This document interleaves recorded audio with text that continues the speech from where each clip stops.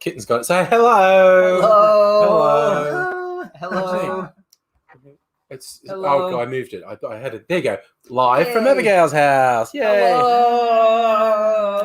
So, who's already here? Lee, Mega Leech, Chris, Fox. Hello. Everyone, I'd like to introduce my friend Haley. Hello.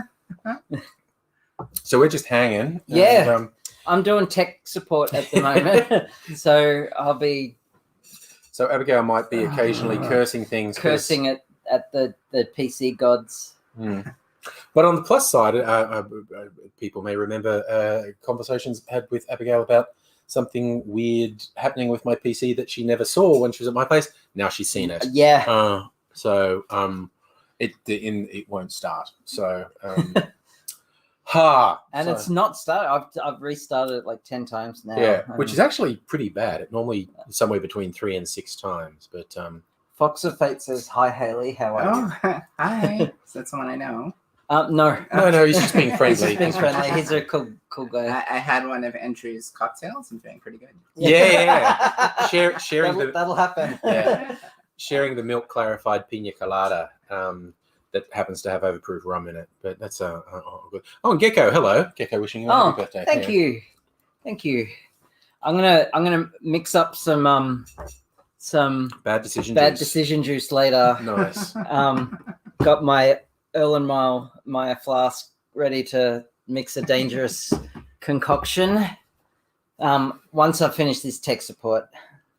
Yep. Gotta stay sober for tech support. It's just so Abigail's annoying. Already put in a new part, but now I just have to get the PC to start. Look. Okay, so for those tech inclined, I've upgraded Angry's computer. It had an SSD, but I upgraded it to an M.2 drive, and it didn't come with the little screw that screws it onto the motherboard. So I spent half an hour searching through all my clutter to find one. It's probably in the motherboard box at your place. Probably. But I found one eventually. Take that, declutterers. And now the computer won't start, which is one of the other problems you're having that I couldn't replicate last time I was at your place. So yeah. And the other thing was it doing weird shit with web browsers. Yes. Just sort of Is that still? Yeah. Oh. Goes black and like if you're watching or even scrolling past a video, that'll go black and won't reload. Damn. And it happened just today on YouTube. Okay.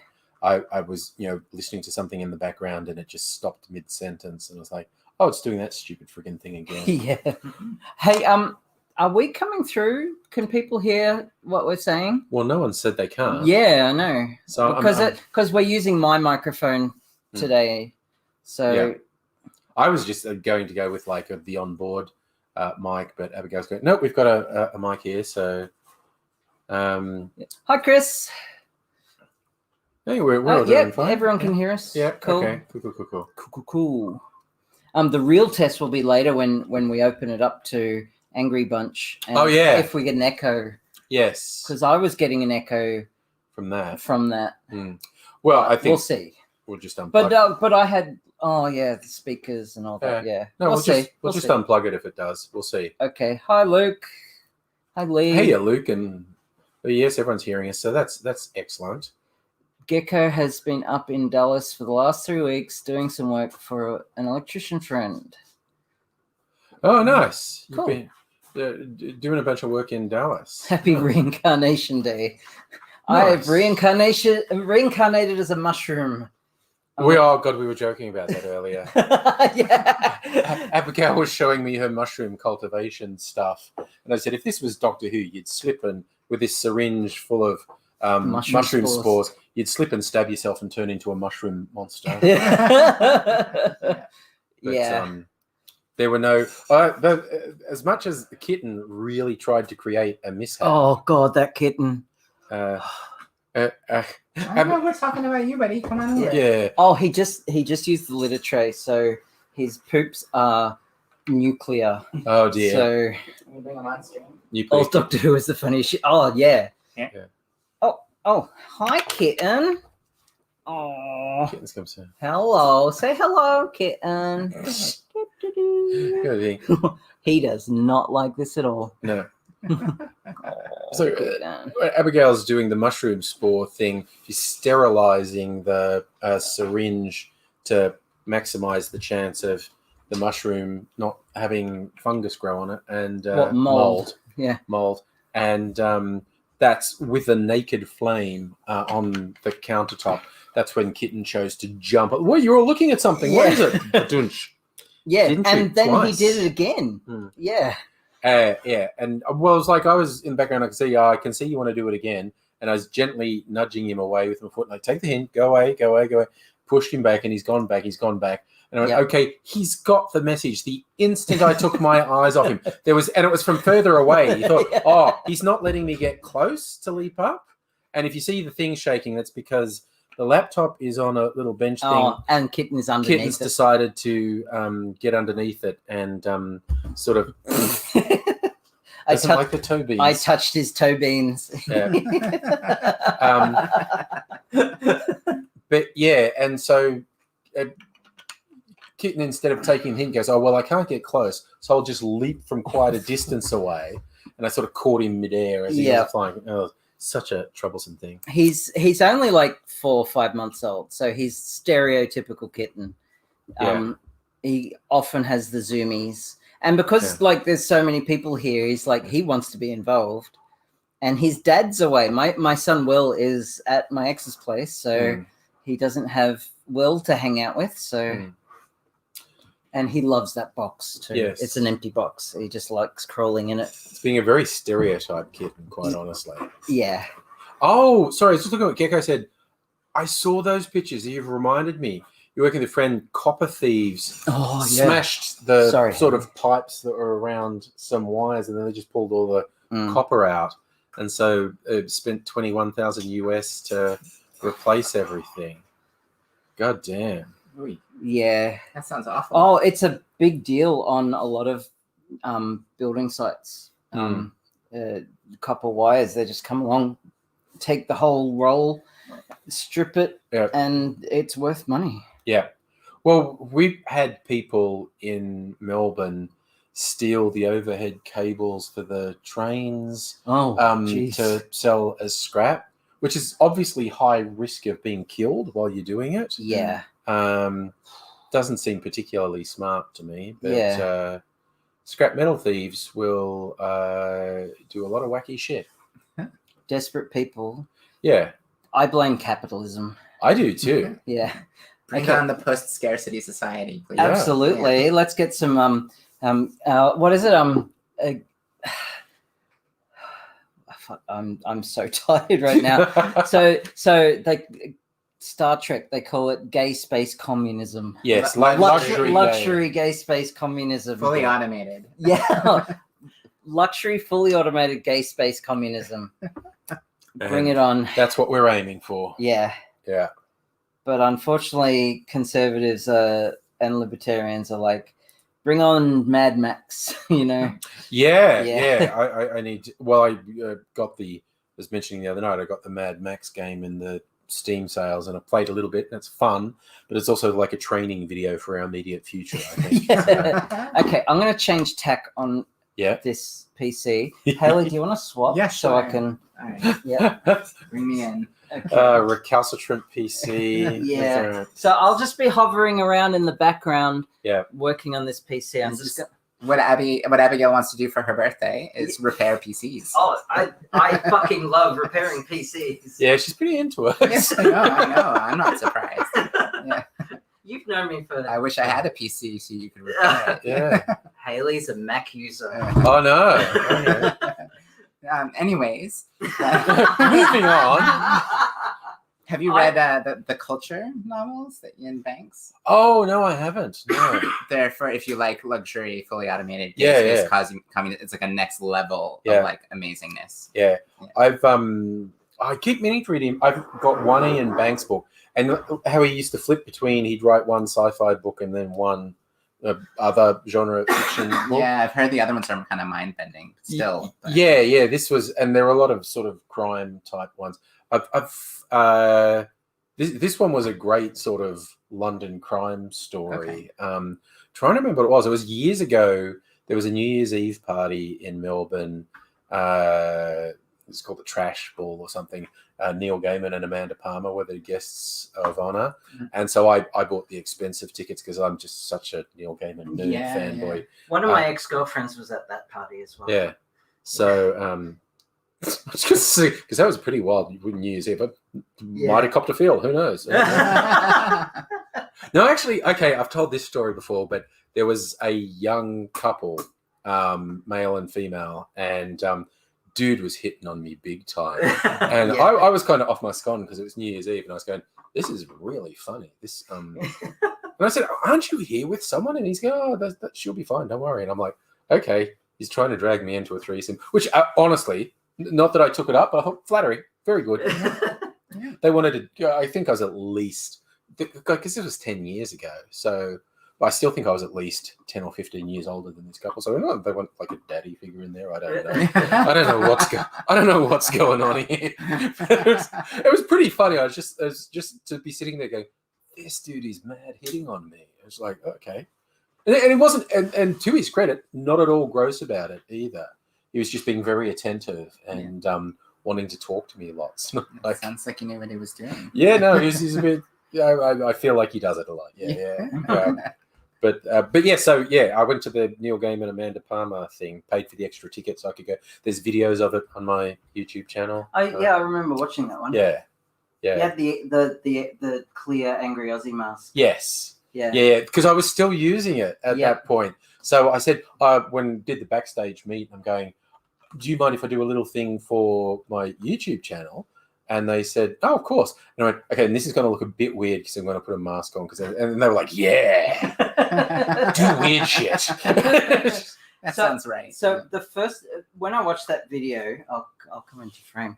When I watched that video, I noticed that Neil Gaiman didn't seem into that at all. Mm. And it was just like you and Amanda Palmer mostly. But then I heard, because my ex was there, and she was saying, I wasn't there. It was before we got together. Yeah. She was saying about how Neil got really annoyed that his speech got interrupted by the New Year's Eve countdown. Oh. And so like he was giving this speech and everyone was like listening because it's Neil fucking Gaiman. Yeah. And then suddenly someone shouted, 3, 2, and interrupted, and he got annoyed at everyone. How dare they interrupt him? And he was like shitty for the rest of the night. Okay. See, I don't even remember that. I think I must have been really quite drunk by midnight. Because you got a little gift pack back. And this brought up because Neil and Amanda had gone shopping and made a special gift pack. And they each chose a book. And Neil's one was an Ian Rankin book. Okay. And Amanda's was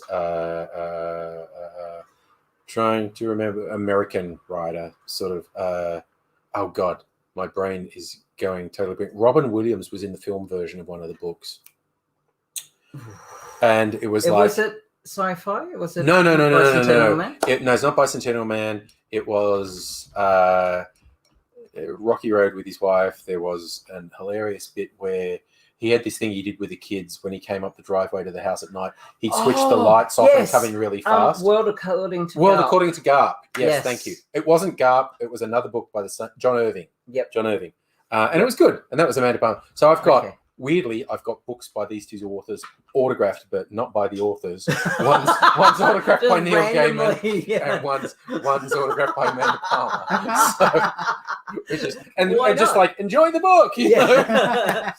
Yeah.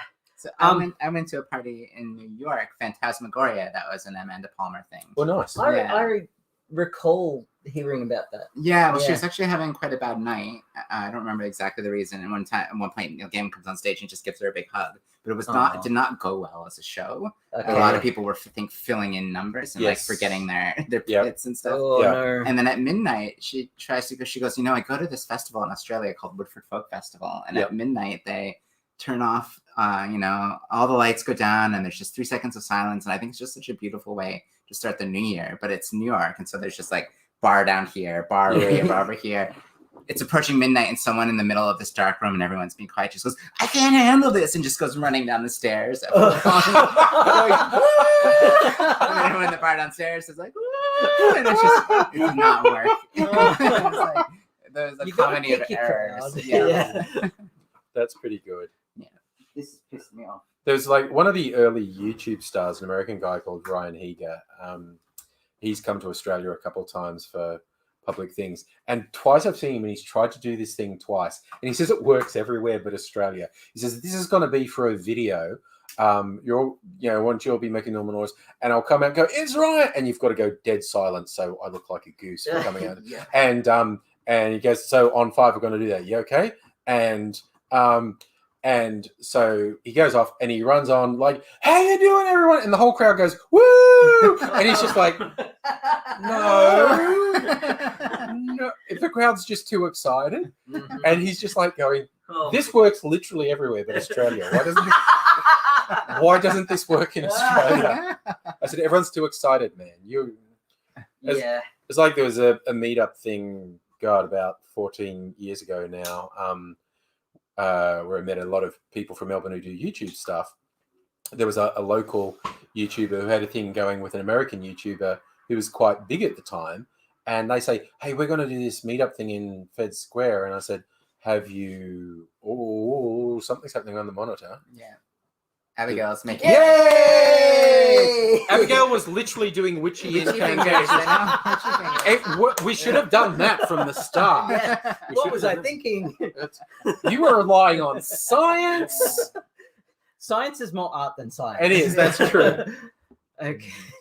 That's right. Believe that really word. funny. That was hilarious. Who's your witch patron? Yeah. Ada Lovelace. Gecko's Yes. going to go off Yes. to sleep. Nice. Oh, sorry? Gecko's going away. Sure.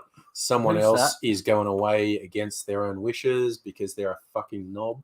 Oh, So- God. We all know who it was. Yeah.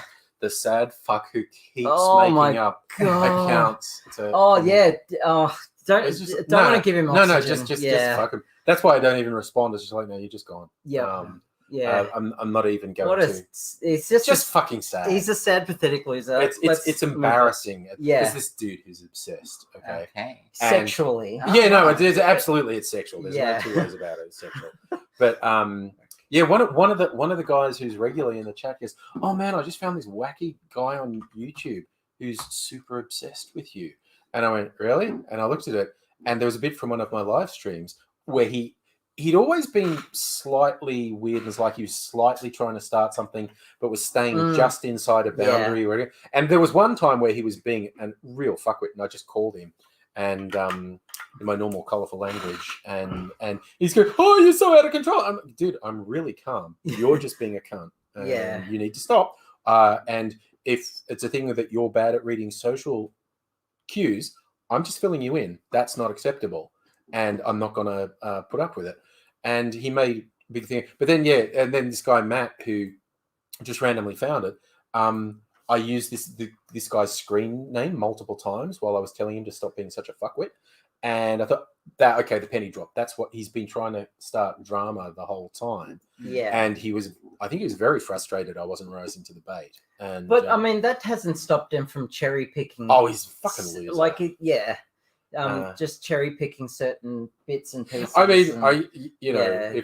if I wanted to laugh, I'd just sort of say, "Friendly Geordie is it?" No, I was about to say I was going to make jokes about oh, he will use I know it, yeah. terrible. No, not even that him using it, but I just thought terrible things that he's obviously not guilty of. Yep.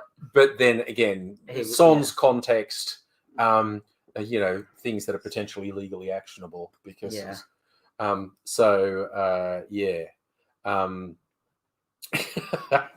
So I just realized you're about to say something and you go, oh wait, that could be legally actionable if I say Yeah. jokes, just Oh jokes. yeah, yeah. It's like, yeah, that like, is you know, a thing. yes, you know, he sets fire to homeless vagrants in Minecraft.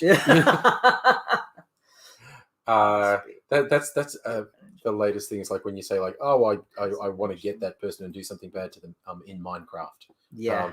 Not in real life. I'm just talking about I might set up a version of them in Minecraft. and I'll do it in Minecraft. So good news. Oh, good news. It works. It's fine. Yay. But now I have to transfer The Windows onto it. And let's hope that fucking Microsoft doesn't make you react-activate Windows again, because fuck Microsoft in the neck. Okay. Yeah. Oh yeah. What happened? And I've complained about this on other streams. Abigail did all these awesome upgrades to my computer so I could edit in 4K. But there was this thing where because the motherboard got changed, Windows then goes, I don't recognize this as having had a legit version of Windows. And because I didn't know ahead of time that was going to happen, I didn't save the Windows key. And who the fuck? I mean, I had on a USB at some point, but who the fuck? You know, in my entire house, trying to find one USB is like no. And I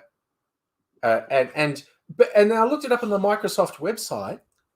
Oh, is that what's it? No. Post beeps disabled. Do you remember how? Yeah, you were saying what about beeps? You, can you count off the beeps? Yeah. It's disabled in it's the disabled. BIOS. I'm going to enable that. Enable the beeps, and I can tell you how many beeps it makes. Because that's useful. That's really useful diagnostic information. Okay. Haley, we're talking about. We always nerd out about something. It looks like it's computer hardware tonight. It's always something. There's something we've got to like mad nerd out about. Probably computer hardware tonight. But but Microsoft know this happens because when I was trying to troubleshoot it, you go to their site and they fucking know it happens. And it's like, you pieces of shit. Why do you do this? Who the fuck pirates Windows anymore? I mean, nobody. I mean, nobody. Nobody. Nobody's not here. Oh yeah. One of our regular screen name is Nobody. Which is a great fun, but it's heaps of fun. So you got Windows 11. Oh, is it like installed and running? How's it going? They haven't released it yet. No, it'll be a what's the word for it? But pre-release version or a beta, like not even early a beta, access. early access. Yeah. Alpha. No. OEM release to manufacturer. Oh right, yeah. The original equipment manufacturer release. Yeah, so that's my business analyst brain insisting on explaining an acronym. Yeah. Oh, nobody is here. Hello. Hey, hi, nobody. It is. It's an excellent username because you just talk about nobody said that, and then nobody's here. Again with my. I know. Okay, it's like the ley lines are moved and the planets are aligned. Like on my birthday, mid-year kind of magic. It's like the solstice. Yeah. Something or other. A key energy is moving through me into the universe, and an octave of sun energy, and So tonight's all about computer hardware and Abigail's witchy powers. Yes. Just making stuff. Okay. So Fox is saying, we said nobody's name 3 times. That's why why he appeared. Yes. Like the Candyman. There's supposed to be a new version of that coming out this year, or did it already? What? Of Candyman, the horror film with. I don't. I'm not big on horror movies. Neither am I. They never scare me. And I don't like jump scares. I don't like body horror, and I don't like slasher movies. Yeah, so but a good horror movie, like a horror movie has to be just suspense, really. Yeah. So A Quiet Place was a great example of a horror movie that I fucking loved. Yeah. I haven't seen it yet. It's really good. Yeah. Because the director is in the movie, and he's the same guy from The Office. Which one? Yeah. What's his name? The guy who gets married to the receptionist. I love the CIA. John, what's his name? I don't know. He chat. Come on. Chad, help us. He's the guy who marries the receptionist. He's the everyman. Yeah. Who's Okay. constantly Jim. Jim. Yeah, he's Jim. Jim. He's Anyway, he's a brilliant Martin director, Freeman. apparently. Yeah. No. Um, No, that's the British office. okay. Yeah. Anyway. Anywho. I can see him. Yeah. He directed the movie from John Krasinski. Yes. Yes. My brain gave it up. Yay. Yes. He directed the movie from the perspective of this is a family drama and then added horror on top. Yeah. So the family dynamic and the passion and love they all feel for each other, the drama is central to the movie. And it's just and then everything else is a layer on top of that. Yeah. I'm just which is something he got from working on The Office, because he wanted to play it as a comedy, right, and he wanted to ham it up, and the director just said, no, play it straight, just play it straight, and he really took that to heart, and that's how he's applied that to A Quiet Place. So play it as a drama, we're going to add horror on top. And it really shows. It's a really great movie. Yeah. I was taken out of it a bit because the central premise has a plot hole about a continent wide that annoyed the shit out of me. It's basically some sort of alien thing, and they track you by sound. That's why it's called A Quiet Place, because the survivors have to be completely quiet or these things will find them. And I was like, okay, so when you worked out that was happening, why didn't you like turn on all the loudspeakers in a stadium and then fucking bomb it? Because they'd all come into the loudspeakers and then just bomb them. And it kind of bugs me when a central premise has such a big plot hole. But it is a good movie. It's visually good. The acting's good. And John Krasinski loves the CIA. It's he's in an Amazon Prime series, Jack Ryan, based on the Tom Clancy character, where he's Jack Ryan, the CIA. And he just says the most inane shit about how great, when he's being interviewed, about how great the CIA is. And the premise of, I haven't been able to bring myself to watch it. The premise of the second season of Jack Ryan is Venezuela is the most dangerous country in the world to the US because they're going to nuke America. Oh, and it's just Venezuela. Venezuela, not even a fictional South American country. Okay. They declare Venezuela to be the biggest, and it's just like, that's fucking embarrassing. Yeah. And because the subtext is, so you kind of know that we did a coup on the government there, but honestly, we had to because they're bad, and it's just such an embarrassingly bad premise. But Shieldsy, I'm not drunk. I'll liven the party up. There's lots of drinks in the fridge. There will be drinks flowing soon. Yeah.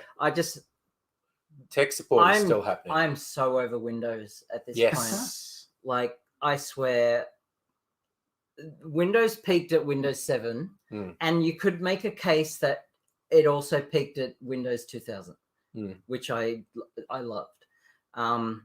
Since then, it's been a pain in the ass, and I've just it's just awful, and I'm just trying to copy Windows from the SSD to this new M.2 drive, and it can't find the it took an hour and a half to do the system backup, and now it can't find it. So I'm just gonna scream, and I'm gonna download a third-party tool to do it. I'm just gonna bite the bullet, and I'm not going to use. I don't trust Microsoft as far as I can spit them at this point. Yeah, fair call. Yeah. So I'm just gonna. I'll be at the back here on my desktop up the back, and I'm just gonna be floating around for a bit. So, and then I'm gonna get drunk. Yeah. Lee, youngest turn 2 on Thursday. Oh.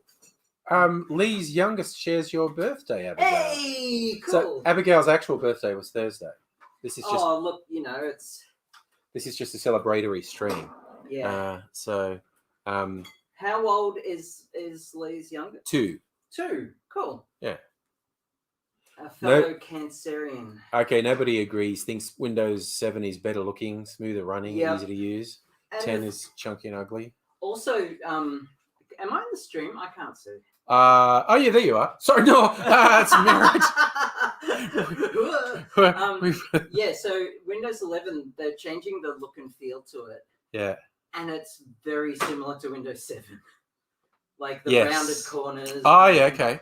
Oh yeah, that's a point, Lee, with your Canadian heritage. Got your youngest born on Canada Day. Nice. I have American heritage, but I went to university in Canada. Oh no, sorry. You're not talking to me. No, Lee on the stream. His youngest was born on Canada Day, and he has Canadian. We heritage. have quite a few American and Canadian followers on the channel. Yeah, the Insomniacs. Because as like Gecko, who was on before, is like very early in the morning for him. Yeah, okay. He's in He's been up Texas all night. at the moment. Okay. Yeah, it's always when someone from the Northern Hemisphere joins, I'm going, so you an insomniac or did you just get up early today?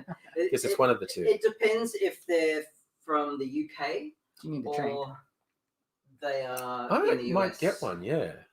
You want me to get you one? Oh yeah, it's just in the fridge. Okay, just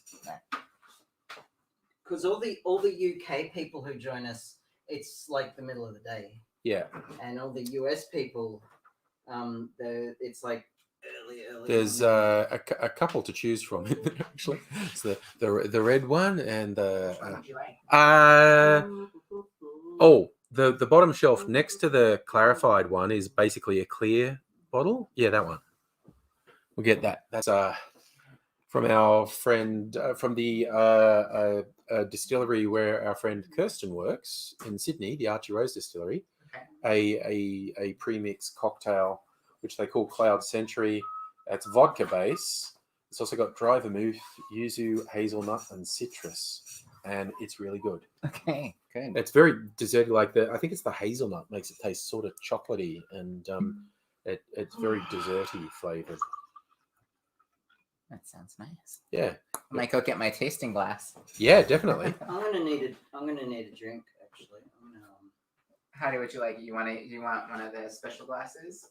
Well, I've got one over here Oh, you do. that I need to wash. Okay. All right, I'm This coming. is I'm coming. from last night's stream.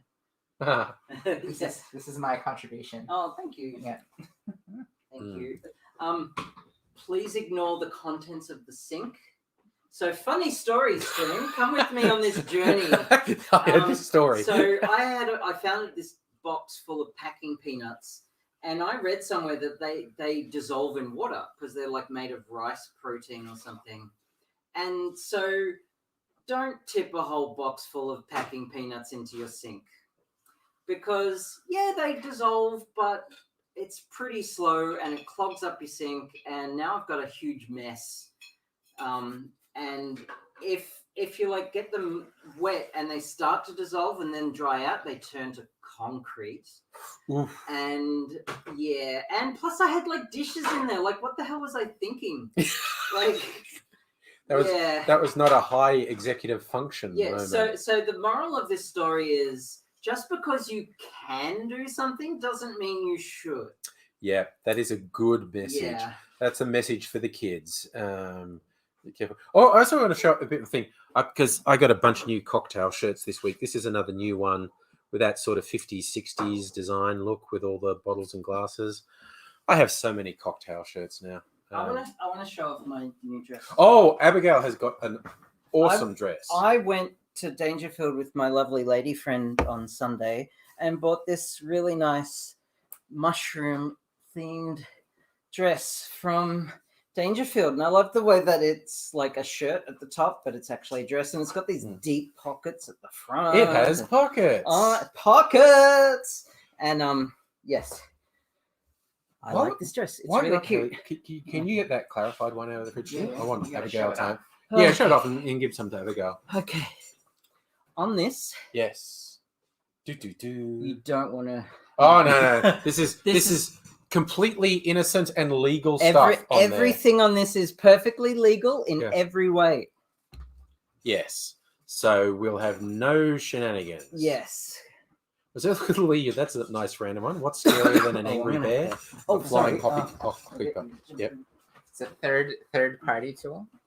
What do you think? Is that party better than this party? Yeah.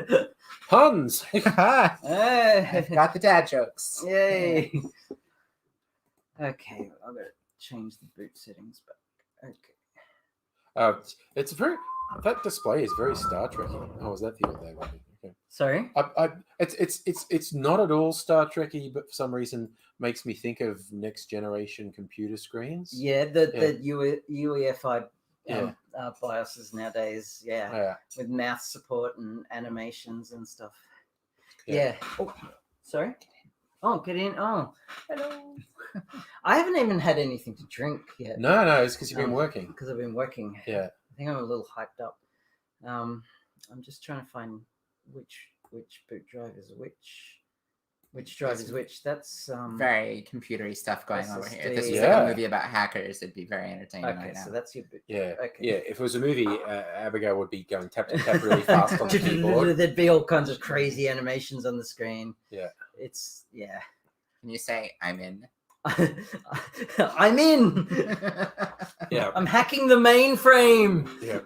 So nobody's saying some of the best software tools or programs are legal Yeah. as opposed to legal. Yeah. Do Lionel Hutz go, there's legal and legal. And it's all legal. What we're saying is everything going on is legal. Yes. Recovery looks like Windows didn't. Okay. That's not the Maybe biggest it'll let me surprise in do the it world. now. Maybe it'll. I'm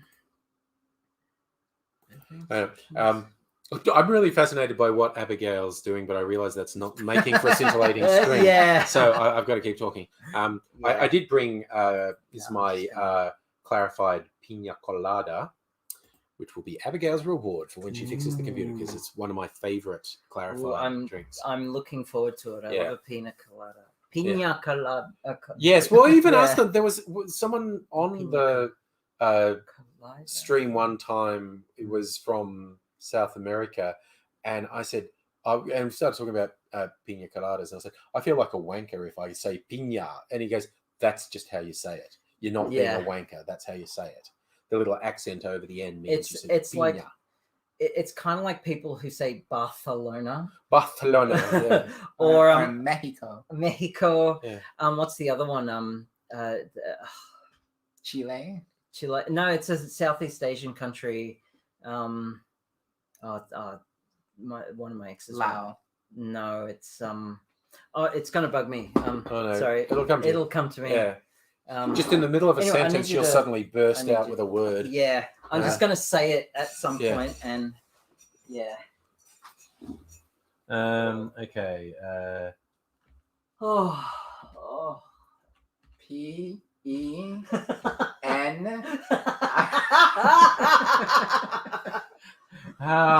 Seven.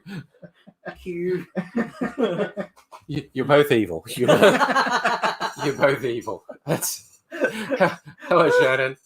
Hey, Grasshopper, how's it going?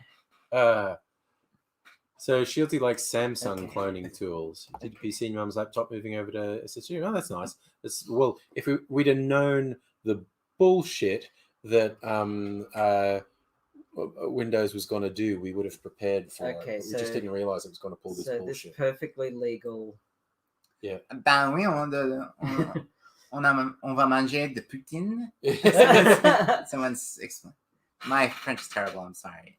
Poutine. Poutine. Yeah.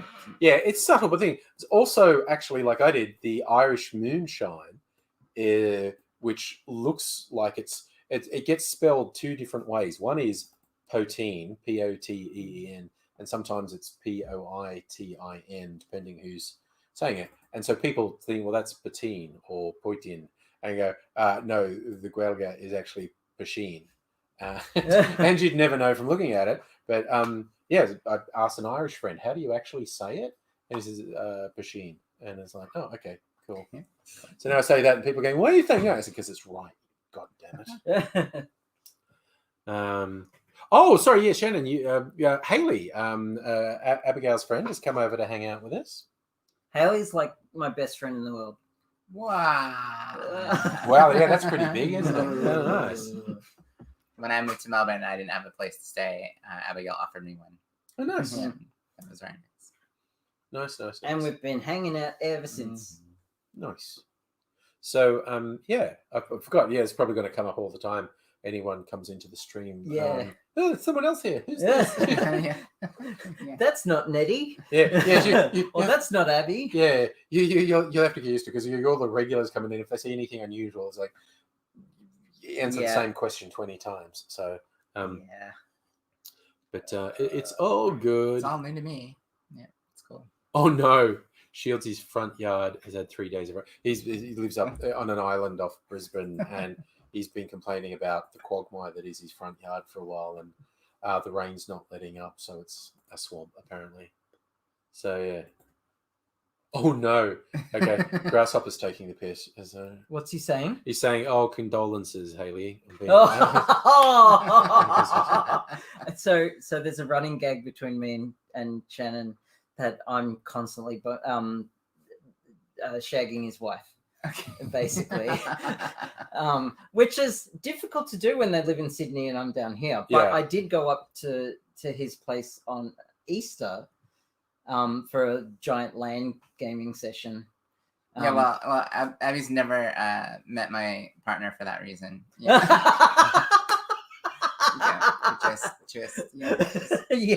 It's dangerous territory. Yeah. That's right. Wait, that's a joke? Anyway. Yes. Yeah. Joke. Yeah. Yeah. Yes, I was only joking. Okay. Yes, people who happen onto this stream would probably get very confused by some of the stuff that's discussed. So you always get in jokes if you talk to the same people for a while. Yeah. Oh, that's a good one actually, Lee. French and French Canadian friends get annoyed when people mispronounce croissant. See, and I just did the wanky way. Croissant. Croissant. Or even just pronouncing the Abigail T. the Abigail the homewrecker. So maybe, but also it's a big, wide, polyamorous world out there. It is, and I've brought people together. So, like, I've been the glue. Yeah, nice. It's like Steam trophies, you know. Like Abigail earned the homewrecker trophy. Abigail earned the matchmaker trophy. Yeah. Sometimes on the same day. Okay, so that's... Chris is saying he does awful American pronunciations, but again, talking about Chris is in like Oregon way, Washington. I'm trying to remember if you're in Washington State or I forget. Yes, I am a sci-fi nerd as well. I'm also a game nerd. And I'm a collaboration nerd. That's my professional nerd. Oh, nice. Yeah. Which I will never understand. Like I guess for some reason you can specialize in collaboration. You can, right? So fair enough. More power to you. I mean, I'm sure it's people are not very good at it. Turns They're out not. They need fair help. enough. Yeah. I'm a programmer, so what would I know? Yeah, collaboration. Well, programmers invented some very good collaboration tools. Yeah, like Git. Yeah, but only amongst fellow programmers. Surely, inspiration has been taken from programmers into other. Yeah, that's fair. Fox just randomly speaking of Star Trek, which is another. No, he's not. He just wanted to say speaking. of Star Trek. Of Star Trek. That's an Abigail interjection into the middle of a conversation. It doesn't matter what I'm about to talk about. But sometimes it's actually it's actually about Star Trek. Yeah, and rarely has someone actually been talking about Star Trek when she uses the interjection. Yeah. So all right, chat is asking about my accent. You can play the accent game if you like. Yeah. And I will say any sentences within reason.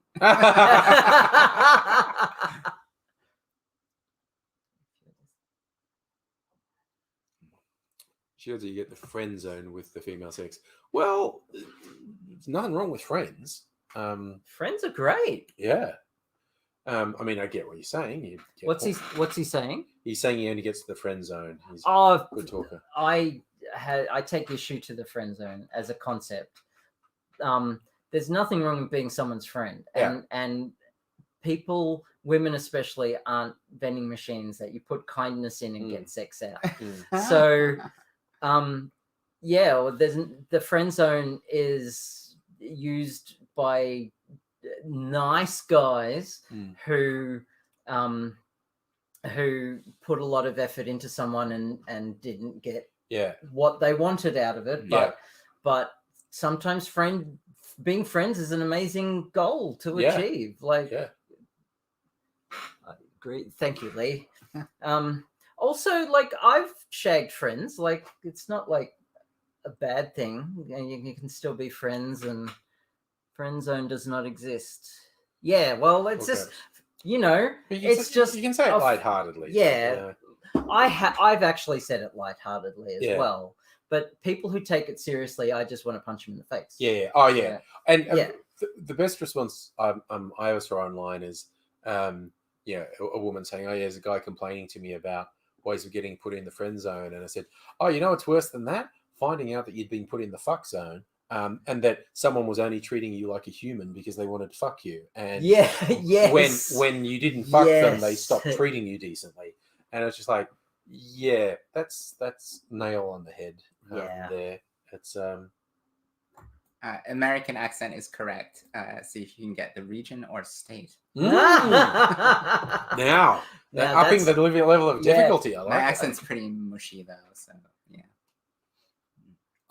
I should invite all my American friends onto the stream. Absolutely. although one of them's in Brisbane now, and is actually an Australian citizen now. And is Paul a citizen now? Paul from Maze of Fitzroy.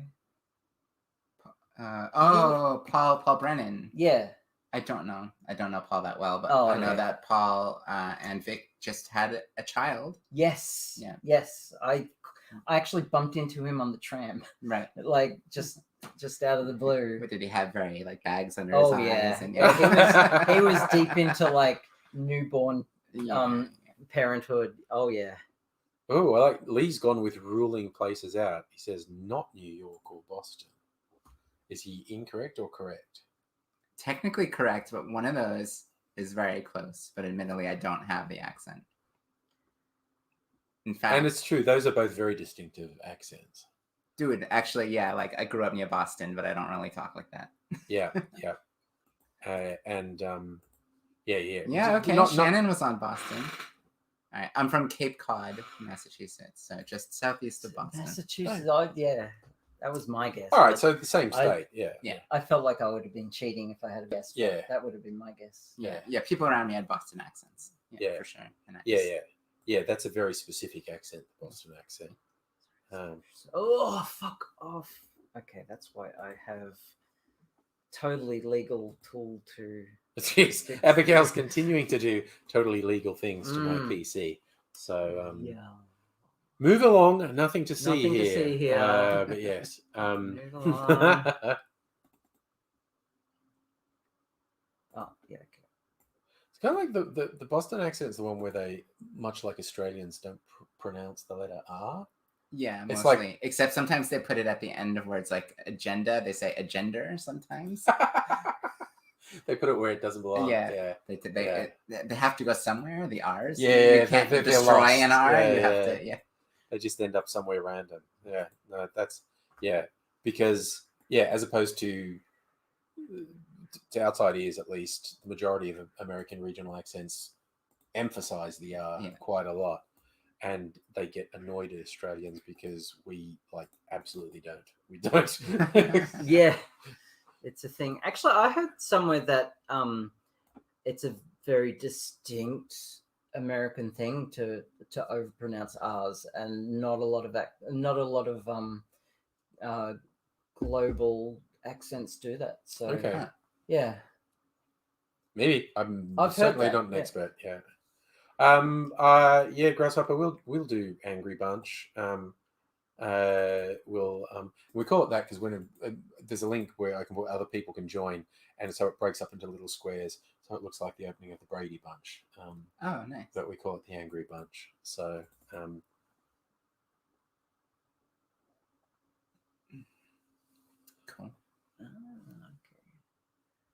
Easy news. Oh God, it's again because I listen to a lot of American podcasts, and and one guy said soda, and when he meant solder, Oh, that shits me. that was Out of everything that Americans bastardize, yeah.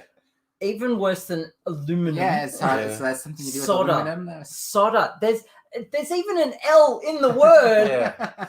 and they still say soda. It's like, Yeah, ugh, that's weird. Jeez, I I can't. want to tear All my... the times I've soldered aluminum in the fall. While, Because while having the fall, herbal tea. Yeah, that's herbal right. tea, yeah. Herbal tea. That's the Herbal, one. herbal tea. That's the one that bugs me. Oh. Pronouncing the E really hard on herb. Yeah. It's like the H is doing that meme. Am I a joke to you? So we have this running joke where, like, I'm really sick of people who say the fall to mean instead of autumn. Yeah. Where it's completely legit to do it, Yeah. but and only now will I admit that. After today, I'm taking that back. Yeah. But like got you on camera. Aluminum, the fall, soda, fucking. I've got etymology and linguistics on my side. Yeah, it's fair. Okay.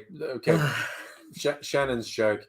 Anywhere else in the world, if you lost your car keys, you can't find your shorts. In Boston, it means you can't start your car. Yeah. Okay. I'm going to tell a true story. You know, when you're a kid, really stupid ideas get into your head, and you've got a logic behind them, but you're completely wrong, but you don't really know you're completely wrong. I remember my dad referring to a khaki jacket. Okay, he had, and it was a safari suit. It was the fucking 70s. He had like a safari suit, but they would refer to his khaki jacket. And of course, it has lots of pockets and flaps and shit. And what I thought is that meant all these extra bits were for hanging your car keys on. Oh. And for a really long time, that's what I thought khaki meant. He's talking about his khaki jacket, and I'm like, weird, a jacket specially for car keys. Okay. Yeah. My other weird childhood thing is from being very young, like pre-primary school.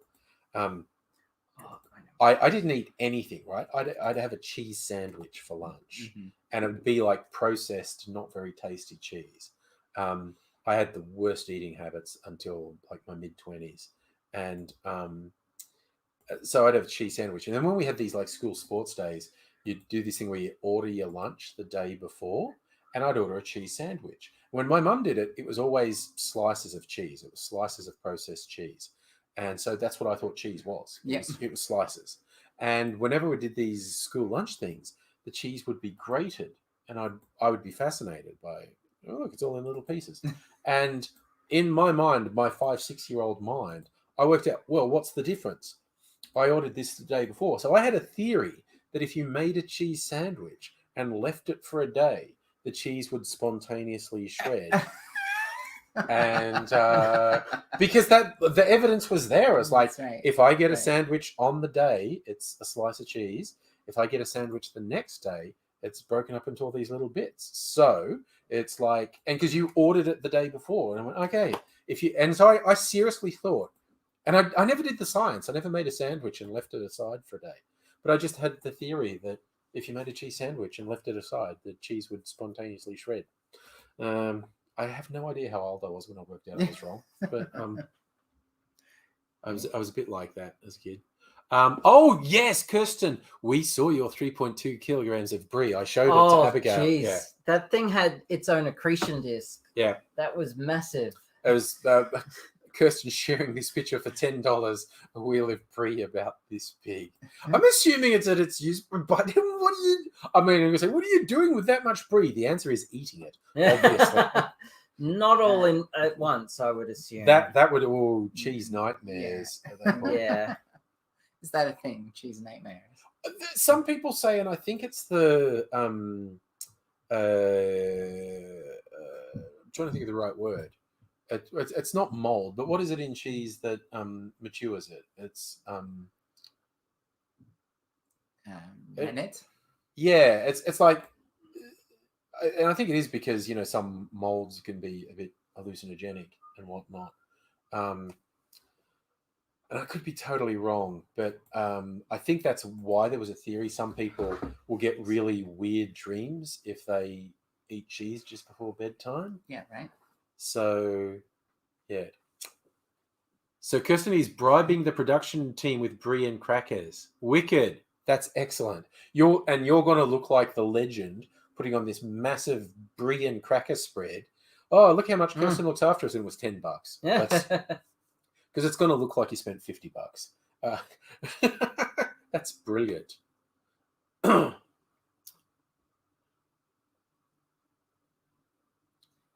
Celtic King, I'm not wearing my kilt. It was fucking I was seriously going to.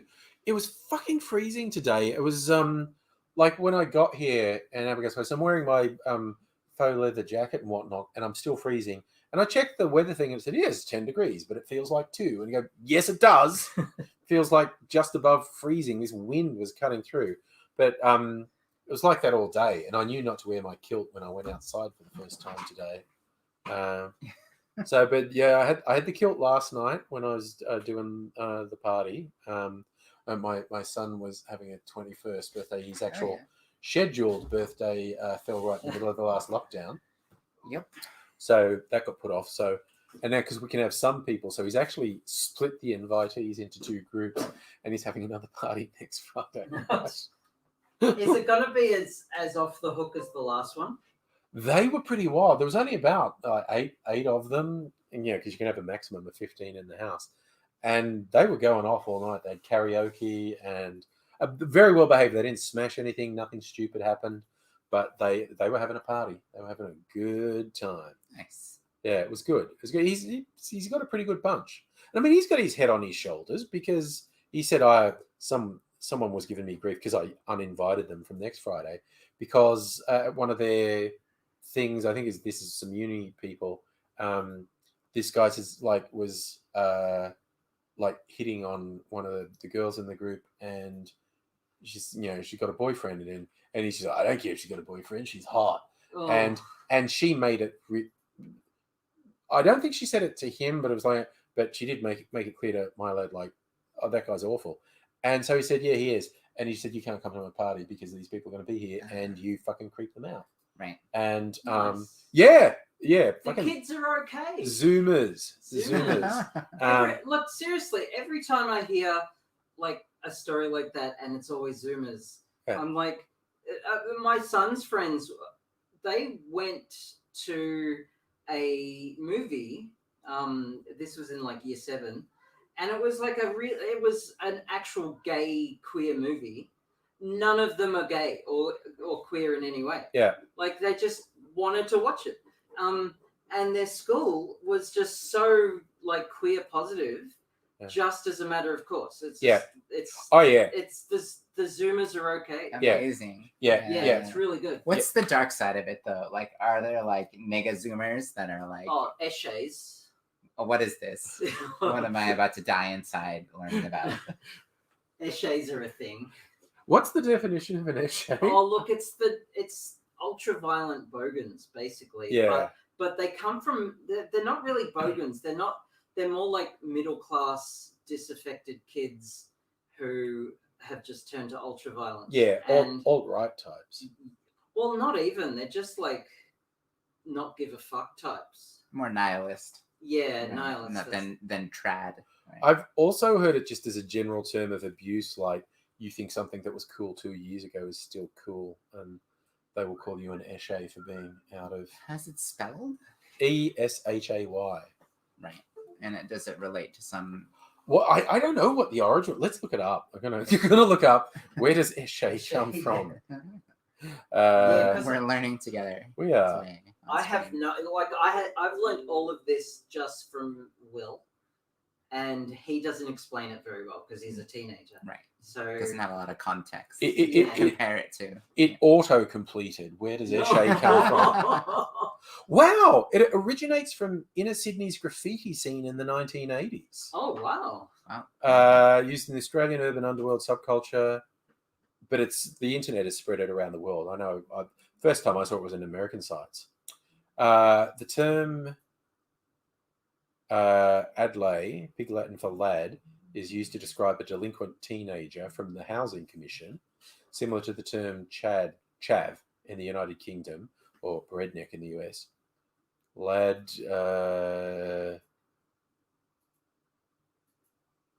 dressed in striped polo shirts, sportswear, running shoes, and bum bags, often rely on crime and payments from government services like Centrelink to support drug habits. Disadvantaged, disenfranchised middle-class individuals have emulated the look to raise their street cred. Yeah, I know, right? They have this running thing where they steal people's shoes for some reason. So Shannon says Eshays speak their own version of Pig Latin, have their own fashion sense, in quotes, and are proud of mugging random people. Yeah. Yeah. How's stuff? Yeah. It's like punks, but not like kind. Yeah. Yeah. Yeah. Okay.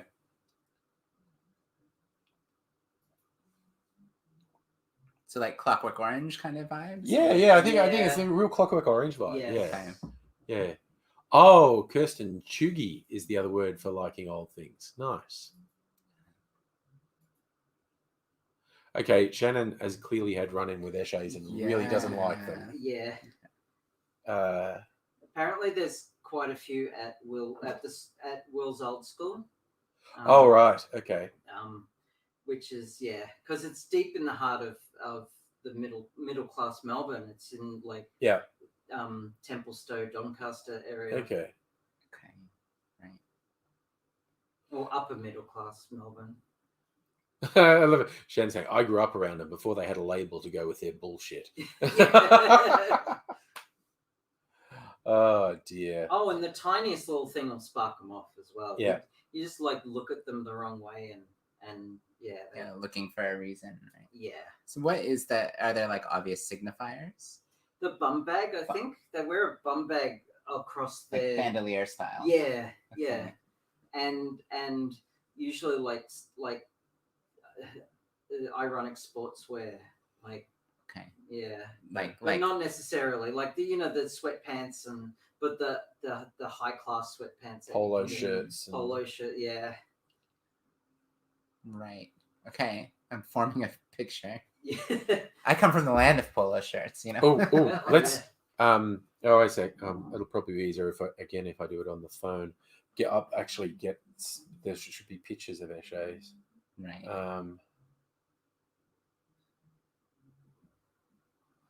Search. This is news to me. All right, so those are all Eshay. Apparently, there's the bum bag worn like a bandolier, and the striped shirts and.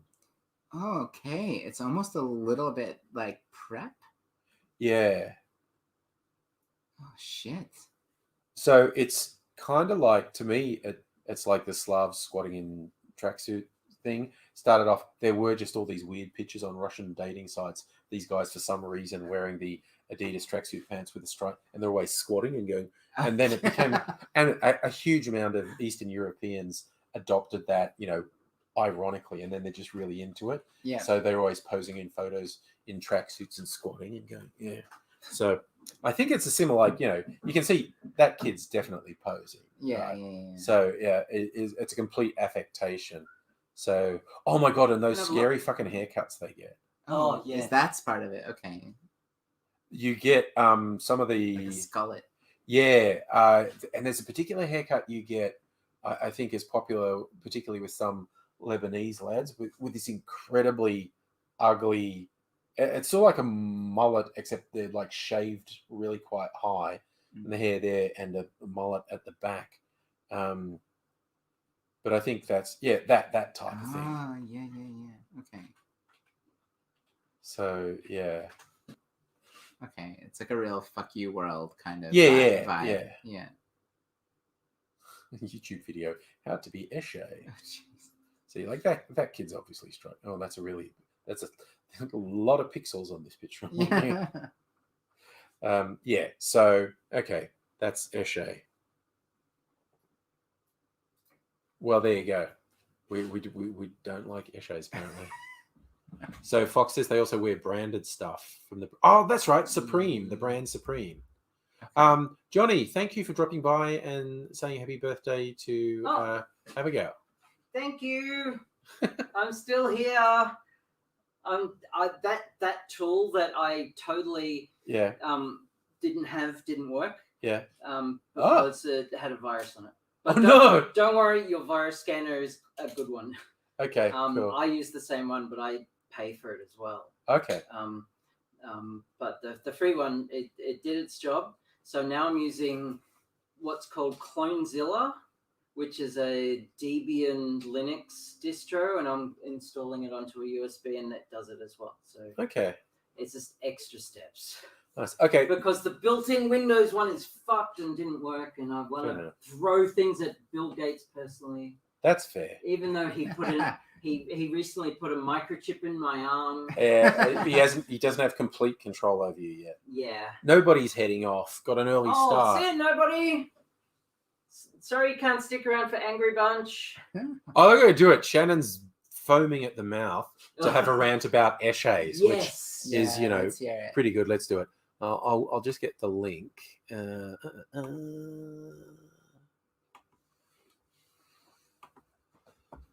And I'll have to go into.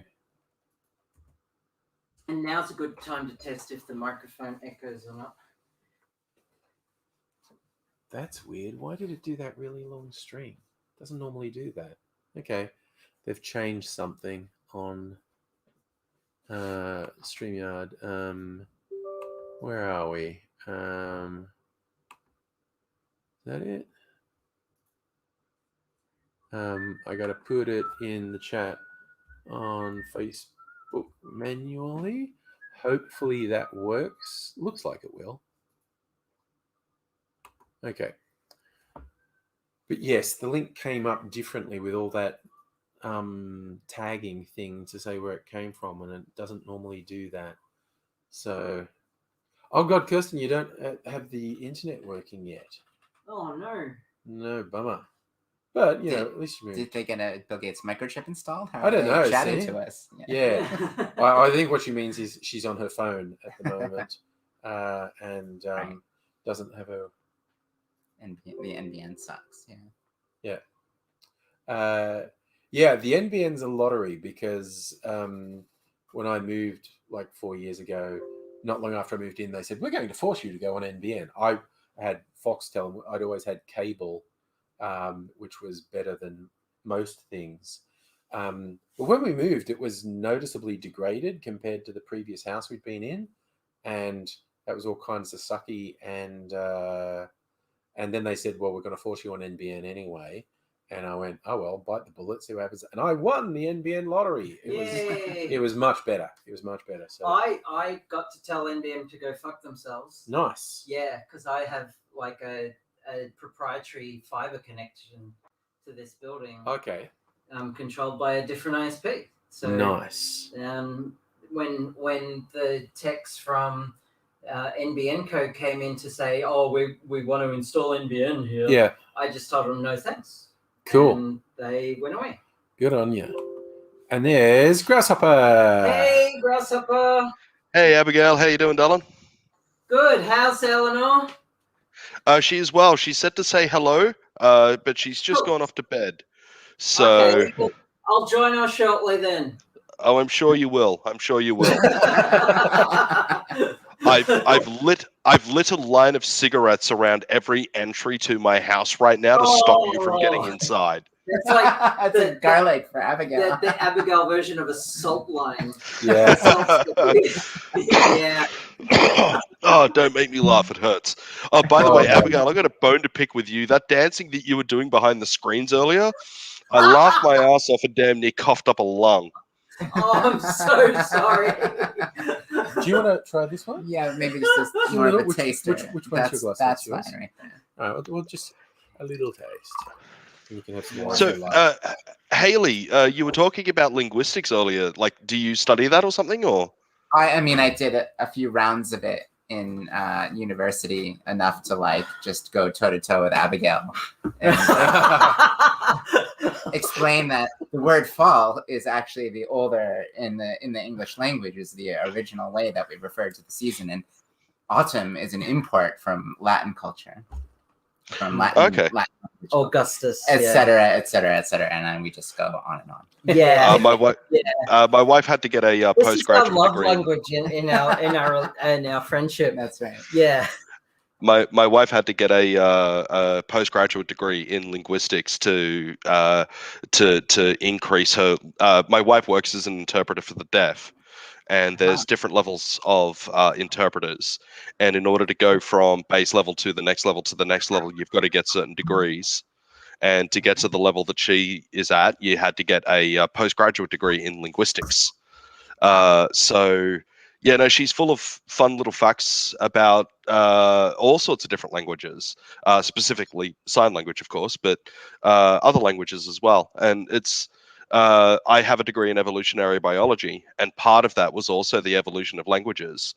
So, yeah, every time that somebody says linguistics, there's always just a little part of me that pricks up. But speaking of pricking up, fucking essays. So I didn't even Let's say hear it. anything about you saying a little thing pricking up. Yeah, So- look, you so did. we let that go through to the keeper. You were too quick on the draw to segue to essays.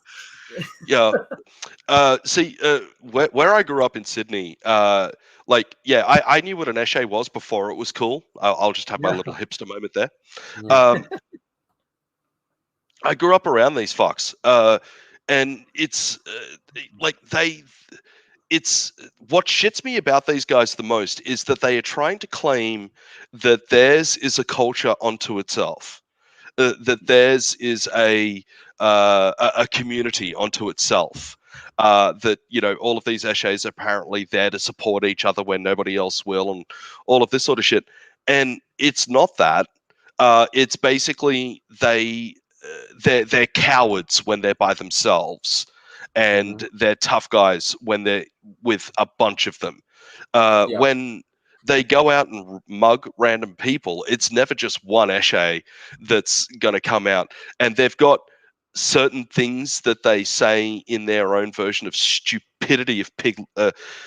When I was growing up in public school, the kids used to speak that language called alibi. Did anybody ever hear that at all? There was a version that some people in my school did. Yeah, no, it was this thing where you added syllables in between each syllable of a word. So my name is Shannon, and in alibi it'd be Shalaban Nunaban type thing. It was some weird freaking thing like that. Essays speak their own version of Pig Latin that is just as retarded as alibi was. Alibi was spoken. Let's not use the R slur though. Say that again, sorry? Let's not use the R slur. Sorry, my bad. You know, alibi was spoken by kids, and these guys have got their own. They're trying to claim it as a language of its own, and it's no, it's not.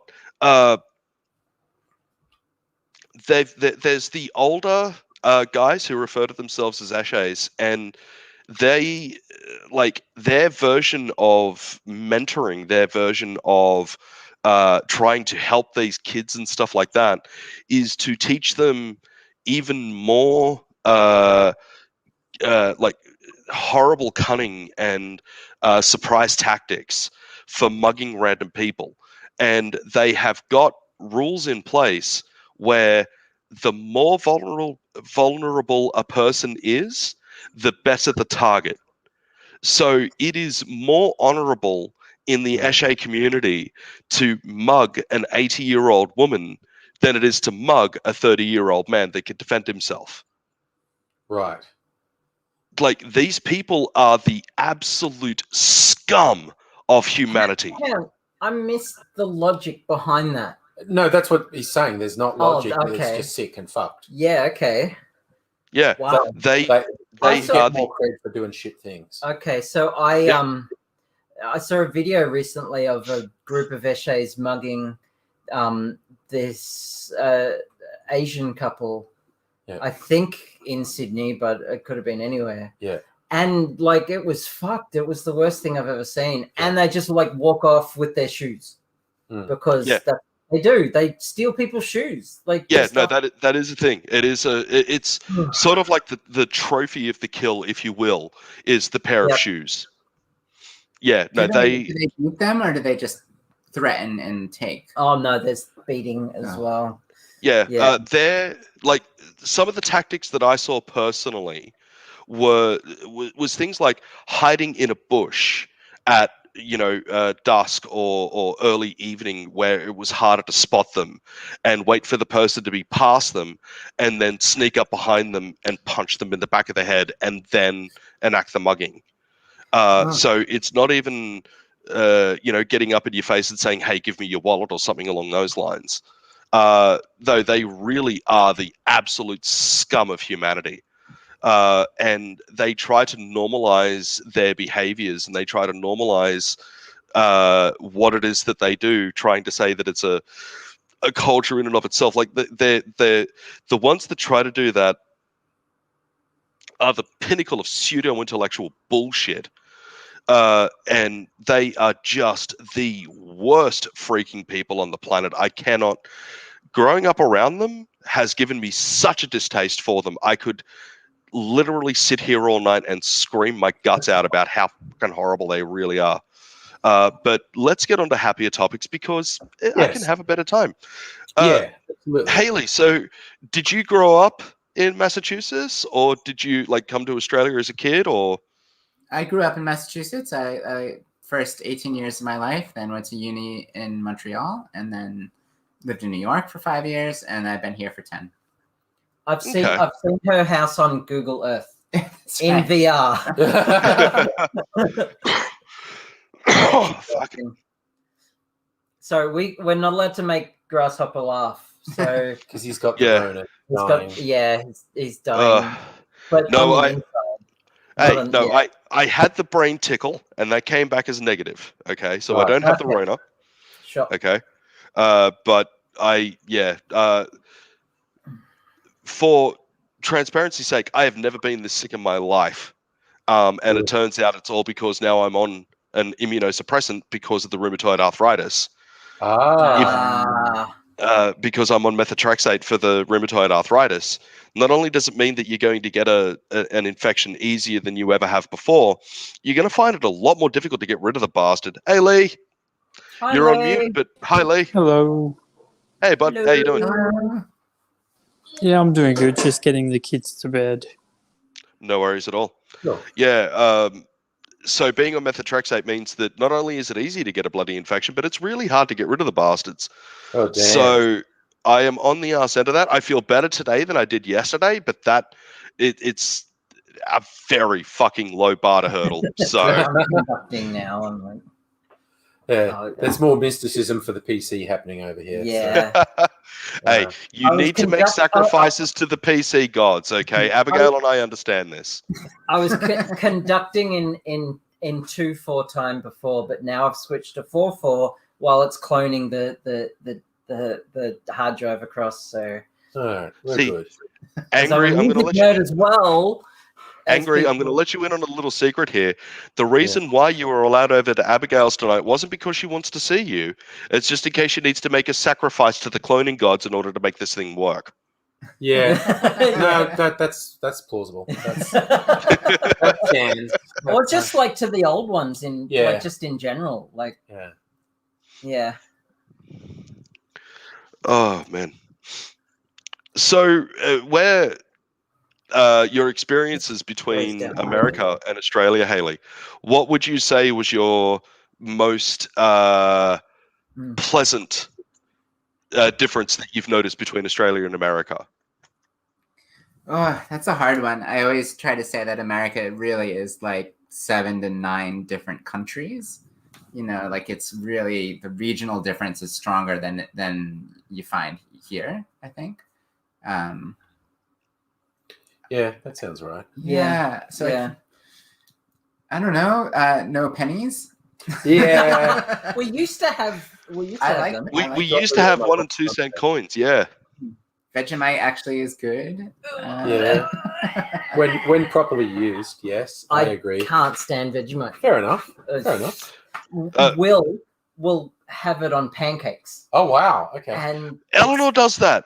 Eleanor does Yeah. that. She ruins pancakes and crumpets with freaking Vegemite. She ruins them. crumpets I can understand, but fucking pancakes? Pancakes is weird. That's a weird one. Right. Crumpets is acceptable because it's a bread substitute. And they Yeah. spread stuff on it. And I have had Vegemite on crumpets. I'm not huge on it, But but I've had pancakes it. are supposed to be sweet. Yeah, and you don't spread stuff like that on them. You Yeah. put syrup on them.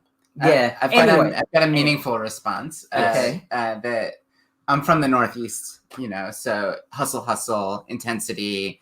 First question, living in New York, first question that when you meet someone is, what do you do?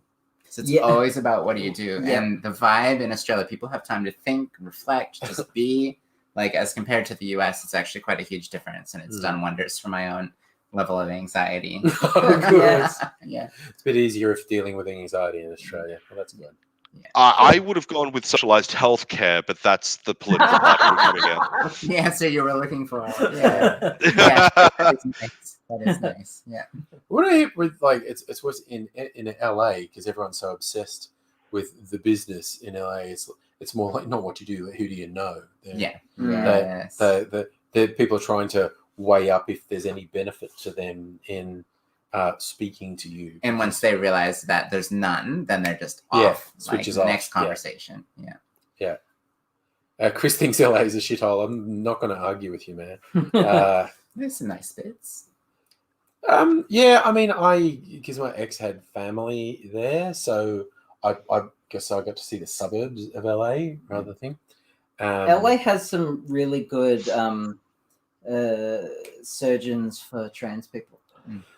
America generally has some very good surgeons and medical facilities if you've got the money for it. Yeah, well, yeah. Yeah. But I know a few friends who have specifically gone to LA for various like top surgery and the like. So yeah.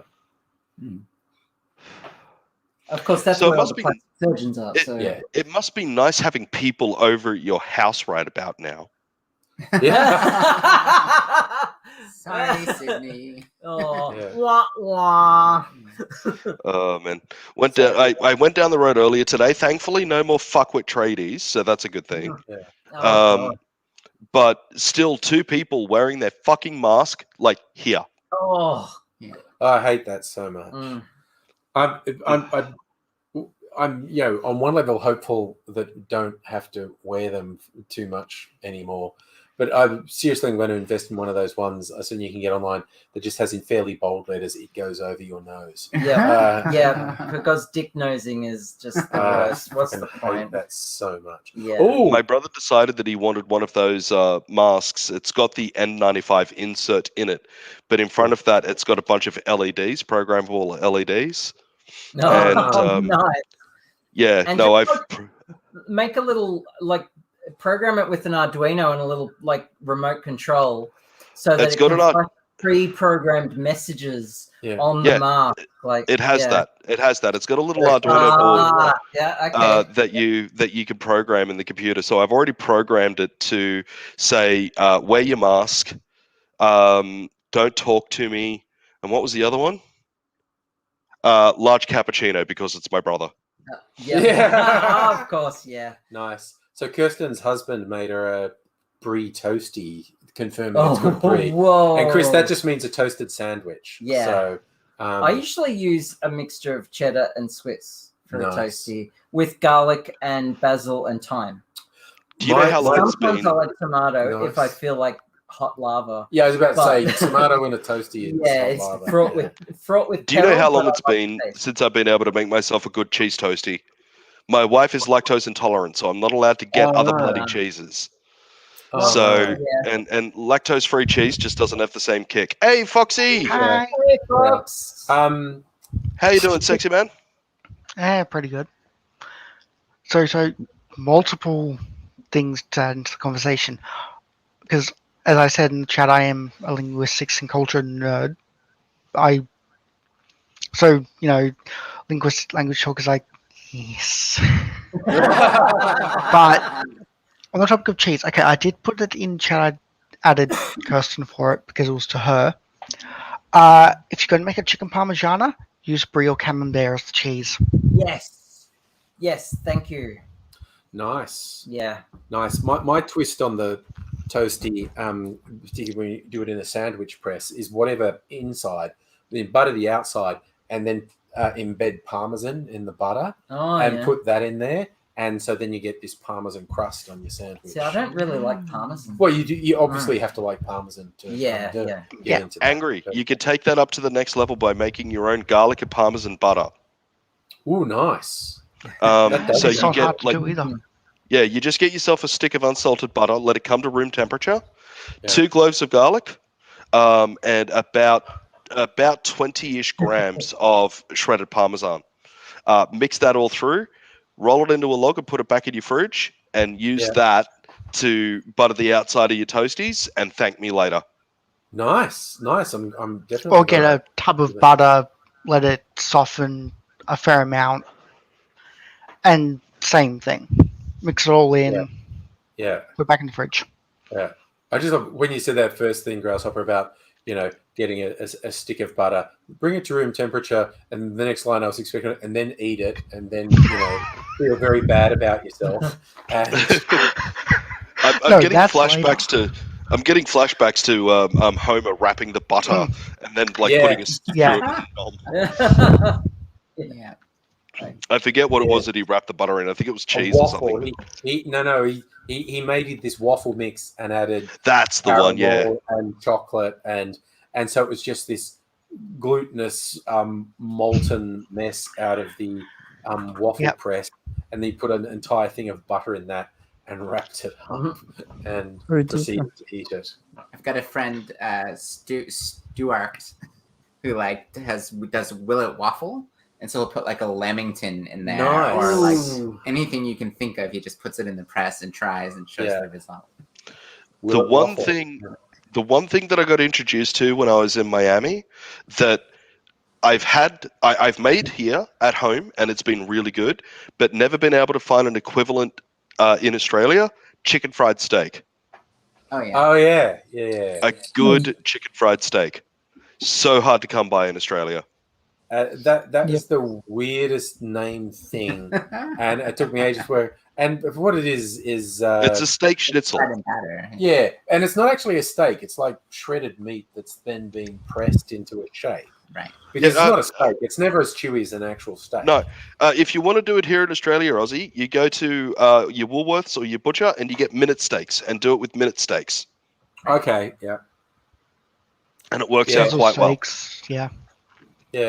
How about chicken and waffles? There's one or two American themed places here in Melbourne that do chicken and waffles, which is pretty good. That was the one thing that America also introduced me to that I still do here all of the time now, and that's bacon with maple syrup is just it is not good for you at all. No. But man, is it tasty! Name an American thing that is good for you. Let's be real. Yeah, food. Isn't that more of a Canadian thing, maple syrup? I think Americans adopted it. You're right that. Yeah. It doesn't get much more Canadian. Anyway, I've got to go. Oh, that's right. Vermont is very. All right, Lee, you take it easy, buddy. All right, au revoir, everybody. Au revoir. Bye. Live long and prosper. There was a cafe in Bed Square. I mean, the site's still there. It's just a different place now. But back in the early days, we used to do big YouTube meetups there. The guy who ran the cafe was very friendly to us, and we.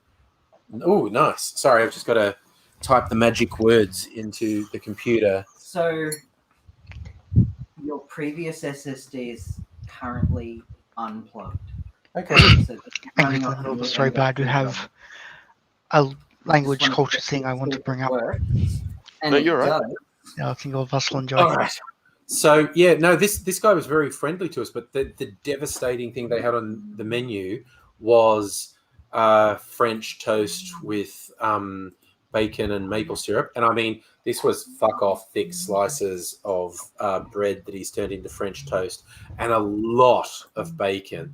And it was like so decadent. I loved it. All right, so Fox wanted to raise a cultural thing. So bring it on, Fox. Okay. So we all know it, slightly religious as well. We all know in the Bible, the mark of the beast 666. Yeah. I know where that comes from Where does that and come what from? it actually referred to. So, I'm going to say in ancient Hebrew, in the version of Hebrew that the Bible and all that would have been written in, Yeah.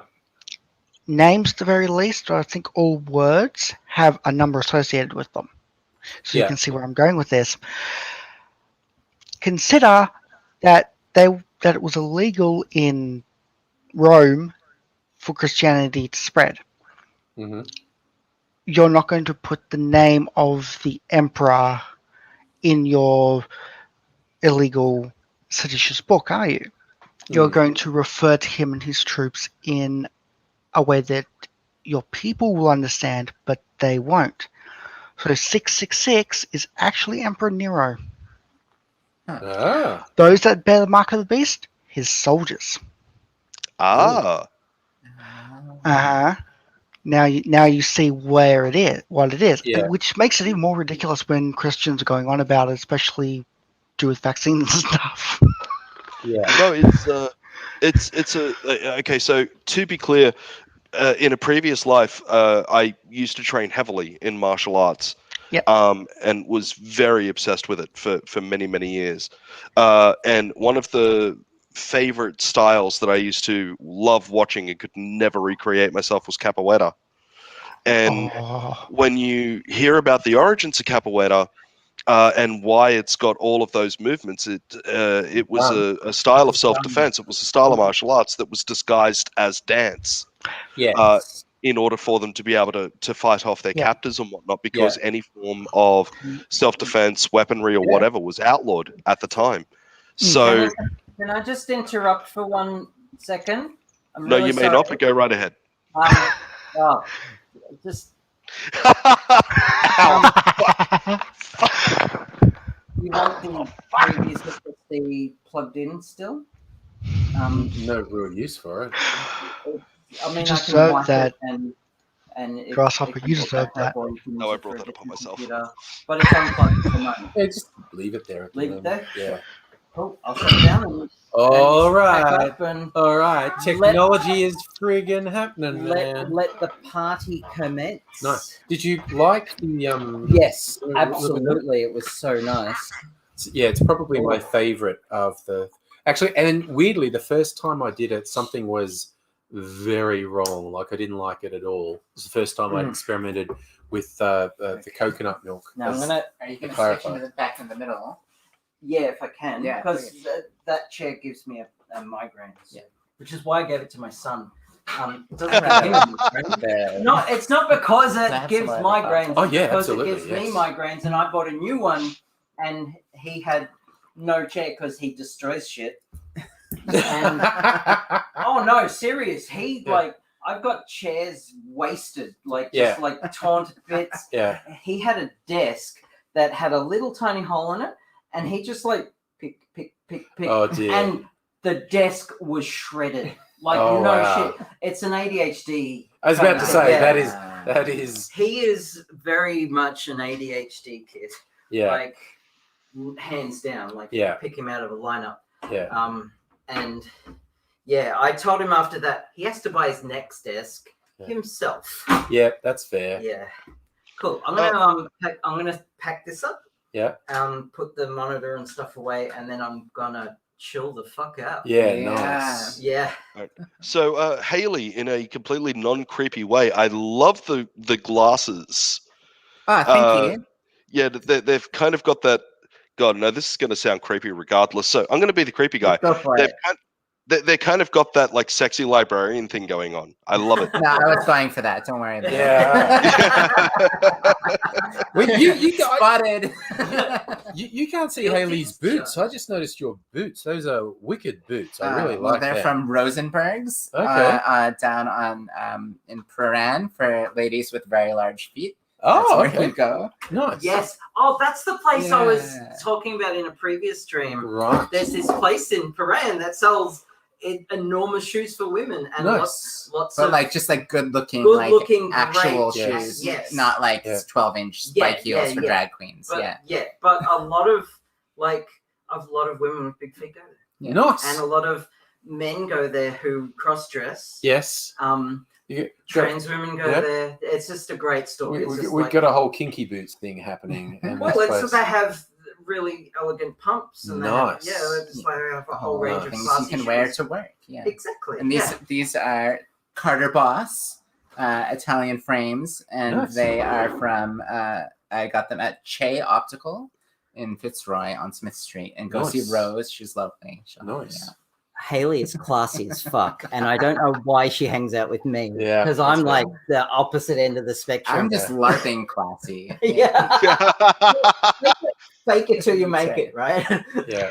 She's appropriating culture. Yeah.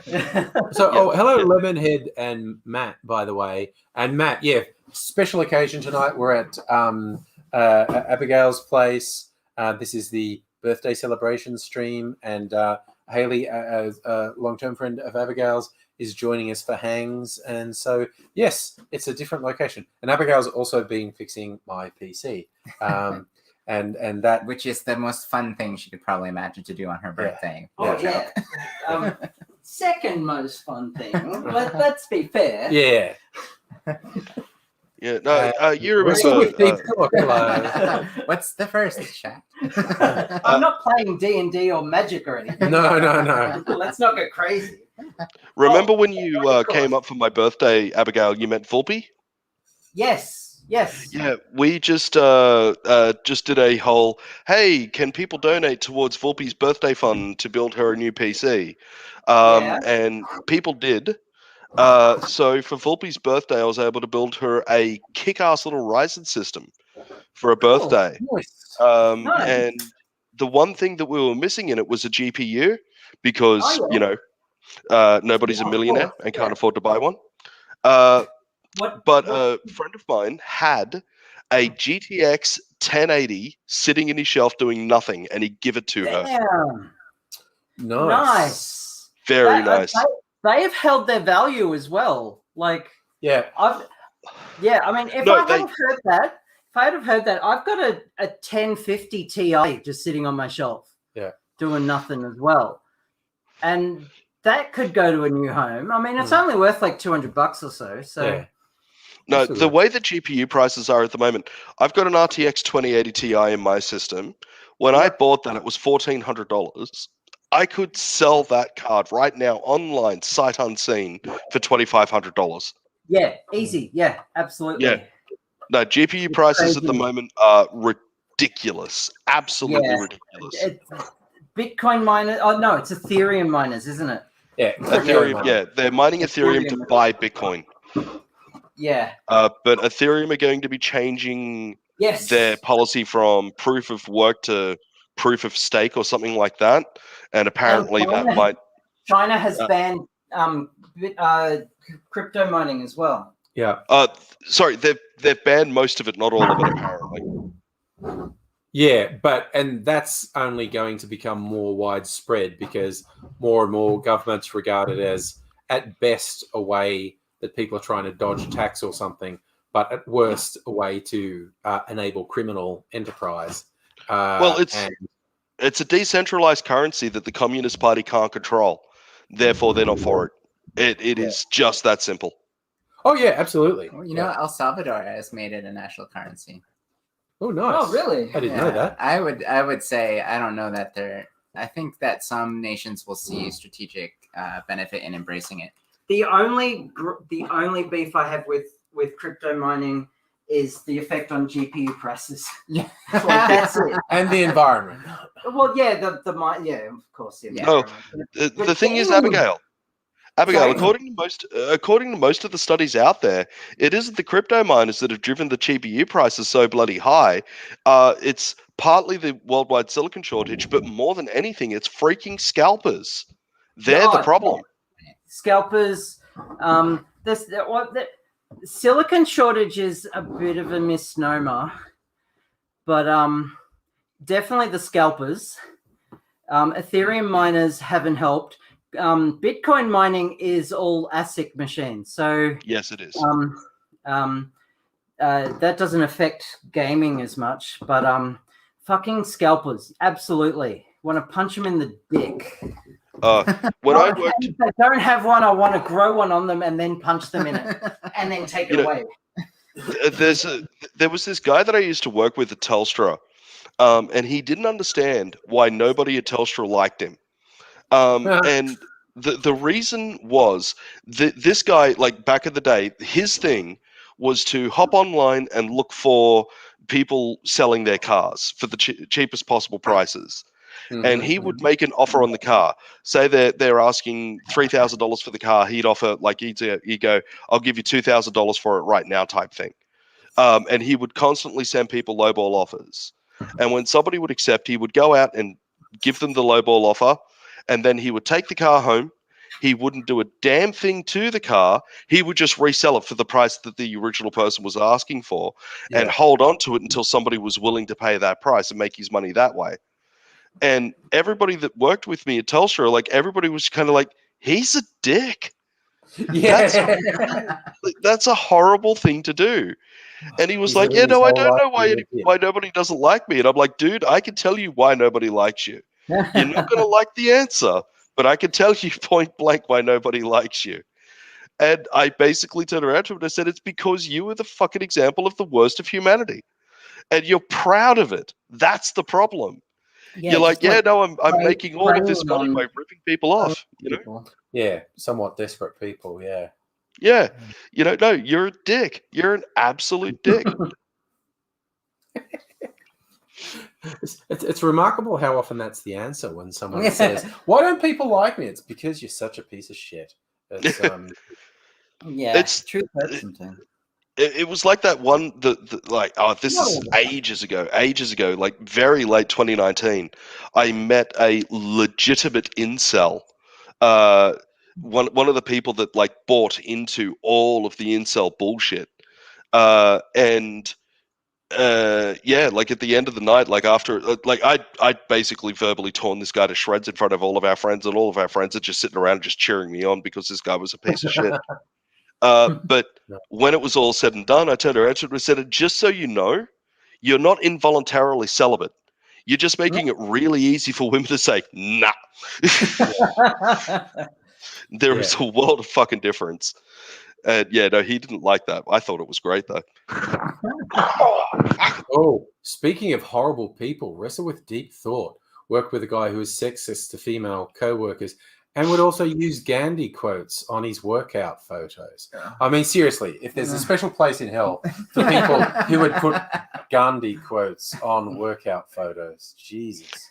Imagine trying to explain that to Gandhi? Could you imagine trying to go back and go, okay, in the future we have this magical distributed system. It's kind of like TV, but different. It goes into all people's homes and anyone can put stuff on it.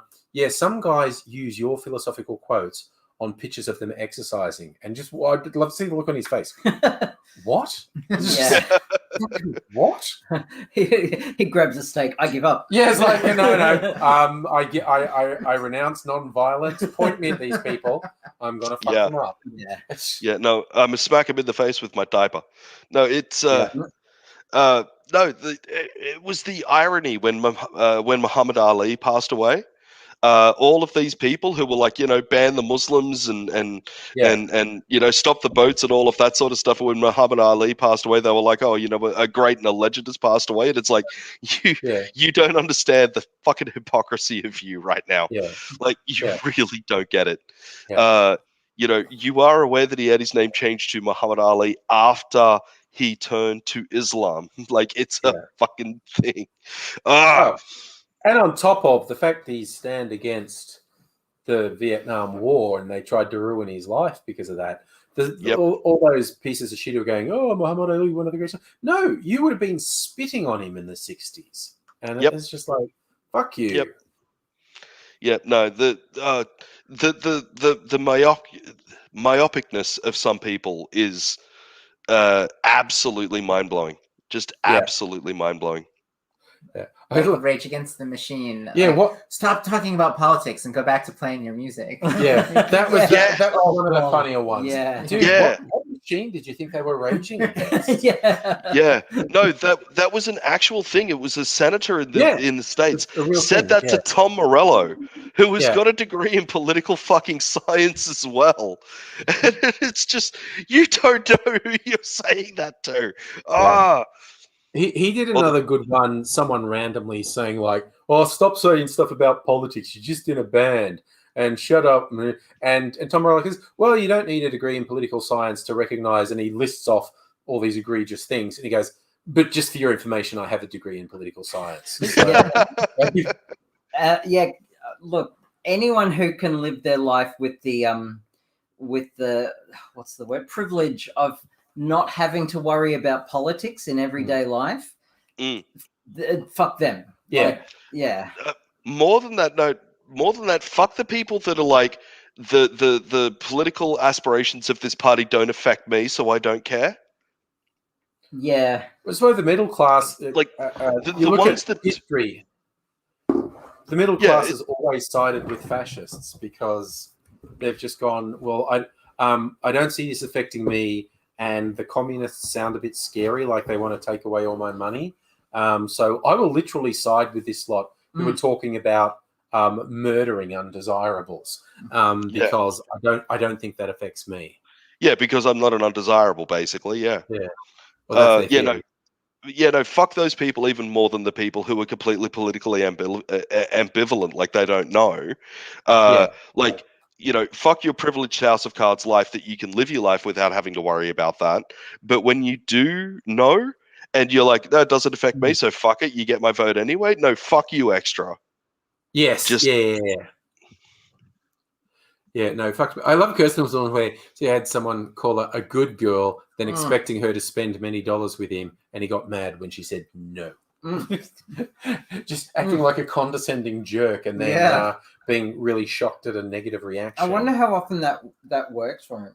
Oh, it's just like, well, one of my favorite pastimes back in the day when I used to go to Hellfire out at Sydney was watching all of the boys come into the fetish club thinking that they were going to find a bunch of submissive girls that were going to do everything that they wanted.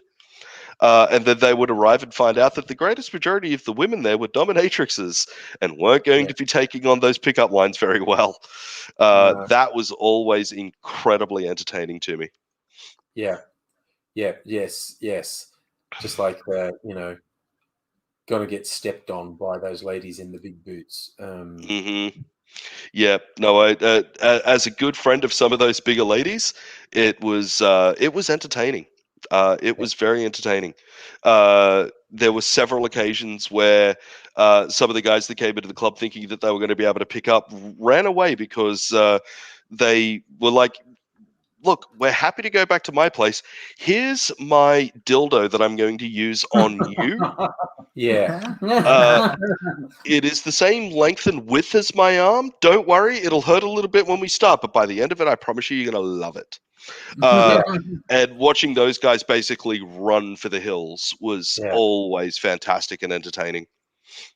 Yeah.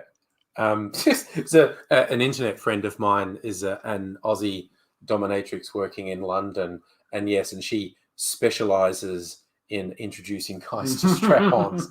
And when I was in London last couple of years ago, actually had dinner at her place, and it was hilarious because it was just a small apartment, and we're having like chicken dinner, and there's a St Andrew's cross in the corner.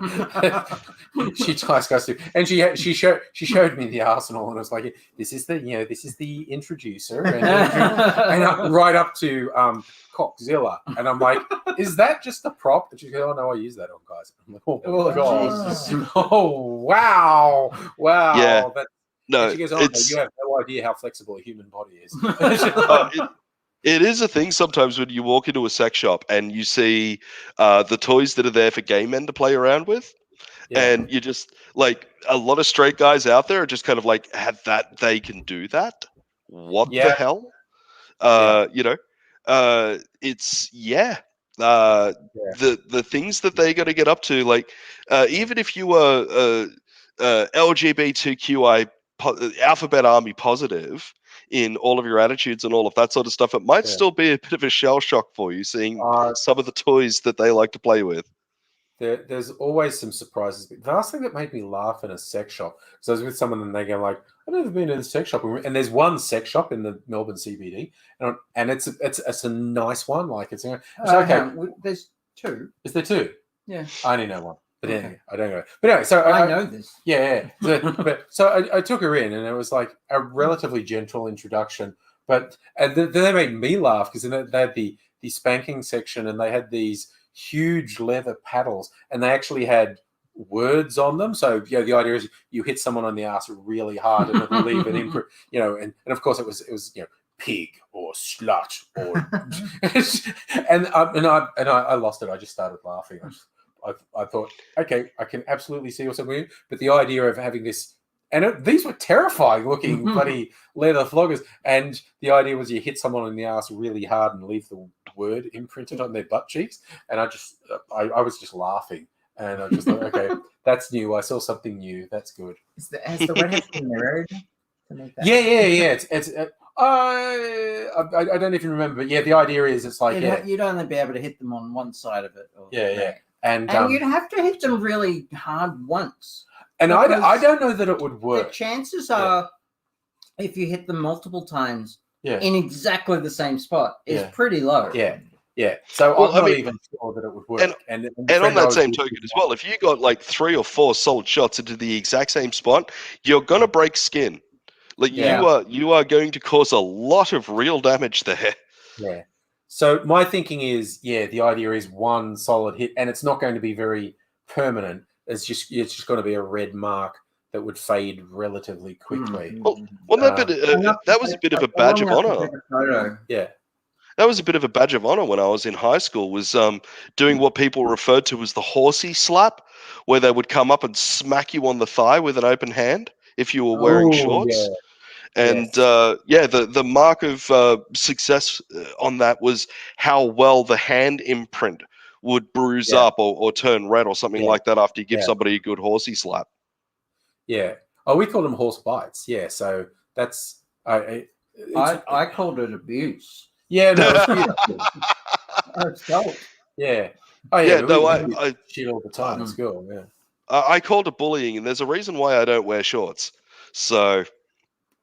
Oh yeah, okay. You were receiving, yeah. No.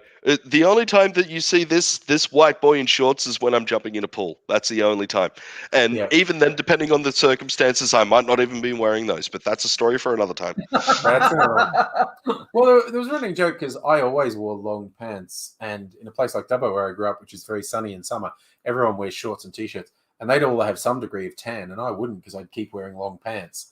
When we were playing football, there was a joke among my team. We want to make you our secret weapon to put like tracksuit pants on you that have Velcro tearaway bits like a stripper, because no one knows how white your legs are. And at a critical moment, we'll rip the tracksuit pants off, and your white legs will blind the opposition. And while they're stunned, we'll score a goal. And I got in trouble with Eleanor once when we did this lovely romantic midnight stroll along a beach. This is about 6-7 years ago. We were out at a mutual friend's birthday party, and when it was all said and done and finished, where our car was at the time, we couldn't get out because there was this gigantic truck trying his level best to reverse park somewhere really close, and I couldn't get out. So we're like, we'll go and do this walk along, and it was at a place called Brighton Les Sands, and we're walking along, and it's beautiful and romantic, and it was a lovely summer's night. Everything's fine, and in the distance we see a ship, and I turned around to Eleanor and I said, "Quick, take off your pants!" And Eleanor looks at me, "What the hell for?" And I said, "We don't have a lighthouse here. That's the only thing they're going to be able to see." Yeah. There's a webcomic. The beacons of Gondor are lit. Yeah. Abigail could back me up here. My wife is so pale, she's almost transparent, and I love it. I remember in the car park of that restaurant, my legs are officially whiter. Oh, okay. Yes, we found that out. Yes. Yep. Tiny amount. Yep. When I took you out for Thai food. Mm-hmm. Yeah. There was a photo doing the rounds of the internet a little while ago, and it's captioned like what it looks like when an Irish girl goes to the beach, and then it said no, not her, and you go, why does it say that? And you look, because there's this really pale woman on the sand, but then you look a bit harder, and next to her is someone who is basically blending in with the sand. Because she's, and it was just such a funny tag. It's like when an Irish girl goes to the beach, no, not her. Yeah, I saw that. Reminds me of a webcomic I saw, and we've referenced it a few times already. Two friends are at a beach, and one of them is wearing a bikini for the first time. She's a redhead. She walks out of the changing room, and she's like, "So asks her, be honest." And her friend is just trying not to laugh, and then runs off, going, "The beacons are lit! Rowan is coming. Gondolas raid!" And smart ass me, if that actually happened, I would actually respond, and Rohan will answer. I am that person. No, to really show off exactly how much of an arsehole I can be towards my wife at times, and how much of a miracle it is that she's still with me. This is very. This would have been 2018, I think it was. I went into our ensuite bathroom and I pulled one square of toilet paper off while she was getting ready for work, and she was wearing pants, no top, no bra. And I walked up to her and I started rubbing the piece of toilet paper between her boobs. And Eleanor's kind of looked down and she's looked at me very confused. What the fuck are you doing? And I'm like, well, it worked wonders for your ass. Yeah. Oh, yes. Yeah, no, you deserve the bollocking. Yeah, why would you? What the hell were you thinking? Oh, fucking. I'm dying right now. I've never been forgiven for that, but it was hilarious at the time. For those that don't know, my wife has very small breasts. I don't care. I don't care about boobs. To be honest, I think they're boring. But it was just such a funny joke. Like, don't get me wrong, she has gotten me some zingers as well. In our times of being naked in front of each other. Don't get me wrong, she gets her own back. But I love that one because it caught us so by surprise. It was fantastic. Because we're just getting drunk. You just Yeah, I was going to say, do you have any flavors for your soda stream, or do you just do soda water? I just do tap water. Yeah. Why? Yeah. Oh no, because I got another drink in the fridge that I tend to prefer with soda water. So. Oh well, yeah. If you want me to you're going to zhuzh up some soda water. Whose flask is that on there? That's mine. It's full of rum. Oh, okay, sure. Yeah. Well, there's. Oh, I should wash it first. Oh, Angry, we've got one of your favorite trollers back in YouTube coming in and just telling us all that they apparently love us all the time.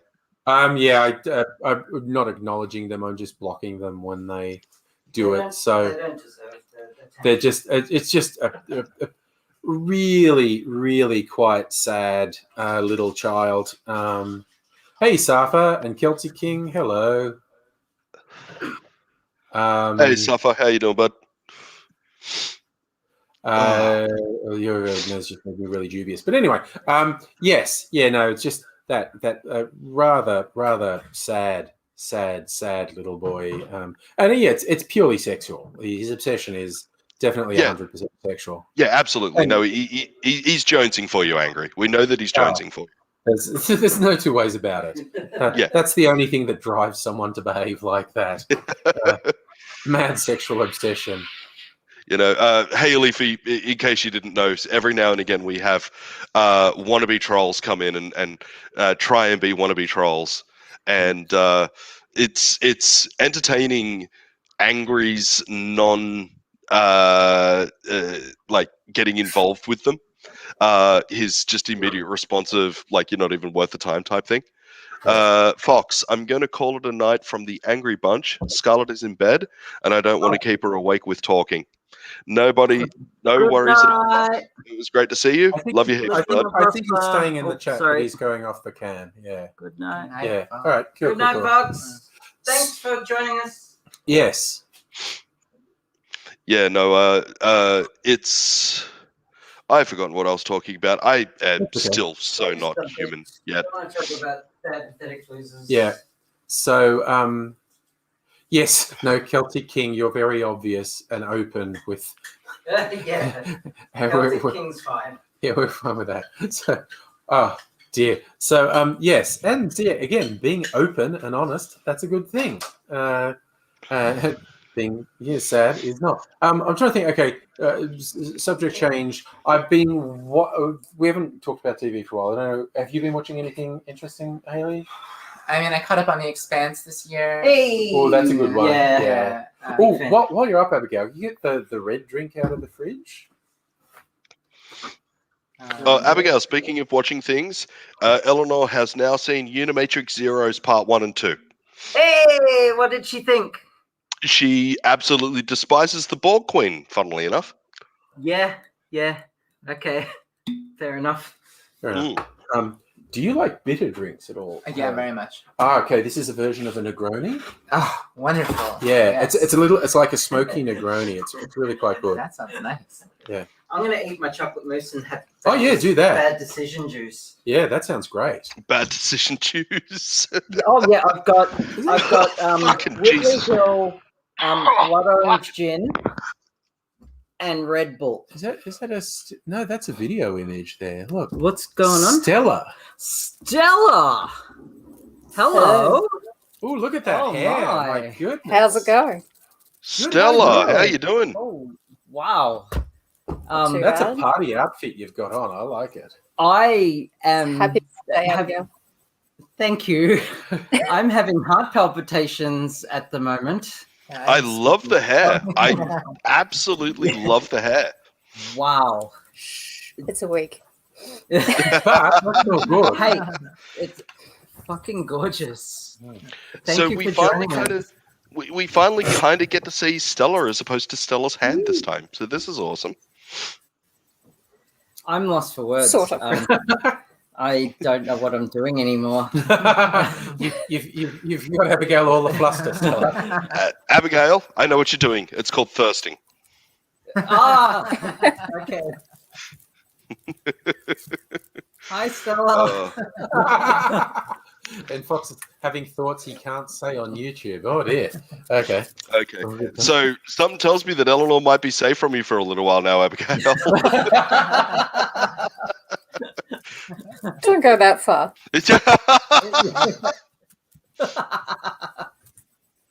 Yeah, the two of us. Man. We'll gang up and convert your wife. Finally. It just takes I don't lots of think you even need my help. But she wants it, Stella. That's a big thing. She wants it. So, Stella, is there a reason for the dress up other than retaining anonymity, or were you out at a birthday bash, or? This is the birthday bash. Yes, she's dressed up for us. Valid. That's what I like. Valid. Oh, can't say no to that. It's What taken me a while. I've got some technology issues at the moment, so it's Fair enough. if I've got I was echo or trying- anything like that. I was No. so like in tech support mode that I didn't get dressed up at all. Like I feel like I've let you down. I washed my hair. I'm wearing my cute mushroom dress. So that's a thing. I'm in a So what's Rolling the point? Stones jumper and tracky dacks because I'm still crook. Okay, so as much as I love you, Abigail, sorry, darling, but I can't dress up. Oh, Fine. Yeah, I was actually listening to that before. You were talking about what was it, methotrexate or something that you're on? yeah, methotrexate. Yeah. Yeah, I was talking Yeah, to someone the other day who has rheumatoid arthritis, and he said that's really nasty shit. Yeah, some people have really horrible side effects from methotrexate that can be somewhat mitigated by taking another medication called Megafol, which is a folic acid supplement. And that can really help to alleviate a lot of the symptoms. But if methotrexate still has a lot of bad side effects for you, you need to go through that trial beforehand in Australia anyway. And your rheumatologist needs to be able to prove that methotrexate isn't for you. And there's other treatment options that they've got where you go in once a month and you get an injection of a certain type of thing.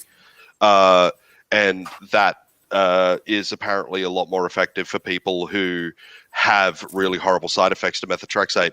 I have 0 side effects from methotrexate, which is great. It keeps the rheumatoid arthritis at bay, but I am severely immunocompromised as a result.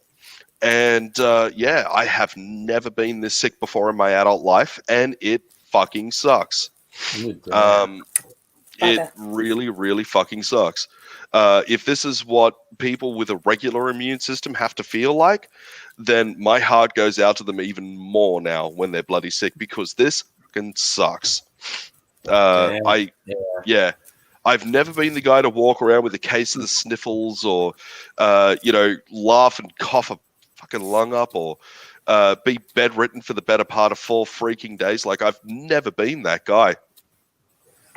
My first time ever going through it. And I understand everybody's playing the tiniest violin for me right now, but it sucks. No, dude, it's legit. It's No. awful. Yeah. Yeah. We're swapping Couture. Kirsten's wearing free merch from a grain supplier. That's it. When you get free merch at places, as an old joke from the early days of the internet. There was a web comic that was popular for a little while, and the sort of business, and it centered on tech nerds. And Celtic King is going. Bye, Celtic King. Bye, I think Celtic. for the second time tonight. But thank you for popping in and out. Like the nerds going to the latest tech expo, and they're like in competition for how many t-shirts they come back with, 20, 30, 40, 50 t-shirts from the expo. And when they're showing off their hauls in the office when they're back from the expo, one of the business guys is like, do you guys just go to these expos so you never have to buy clothes? One of them goes, I go to the expos so I never have to do laundry. Yeah, no, when my dad and I used to go to tech expos in Sydney all the time, and we would come home with what we referred to as coasters, and it was all of the promo CDs that you would get back in the days that everybody had a CD-ROM. Yeah. And every booth that you walk past, people would be throwing CDs at you. Yeah. And you just come home like with bags full of the bloody things. Yeah. It was absolutely horrible. Absolutely bloody horrible. Apparently, I don't think I ever plugged any of those CDs or DVDs that I was given at those things into my computer ever once. Yeah. Apparently, in the early days of the tech boom in San Francisco in particular, there would be people just like almost assaulting you to take merch for the startups they were trying to promote. And it would be shirts and hats and mouse pads, and they would be really aggressive. No, take it. And you're like, just to get their name. And it's like, yeah. no, it's a free thing. Take it. And just going, okay, you're weirding me out. What are you doing? Mind you, I still have an X-Tree pencil from a swap meet in like 1990 something. The nerdiest, and it was just such a pun from an early security conference. They were giving out rings that had a particular thing on it, and there was a soda vending machine that had this thing that matched what was on the ring, and you could put it in and twist it, and a drink would come out. And the joke was it was a token ring. And it was just, and it's the nerdiest pun ever. That's great because it's Green Lantern. And it was just like, oh my god. Kirsten also. Of course, Kirsten works in the booze. It's Kirsten who works at Archie Rose that these come from.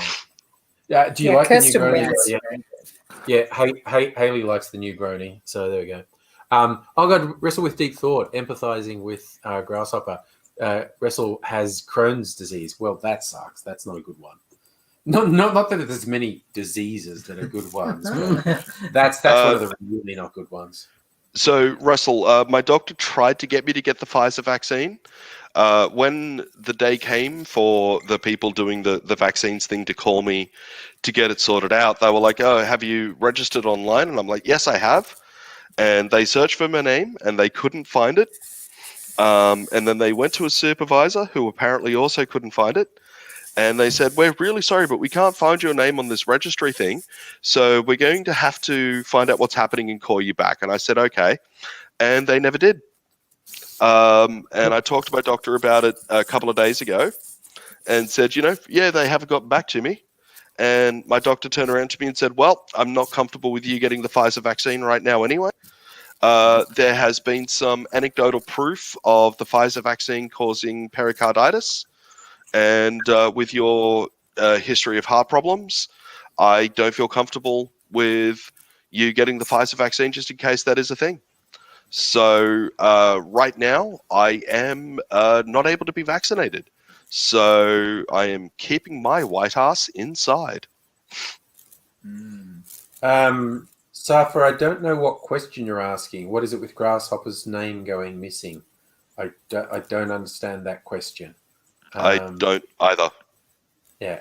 So if you're asking like why we have the problem with getting him on YouTube, I don't know. The weirdest thing, Grasshopper goes on YouTube, he can join the stream and everyone else sees his comments and I don't. Huh. And I also don't see anything that he writes in either. Yeah. So Very strange. Which is why he's always got to put neither of us. Yeah, I had to go to Facebook. Neither of us has blocked the other, or he just wouldn't be able to be on the stream.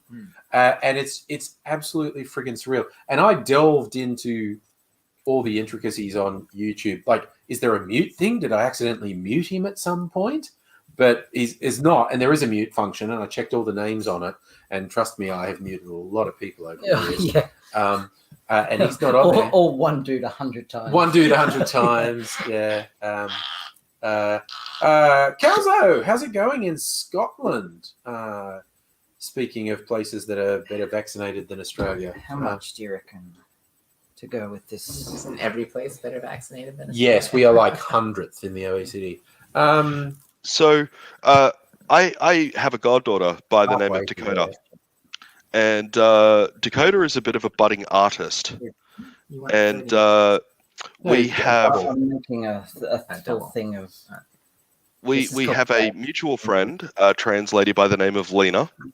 And Lena asked Dakota to draw her a desktop background as Lena would look inside of a D&D campaign.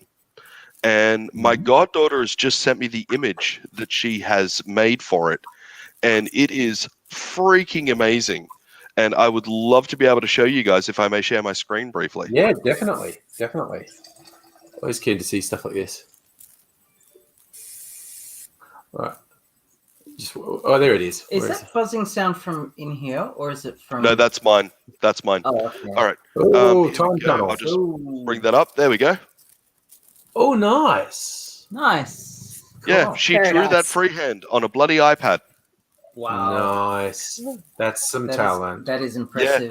That's She's- good cartooning skills. That's nice. Yeah, for somebody who has just turned 15, I am absolutely, like, as a person that draws That is bad serious mad stickmen, scientist stuff. that is absolutely amazing. Absolutely amazing. Yeah. No, that Yeah. is great. This is my drink. This is gin and Red Bull. Bad decision juice. Oh, dear. To Stella for going to such an amazing effort to look so fabulous. Yeah. so amazingly beautiful. I love your work and thank you for dressing up for my birthday. I really appreciate it. No problems. And I love the beaker. We're talking about freebies. Kirsten got a really expensive dinner out with the yeast supplier. It's something we Don't you have to get like that tested? Yeah, that's it. There's a swab for that. There is a swab for that, yeah. But yeast Big people. yeast, they know how to throw a party. But yeah, no, they would be a special kind of nerd, keeping yeast alive and propagating yeast. Yeah. It's good. Yeah. Yeah. Um, Yeah, actually. Yeah. Yeah, keeping yeast alive and propagating it, that would be a special kind of nerd, definitely. Yeah. Working with distillers and brewers. Yeah. Well, you saw my my my petri dish is full of mycelium. Yeah. That's nerdy. There was some mad science going on here tonight. Yeah. Yeah. Excellent science nerdiness. I was what's the word? Inoculating? Yeah. I was injecting mushroom spores into sterile fruiting jars to inoculate. Inoculating them to grow mycelium in there, and then transport them into a fruiting tub so I can grow mushrooms. So yes, but from spores. Science. Kirsten wants to see you. Are you wearing spectacular shoes, Stella? No, unfortunately not. I'm sitting on my bed, so no shoes at all. That's okay. Pajama pants. No pants. Maybe later. Because, doing everything online for work and stuff, and so I tend to not get dressed till the middle of the day. I'll have a shower at lunch, and so I just get up in the pajamas and put on a dressing gown and sit there. But I have an emergency T-shirt in case someone wants to have a meeting with the cameras on, and I'm like, yeah, sure, I can do that. Yeah, because they only see from here up, so it's like. But because I did make the mistake once of accidentally switching on the camera when I was wearing my dressing gown, this big fluffy dressing gown, and because I was the only one who switched camera on, and the way Microsoft Teams works, if you do that, you go full screen. So everyone else got this full screen of me wearing my pajamas, basically, and I'm like, oh God. And they never let me live it down. It was a running joke for 6 months. We've got a private. Well, speaking of pajamas, I am going to go and do that whole sleep thing. Lovely peoples. Haley, it was lovely to meet you, such as it were. Good night. I hope you feel better soon. Oh, so do I. Stella, you look absolutely smashing for whatever that's worth. Thank you, darling.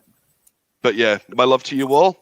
Anybody wondering, that's sign language for I love you. So good night, everybody. Ridgy-dig. No. I think it annoys him when I say he's doing ridgy-dig. For anyone who doesn't remember or didn't see it, that was a kids show in the 90s, late 80s, 90s. Ridgy-dig. And it was like, it was very Aussie. We had the weirdest children's television, honestly. Yeah. Do you remember Chitty? No, sorry, it was Professor Poopsnaggle's Flying Zeppelin. No, I think that was to do with your mycelium. You saw that. It was an 80s kids show about this professor who invented this special steam that allowed him to basically turn a bus into a Zeppelin. Yeah. But then he got kidnapped, and he hid the recipe for that special steam. Yeah. On these salamander, golden salamanders all around the Australian outback. Okay. And these kids had the Zeppelin, and they could fly it, and they had to find them, and they would be just under a log, or next to a tree, right? And it was just peak 80s TV shows. And they weren't on drugs when they came up with that. No, God, no.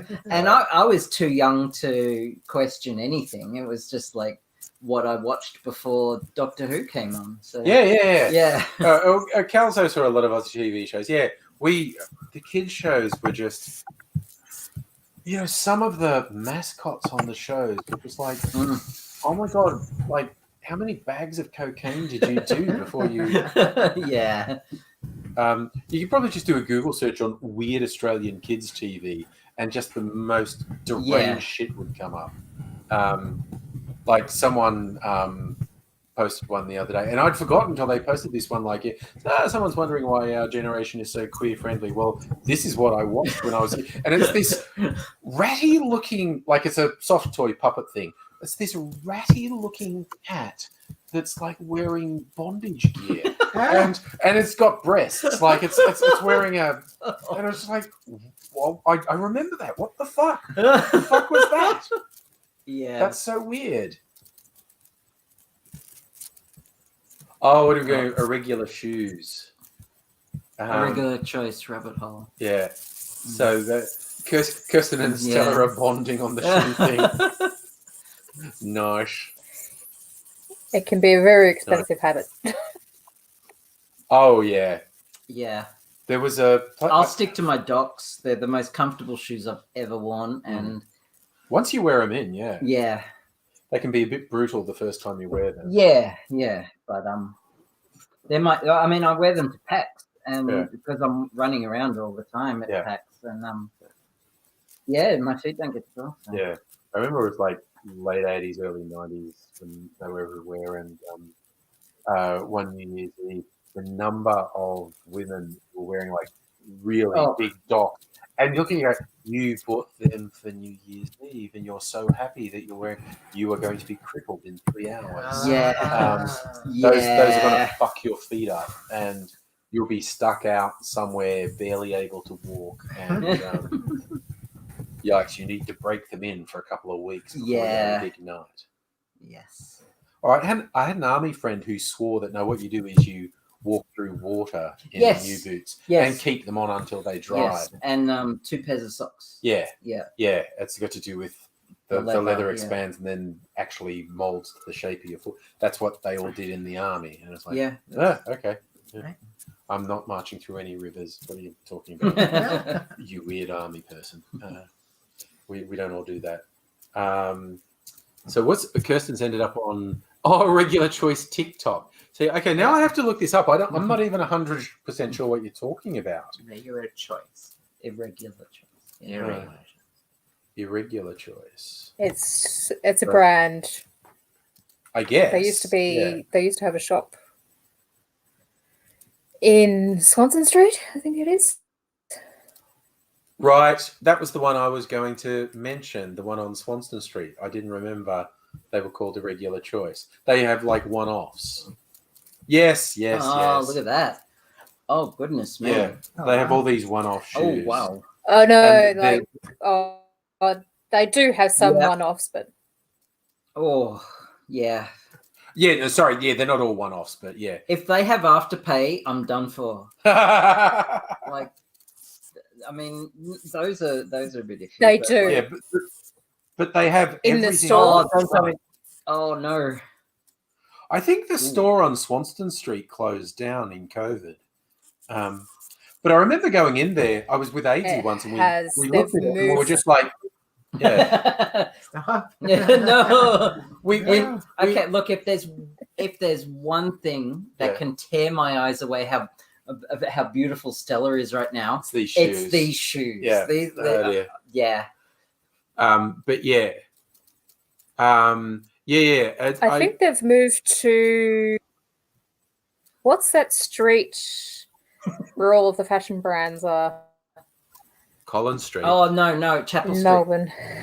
Chapel Street in Fran and South Yarra. No, Chapel Street. That's it. I think they've moved to Chapel Street. Okay. Yeah. I went in there with AZ because we were fascinated by the window display, and the staff there were just only in the last few months.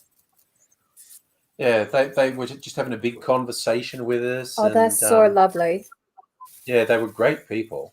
They've got a sale 60% off at the moment. Oh shit! Yeah, Abigail's gone for all money. Sorry. Yeah. Because I used to run the fan group here in Australia, every time I went in there, it was like getting the celebrity treatment, Hollywood celebrity. That's what it was like. Nice. And they're just like, oh yeah, do you want to try this on? Do you want to try this on? And this is amazing. I mean, without the free. Oh, did you see those?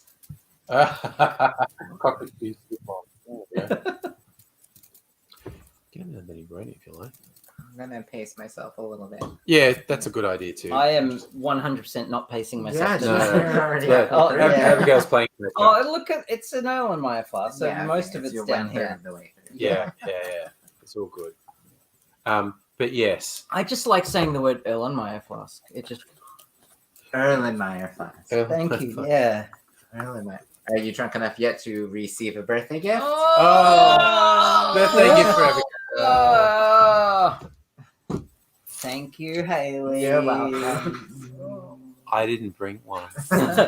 Your present is your present, Nice. but this is an actual present, Yeah. and you lost that present.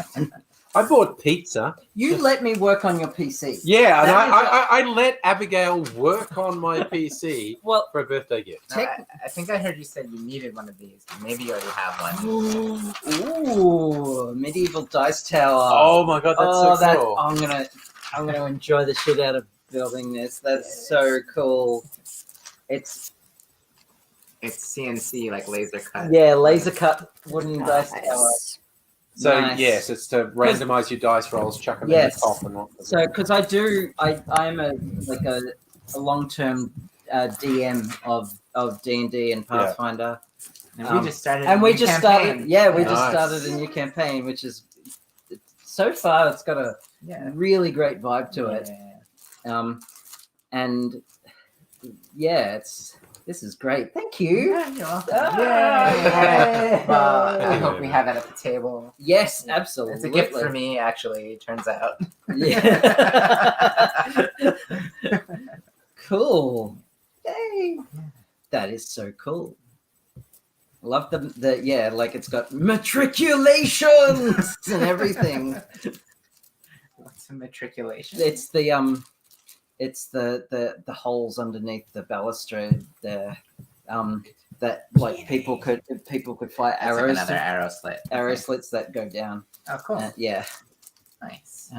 Yeah. So I'm just like medieval geeking out on this. Nerding out. Yeah. So there's a YouTube channel called Shadowversity, Yeah. and he's a medieval enthusiast. Okay. His brother also does a YouTube channel, but he does an art channel, Okay. and they're both from Australia. And he does this whole video where he just raves on about matriculations. And so that's where I picked that up.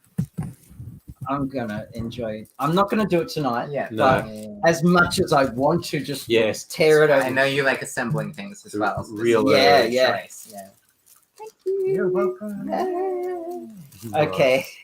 That's I'll put it away. Thank Yeah. you. Oh dear. So shoes and dice towers and You mentioned TV before. I Yeah. think I've got a real left field one for Yeah. you. Do you remember the miniseries V from the 1980s? Yes. Yes. Yeah, Yeah. 'cause I remember like my dad watching it, and I was too young. Mhm. And I was like, I need to watch that because that seemed really cool, and it was really good. Yeah.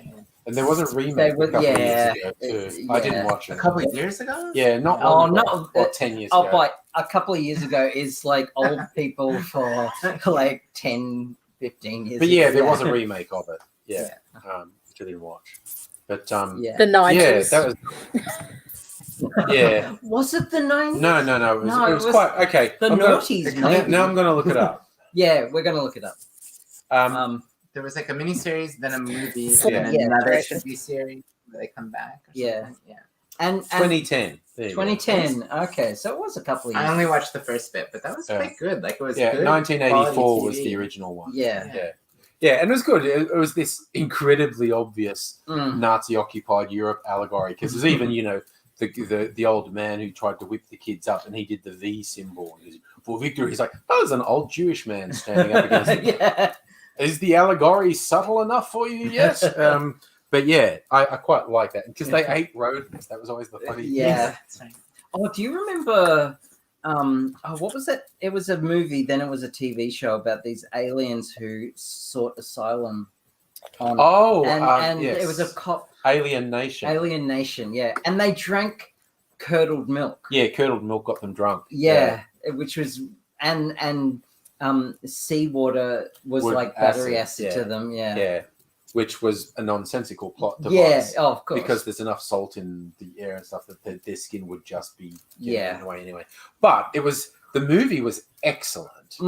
And the series was actually okay. Good, yeah. They recast the lead because it was James Caan, who was, reasonably old in the movie, and they recast a much younger guy who had a weird similarity to Mick Jagger, as I remember. And he was in Star Trek. He played the Vulcan ambassador to Earth. Yes, in Star Trek. Yes, Enterprise. Yeah. But yeah. Speaking of Star Trek, we've worked it in. Yeah, we've worked it in. Honestly, Kirsten, you've blown a headphone. What were you doing? No! Listening to heavy metal or something. Or like shooting it with a gun. Yeah. I don't know. Was it music related? Yeah. Just the phrase "blowing your headphones" sounds really dangerous to me. That's on your ears. That's like rocking out, Yeah.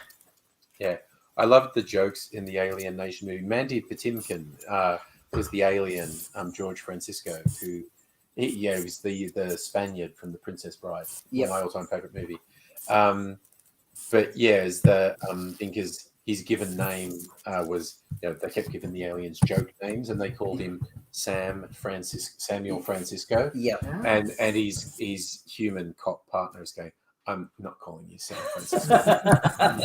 You're going to be George. Yeah. And he didn't care because it was just imposed upon his name. So it's like, yeah, cool, call me George. It's like when Asian people move here and have a Western name as well as their actual name. Yeah.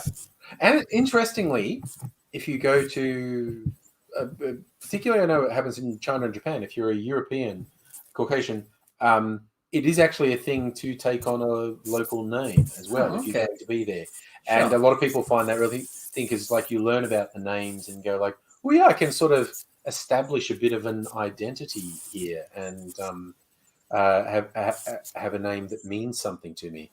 So it does, to a degree, work both ways. I turned my computer off.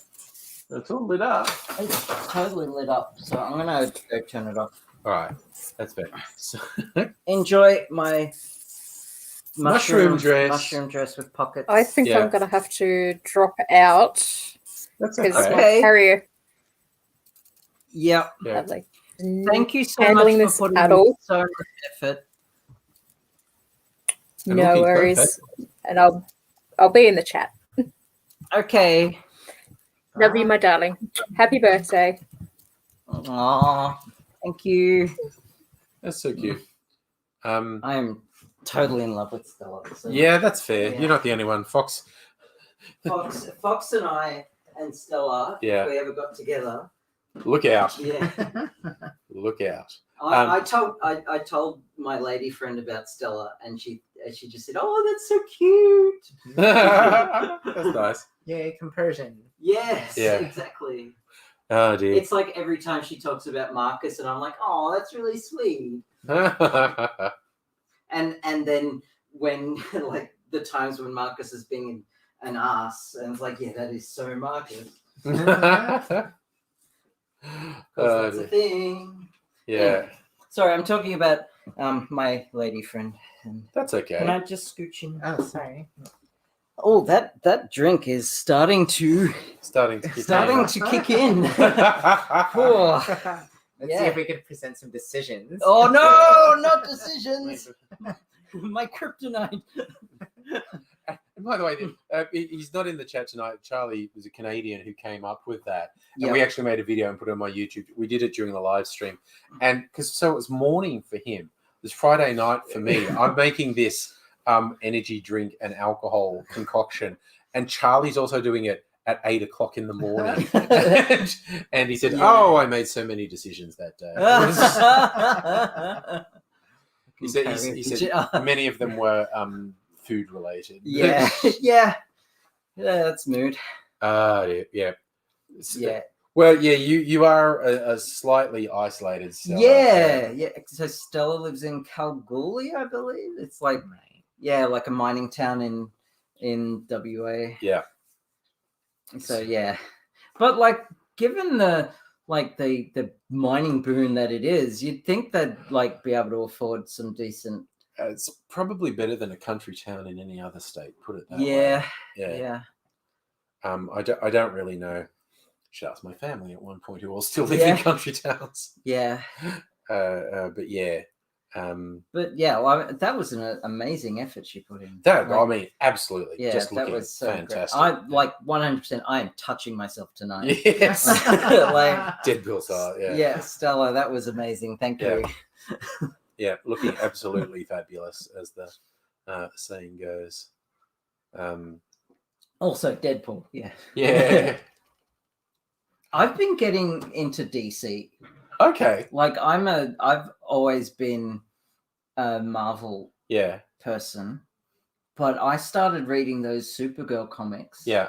And they had like Red Lanterns in it. They had Superman. They had like a Green Lantern in there. Yeah. And I went to the comic. I went to what is it in the city? Minotaur. No, the King's other one. Comics. The one on Elizabeth Street? No. Oh, the good one. The good one. Got to go upstairs. You've got to go upstairs. Yes. That's where I get my Star comics City. from. Star City comic? No. That's something like that. Yeah. Okay, this is where I get my comics, and I should remember, and I don't. But no, I bought Death of Superman. Right. Which apparently is a classic. It's like one of the best comics ever. And I bought another Supergirl comic, and I want to like get into like Green Lanterns, and I think, oh God, because I'm All-Star. like Marvel All-Star Comics. Yes, that's one.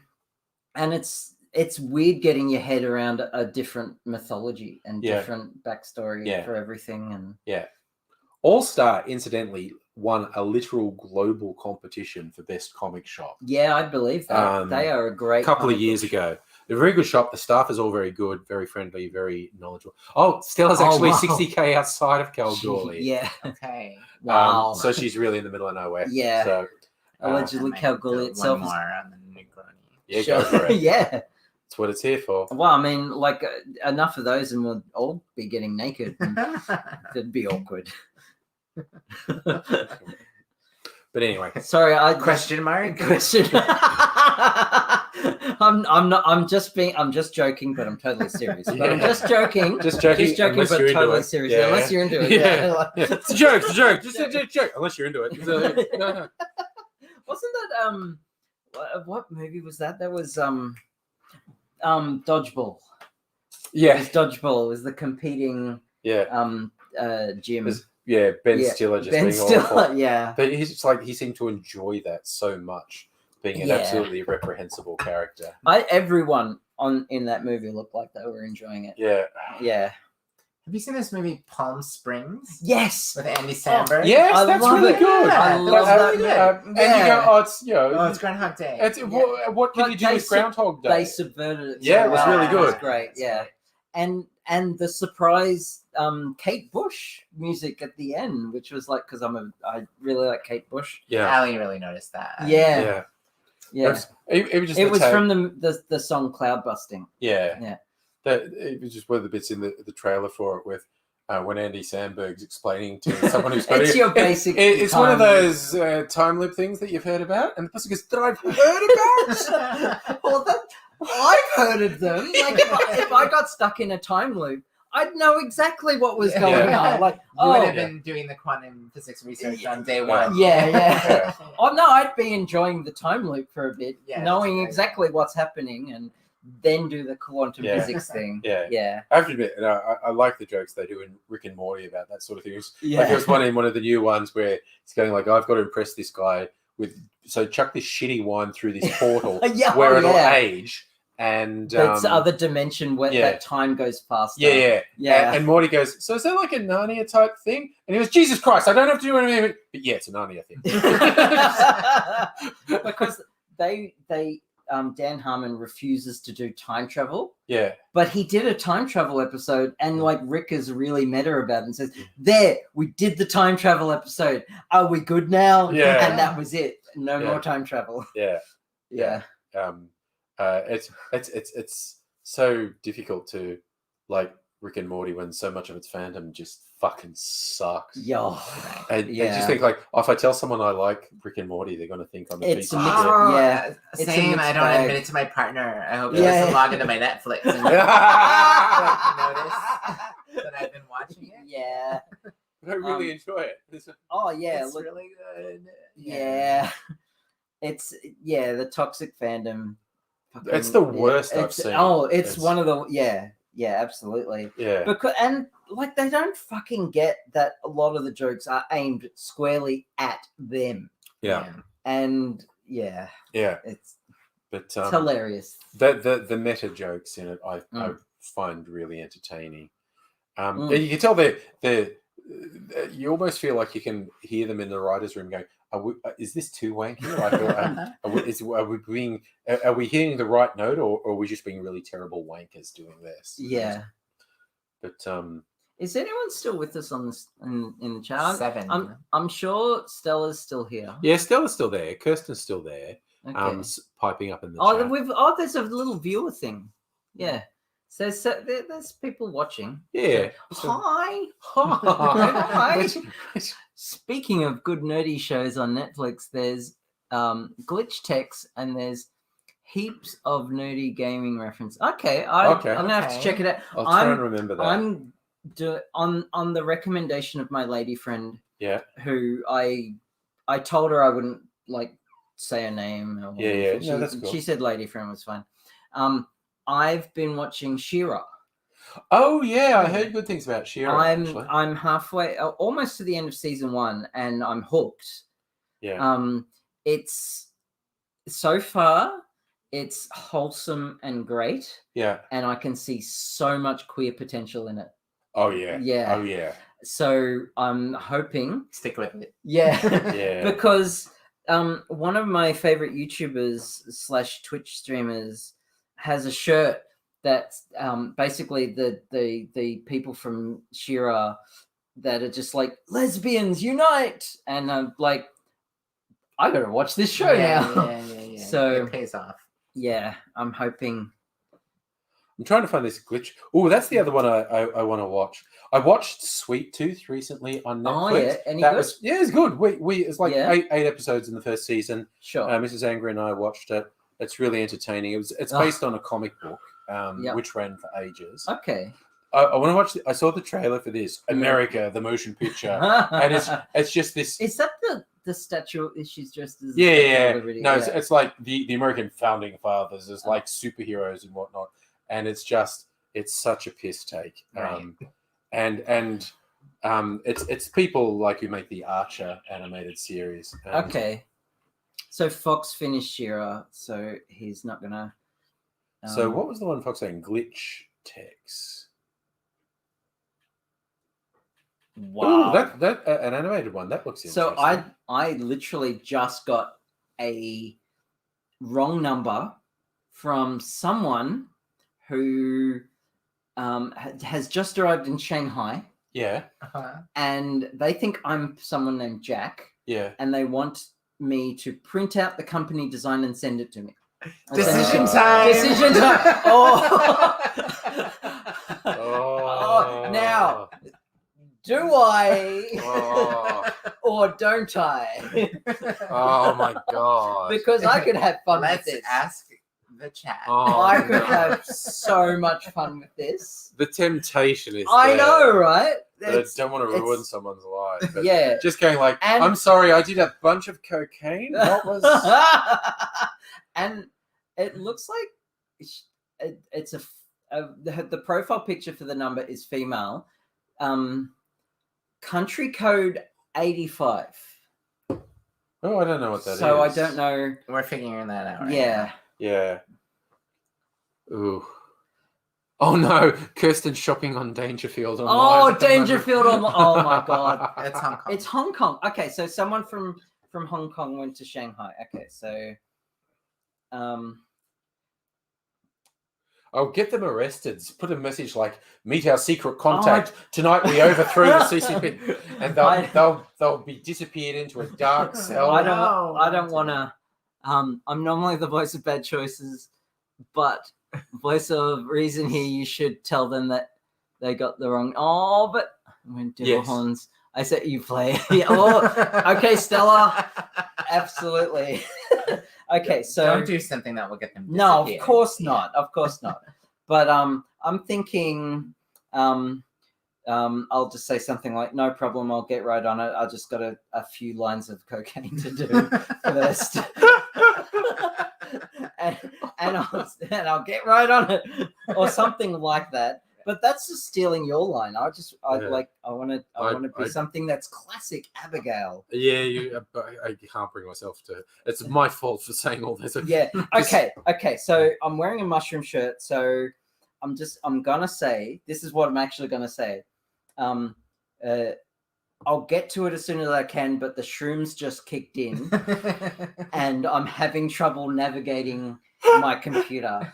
Yeah. And actually, what that is plausible deniability when they work out it's wrong in your check. I'm sorry, I just took so many shrooms. Yes. That just seemed like a message I would get at the moment. Seriously, the temptation to go, man, aren't the Communist Party fucked? Oh dear. Yes. Oh, this is great. This is the first thing. This is the first time this has ever happened to me. So I'm like, screenshot this as you go, because then you can like make money from Bored Panda. Yeah. Oh Jesus! I remember a long time ago, just at uni, had actually got what was essentially work experience at Triple J, and we're in one of the studios, and they had phones in the studio, and the phone rang. And we went, "That's weird. Why?"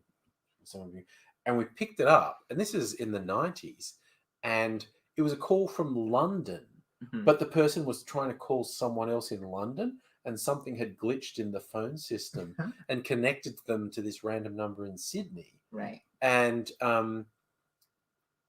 I answered, no. Oh, I did it. She did it. I did it. Okay, Did so screenshot just in case. Just in case. Every step of the way, I'll screenshot it. Oh dear. Laura, hello. Laura, hello. Hi. We're at Abigail's place with Haley. Hi, Just so you know. Haley. Yeah. But we had this call and go, and who are you? Because they're from London, but who are you trying to call with, or someone in Sydney? And no, I was trying to call someone else in London. Oh no. Okay, what's the problem with you? Oh no. So it's the lizards. The damn lizards. Is the computer poisoned? They don't know what shrooms are. Is the computer poisoned? Obviously, English is their second language. But still, is the computer poisoned? Oh my god, is it?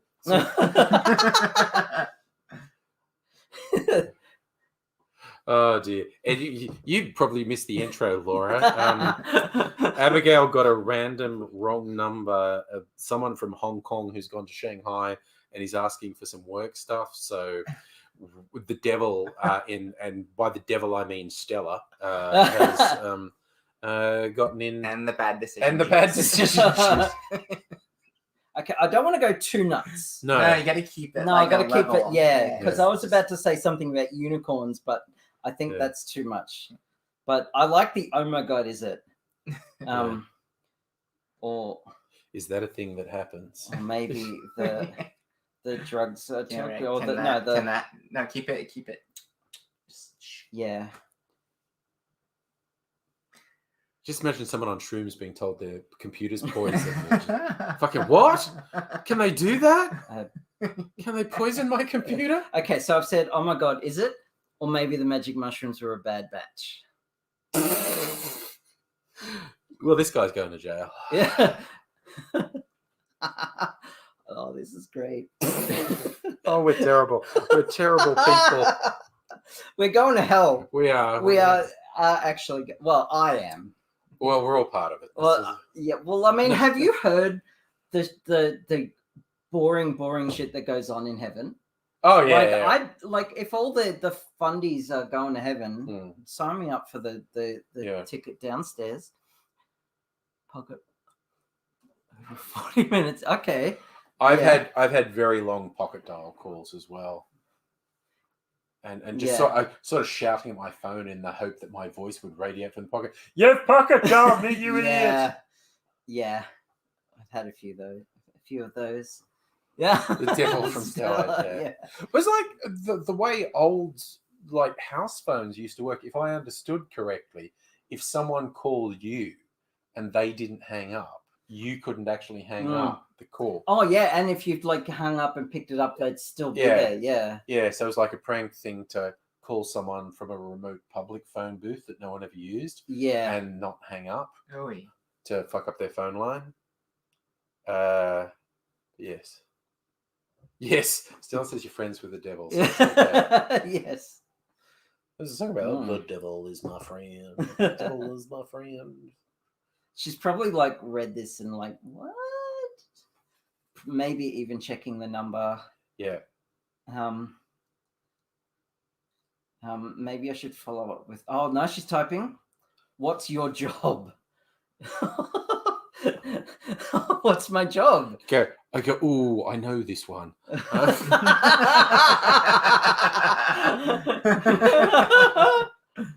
Oh, I'm getting Jack into a whole bunch of trouble here.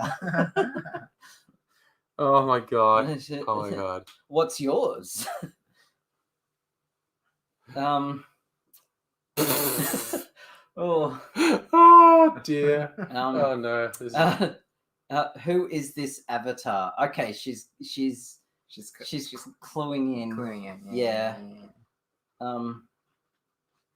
Just say something. Wait, isn't this Francine?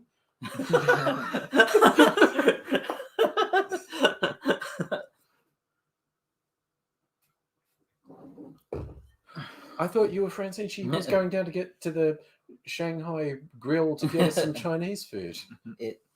Hey, wait, I'm getting it sorted. Will have my computer. I like that, Laura.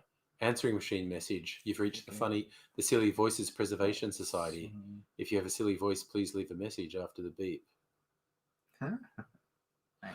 I forget there was some sitcom where someone managed to completely confuse someone by answering a phone. Hi, you've called me. I'm here at the moment, so I'm able to talk. Please commence a conversation after the beep. And they had a little thing where they go beep, and there was just silence on the other end, and the person going, hello? Yes, I'm here. What? It's great. And because no one uses answering machines anymore, or even voicemail for that matter. I love, again, millennials and Zoomers being horrified at the idea of someone just calling them out of the blue. Yeah. Or just showing up at their front door. Like, what? No, you can't do that. You have to, like, text me first and say, is it okay?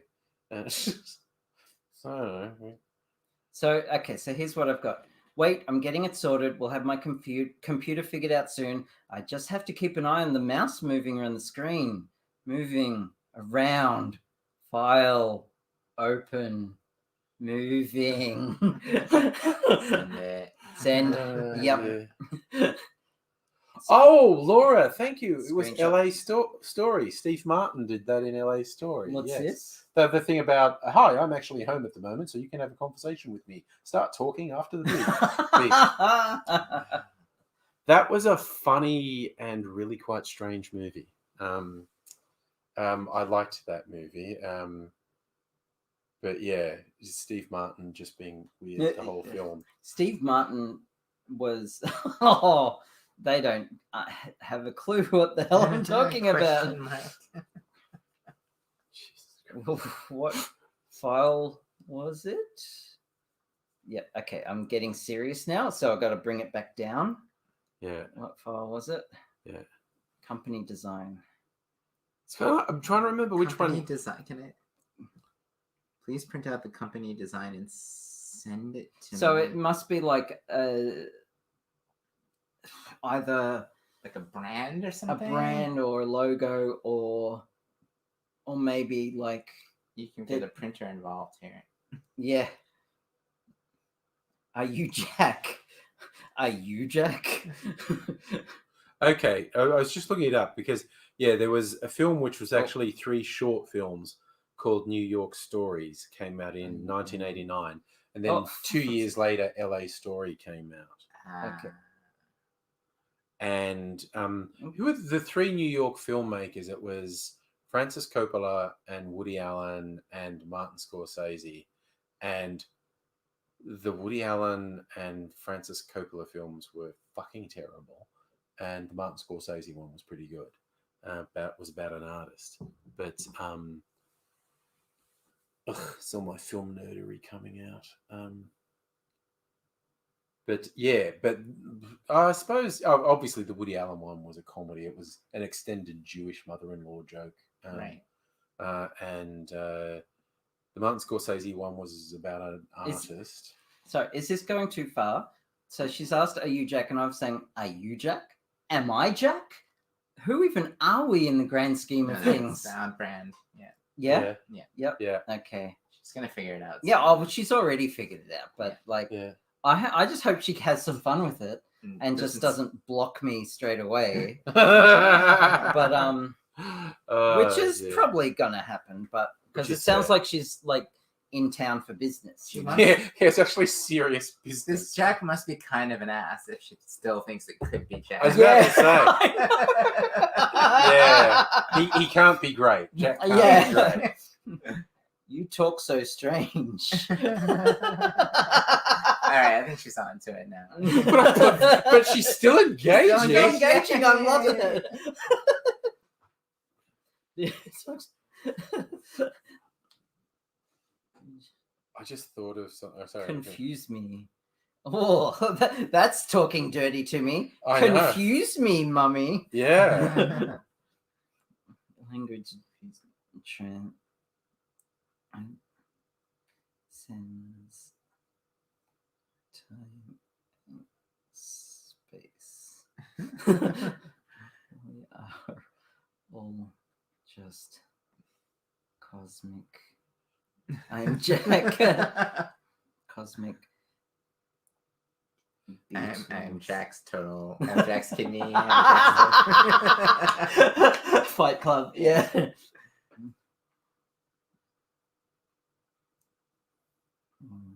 Yes. Let's just go all Fight Club on her. So I am Jack's complete lack of surprise. let's do. I love that because when your mother sends you voicemails, but you text her and say, "I'm never going to listen to your voicemails." Why do you leave them? It's a generational thing.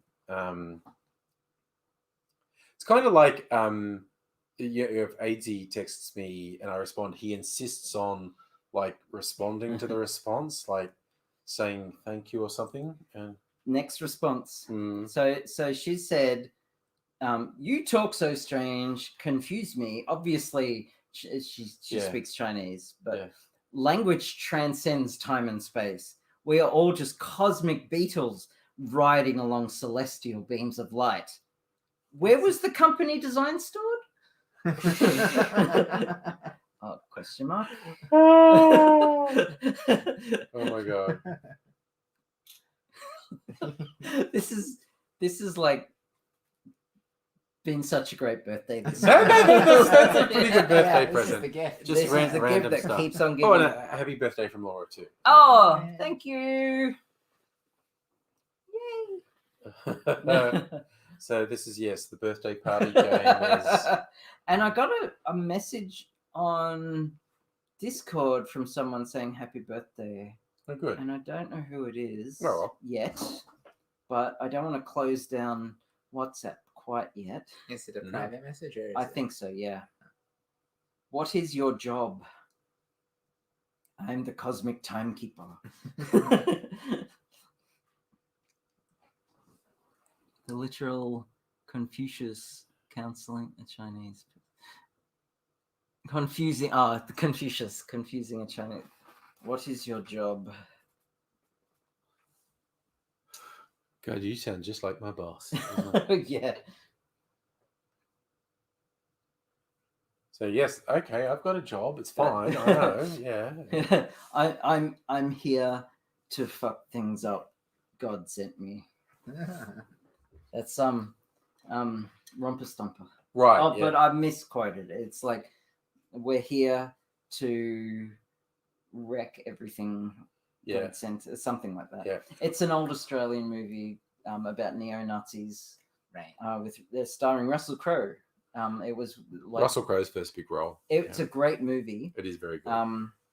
It's pretty intense. It's really intense. It's set in Footscray when Yeah. they're very upset about the influx of Asian migrants. What was funny, like a few years back, I watched it for the first time in forever, and I'd forgotten it was in Footscray, and they're worried about the Asian influx. And I was just laughing, going, "Well, you lost that one, didn't you guys?" Yeah. No one misses you, and everyone likes Yeah. the Asian influx. But Kirsten, your mum leaves you 5-minute voicemails. The Discord is Stella. Oh, is it? Okay, Yeah. sure. So cool. yeah, with the photo. Oh, I know. Oh. Intrigue levels go up. Oh. Decision. Oh. This is engaging. Yeah. But now I want to kind of like switch to Yeah. hang on, I got to respond. Yeah. To, yep. Um. Because okay, so if it's from Stella's name on Discord is Jareth. Okay. Oh. So you see, The Goblin King. is it? That's that a- yeah. That's David Bowie in. I've only Labyrinth. watched it once. Yeah. And I wouldn't have got it if you didn't say that. Actually. And I all I could see was the cod piece. Oh, that's all anyone sees in it. And yeah, I only watched it once when I was really, really young. So Yeah. At the moment, I'm trying to stop my brain melting into the abyss. What's your job? Oh What is the dear. company design? I don't know. Yeah, it could be literally like this is how the company is gonna work. Yeah, it could be. I mean, they might be pitching a company to investors. Or it could be artwork for a company. Yeah. Right. Might be logo design. Who knows? Okay. So I'm gonna switch. Or it's like an art like a theater company. Could be. So, Kirsten, with your mum's 5-minute voicemails, many years ago, a friend of mine, his answering machine was just a normal cassette tape. Like it was like a 60-minute cassette tape. And I happened to know that because I'd been in his house and I'd seen it. And I called him once and I was going like, oh, God, okay, I got to leave you a slightly confusing message because I'm going to meet you. So I can't go out tonight. But and I thought this message is too long. It's going to cut out. And then I was like, I didn't hear a beep saying I've been cut off and I've been talking for 2 minutes. And does that mean your phone doesn't cut off? Does that mean I can just keep going? And so I kept talking. And I turned the TV on and started describing what was on the TV. Is your first live stream? Yeah. It was a live stream. And I went into the kitchen and described making a sandwich. And I left like this 30-minute voice because it let me do this 30-minute voicemail. And when he said it was the funniest thing because he was in a shared house. So my housemates kept like fast forwarding because they were worried there were other messages on there, and they'd fast forward and it was still me, and they'd fast forward and it was still me, and they were like, "Is he all right? He sounds depressed." And my friend's just laughing, going, "No, that he just thinks that's really funny." So this is who I'm talking to, apparently. Oh, she's a hottie.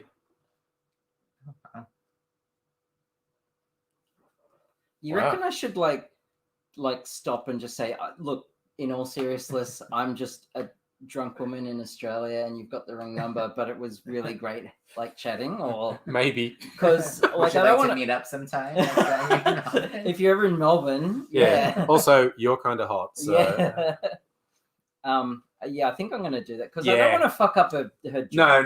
No, because it's probably important. Yeah, because Yeah. Well, if she just arrived in Shanghai, then she'll be heading to like a hotel. Yes. Yeah, she's probably in the cab on the way from the airport and just having fun. Yeah, but I know. Yeah, be honest. You go, I'm a drunk woman in Australia on a Saturday night celebrating my birthday. Yeah. And I got your phone call, and I thought it was a birthday present. Why don't you just call her? Ooh.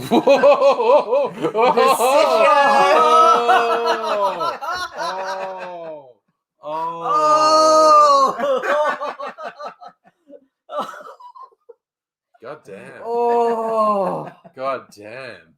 You're the devil. Yes, Between you suddenly- and Stella. Oh my god. Suddenly the devil's leapt out of the Oh. computer and is sitting next to us. My God. I mean, Ah, what could go wrong? I know, right? Yeah. You should be like, I need to talk to you. Like, I've lost the company design.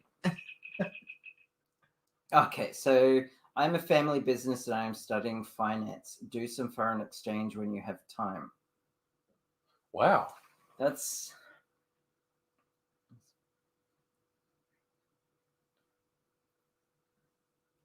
That's bizarre. Wow, she's just she's being nice now. Yeah. Well, that was an unexpected turn. Yeah. Oh, you are so strange. I don't understand. Okay, I'm gonna do the thing. Just, yeah. Yeah. But yeah, I'm- you've at least given her a fun story to tell people. yeah.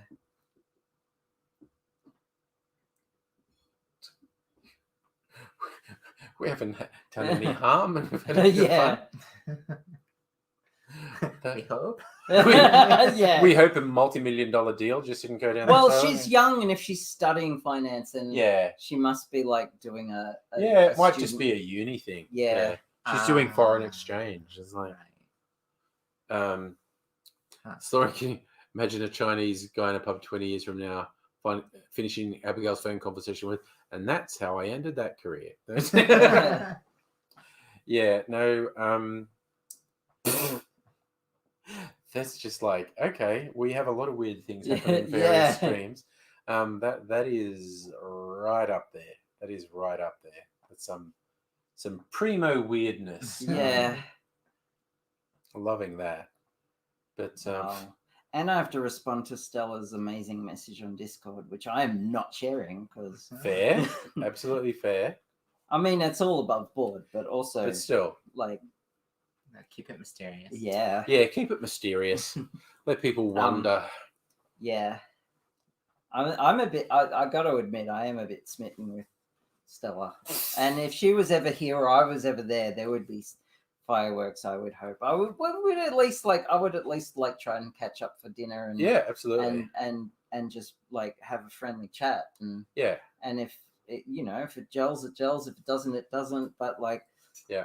I mean, she sounds like an amazing person, and after like we've seen her on stream a few times, she's quite smart and knows her stuff, and I Yeah. think we'd have a fun night just chatting. But also like later on in the night, I think that would be even more fun. And I'm not gonna lie, that's like absolutely on my mind. She's Just laying the groundwork. Yep, Yeah. yep. We are Just letting the you know. foundation, yep. In a very like she's across the other side of the country. and like if So she just was, put the cards on the table. yeah, if she was here, I'd be like, Yep, yep, I am flirting. I like hair. Yeah. Okay, I gotta. Actually, a woman in Australia who's having a few drinks for her birthday on a Saturday night. I'm not Jack. I'm gonna give him Sorry, I don't know with all this talk. It's just right. One of the web comic I've seen people share on Facebook. It's like two women talking, and there's like they're looking at this other woman who's very tall, and one of them's going, "Oh, it must be so hard being a really tall woman. Like guys feel threatened by it, and and the other woman who hasn't said anything, she's a bit shorter. She's just staring at the tall woman, and the conversation goes over it, and she just walks over to the woman and goes, "Step on me." So, yes, so definitely nerd out. Yes. Oh, absolutely. Yeah, Yeah, that'd yeah. be Lots of that'd be nerding so out. much fun. Lots of nerding out. Yeah, I'm a big fan. Absolutely. Yeah. I hope you don't. Oh, for some reason, okay, it's my fat thumbs. That's what it is. I like M's and L's because they're near the backspace button. Yeah. Oh yes. Yeah. I am very bad with that sort of thing. Okay, so, okay, I'll be serious. You've got the wrong number. I'm actually a woman in Australia who's having a few drinks for her birthday on a Saturday night. I'm not Jack. My name's Abigail. Hope you don't mind if I had a bit of fun being strange. See what That's she very says. sweet. Yeah. Very kind. because I don't want to like mess her shit up. Yeah. I've got the yawns coming through, so I think I should vacate before I fall asleep on stream. Yeah. Sure. Thank you so much for coming and hanging Thank out. you for having me on your amazing stream. We do this all the time. Yeah, so like cool. if you ever like Friday nights are usually party nights like this. And, and every second Saturday because I have date nights every second Saturday with my lady. So as you should. Which is clearly not tonight. So yeah. I'll pack up. Yeah, and I'll see you off in a sec when you've. Bye, Angries. Nice to meet you. It's always fun having a new person on the stream. Yeah. Yeah. Yeah. So I'm gonna. Okay, she's gone back online because WhatsApp tells me that. Okay. Because it's WhatsApp, and we'll see. She's probably like passing it and parsing it. I don't know how you pronounce part. Oh, okay. So she's typing. She's typing. Are you drunk? It's okay. Yeah, I am drunk. Send a picture of the flask. I'll describe it first. Has it only been 10 minutes?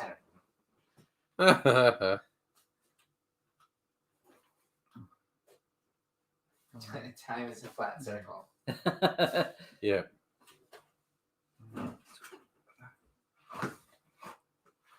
Okay. I gotta find the attach. WhatsApp is actually really good messaging app. It's got lots of really cool features. Camera, and I'll just have like in the background. I'll have different drinks.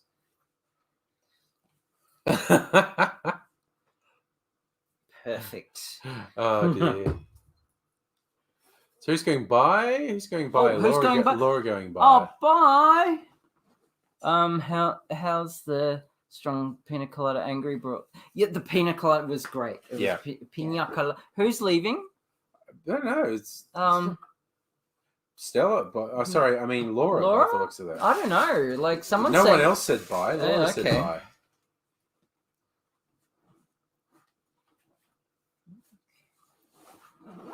Got everything.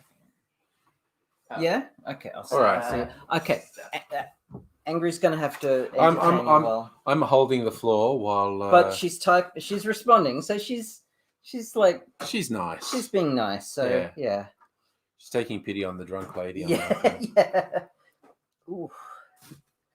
Listening to you, I feel you are lonely. Oh, Laura. Oh, wow. Oh, that is harsh. And also, that cuts deep. Unless, unless she wants to be your friend. Ooh.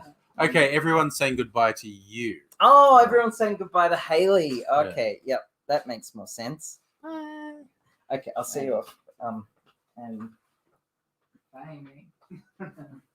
Bye, Andrew. Bye. I'll just stay here. Thanks for coming. Yes, okay. Everyone was saying bye to Haley, so we worked that out. We're a bit slow. And I'll see you on Wednesday. Oh dear. So I was just seeing a bunch of messages from American online friends who are, on their 4th of July holiday weekend, getting all shit-faced because 4th of July weekend and look annoying. Getting shit. Okay. Kitten got out. Oh no! Like, okay. straight out. Okay. Oh, okay. So yeah, that kind. I mean, I'm seeing someone. Yeah. Not often, but like at least once a fortnight. Yeah. And I'm here with friends. Yeah. And I'm here with everyone here who are friends. Yeah. And just like, will you be my friend? And someone else is messaging me on WhatsApp as well. Someone's given out the wrong contact on WhatsApp. Someone's been spreading my number. That's another Hong Kong number. I think someone has like given out the wrong number to people. Yeah, because that's someone else. That's just like, who the hell is that? Maybe that's Jack. You just say, "Is this Jack?" Is this Jack?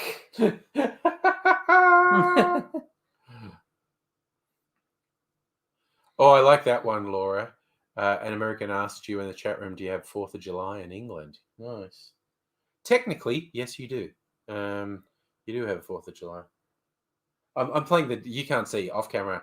I'm playing the dangerous game with Kitten of scratching his tummy, and you know how they go like, "Oh yes, scratch my tummy, scratch my." That's enough.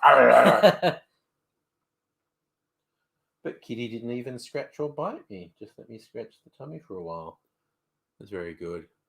Your friend replied to go straight to the 5th. Have an extra day at the end of the month. That's nice. Oh, this is just getting weirder and weirder. Well, what's happened there? Hang on. I'm just going to respond to whoever this is. I don't even know her name. Yeah, ask her. I don't even know your name. What is your name? Funny bloody cat. Oh, why you drink so much? Because it's my birthday. I don't do this all the time. I just love that she's still messaging. Yeah, I know. I think she's bored. Yeah, maybe. Maybe she wants to be your friend. Birthday. Oh, do they? In this way, it is not uncomfortable. Is that so? In this, it's English. In this way, it is not uncomfortable. Okay, so I've like stopped the weirdness and myself in a big city. Oh, so. Oh, that's you. Sorry. Yeah, that's me. Sorry, sorry. I thought that was another broken sentence you put there. So yes, the person thinking, "Oh, you're drinking, so you feel more comfortable socially." Sorry, you have a 4th of July. It's the day after the 3rd and before the 5th. Just don't celebrate anything. Yeah, but I guess it's the same. But also, England doesn't really celebrate a national day. I mean, technically, there's St. George's Day. So I got a message from this person. So boring. What are you doing? Is this Jack? This is this is weird. bizarre. This is weird. Someone's given out my number. Yeah. I think. But like my international number. Like these people, they're from China. Yeah. So it's Jake. Or Jack. Because I misspelt Jack. Yeah. Okay. She's never been to Australia, apparently. Huh. But she'll probably message some more. She does the multiple message thing that a message for each sentence. Yeah. Which I mean, either or, I guess. Yeah. I mean, I don't do it, but often people don't respond to it. Like if you put more than one question or one thing in a happy birthday. Ah, thanks. Hang on, before I do anything, I have to respond to Stella. Oh, look. What an engaging live stream. Well, Abigail messaging multiple people from multiple countries live on stream. It's just, it's a thing that's happening. Oh, the alerts are coming thick and fast now. Are you 2 for your birthday? That doesn't make sense. Yeah, who knows what she's trying to say there. Why not have a party? See, I am having a party. I have friends here, and I am having. Oh yes, after we all get the party. Chinese language spam, and that's usually trying to scare people who don't have English as a first language into thinking they're in trouble, and then scamming them out of some money. So Mega Leech likes it. It's like a drama unfolding before our eyes. It's who knows what's going to happen. Yes, Laura, you're right. The more Americans celebrate St. Patrick's Day than even Irish people do. And Stella's brushing out her wig now. Nice. It was a spectacular wig. Quite appreciated that. But yeah, wig maintenance is a thing. yeah, unless that's street slang you kids today use for the sex stuff you get up to. I'm brushing my wig out, if you know what I mean. Wink, wink, wink. What? No, I don't know what you mean. Wow, just the message alerts coming thick and fast on Abigail's phone. It's wild stuff. Okay, everyone. Okay, so I've just messaged. Yeah. I've just messaged Stella. Okay, good. So and then, so our Chinese friend. We'll have fun then. Oh, don't go. Why don't you be my friend too? Yeah. It's just like I don't know what your partying abroad is like. Oh, okay. So she's not going. You've got a friend. I have a Chinese friend. You've got a new friend. Yeah. Which is great. I love it. Just get together. We're having a bit of cross-cultural exchange now, which is pretty nice. Some drinks. So what's it? Oh, free to air. I was just going, what the hell is FTA TV? Free to air, of course. I have not watched, apart from the ABC. I have not, and I don't watch much of the ABC. I've not watched free to air TV for such a long time. Do your husband throw a party for you? Oh, my sweet summer child. I do not have a husband. I mentioned my girlfriend a couple of messages ago. Yeah, but she's culturally that won't come across. Yeah, I don't have a husband. I am gay, or I don't know. I don't know how it would. I don't know. Yeah, I don't know how to respond to that. Women. So Laura ditched wig wearing, hot niche in summer, yes. And riding a bike, mask breathing, yes. I imagine that's a really bad combination, quite honestly. A wig and a mask and riding a bike. Okay, similar to our Chinese bundi. So I described what parties are like here. We just get together, play music, have drinks, enjoy each other's company. I want to look that up. It's going to be like this, like cross-cultural thing, getting together and enjoying everyone's company. And so now I have to find out what Jack wants, and Jack has just sent a whole bunch of question marks. Who dis? Oh no, he's calling from China, so it's a restaurant. It's a place. Okay. I know. Bundi is a place in India. Oh, okay. Chinese bundi. I hope everyone is finding this as entertaining as I am. There seemed to be. Everyone was into it. Okay, cool. Because I'm not I literally don't have the focus. Yeah, that's why I've three conversations on here, and that it's just like no. That's why I'm concentrating on this. To be talking about. I like. Oh yes. Being too sweaty these days, Laura, would make people a tad nervous with the COVID potential.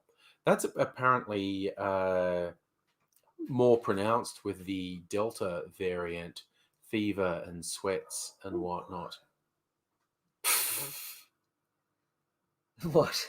You doing the self-fanning? Oh yeah, I'm on camera. Oh shit! I was on Discord just then. I know. It's just like I'm not looking over her shoulder. I'm just playing straight out here. I'm just here. Look, it's a PG-13 photo, but it's like high res kind of yeah. All right. Yeah. So there's I personally am a fan of this Chinese lady just keeping up the conversation. Oh, damn.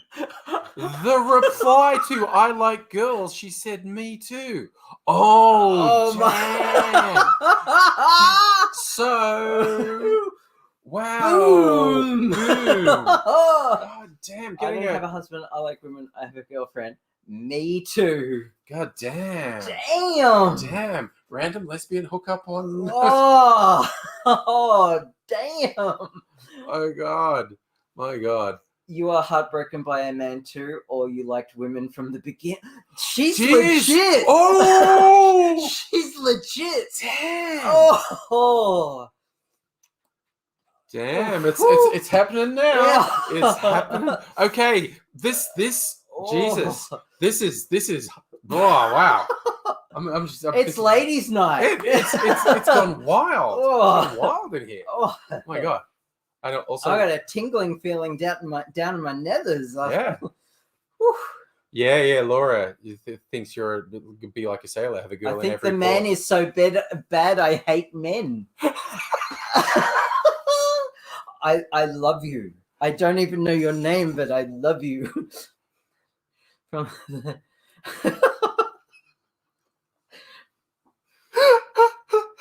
Oh my God.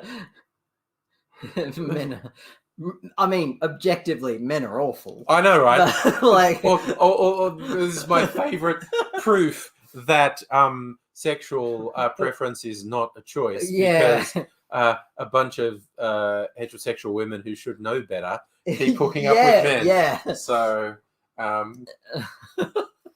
My God, what the hell is this? Like, I don't even know what's going on. oh my God, This is crazy.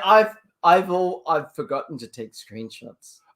Kirsten, good point. Wondering when the new friend will ask for money. Don't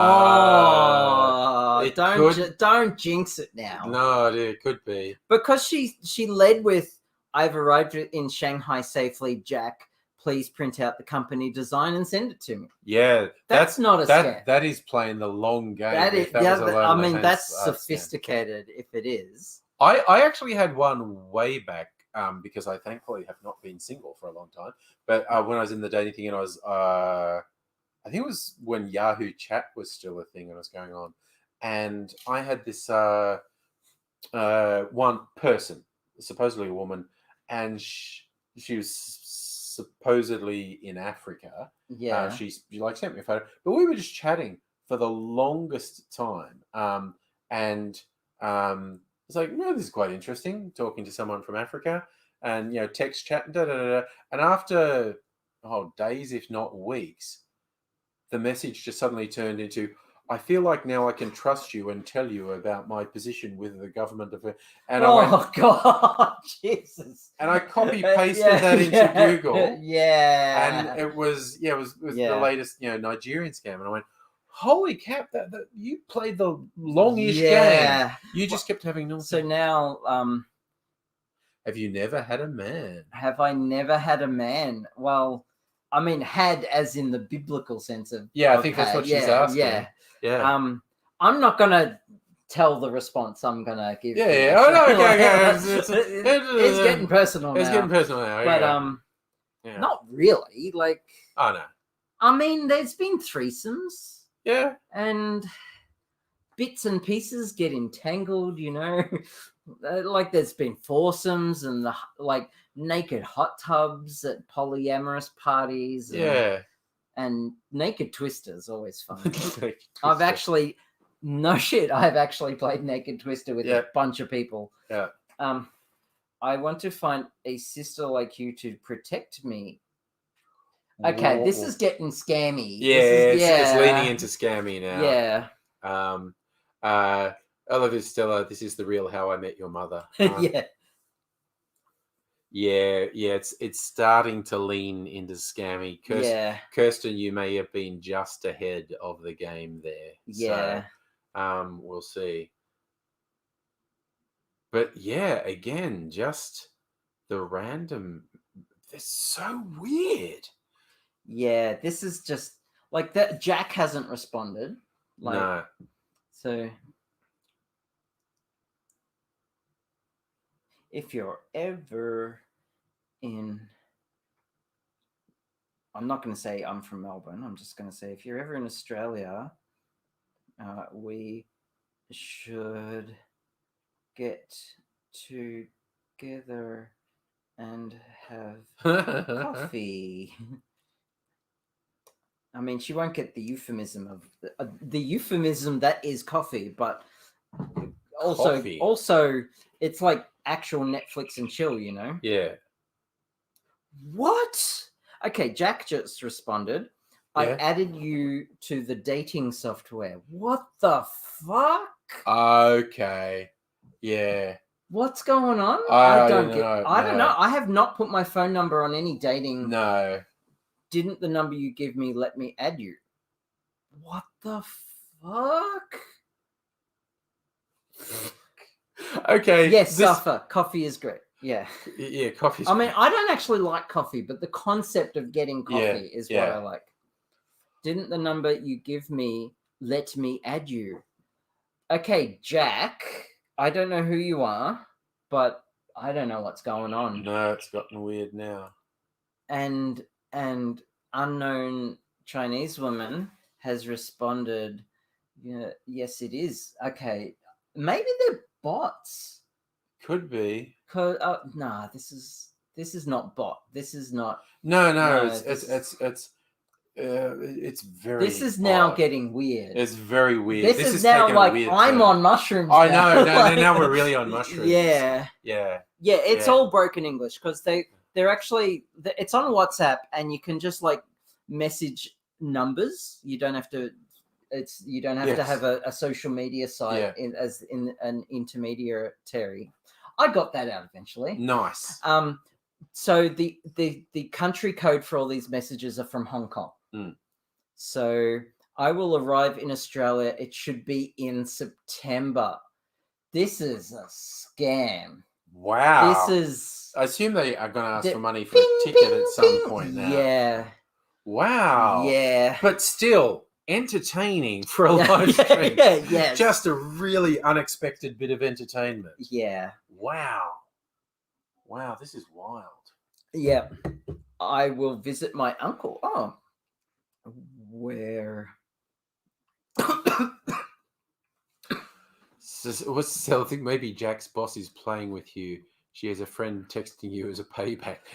Look, honestly, that's plausible. There's a degree of plausibility in that one as well. Yeah. Taste of your gin. I'm gonna lie about my age. Yeah, go for it. I'm just gonna.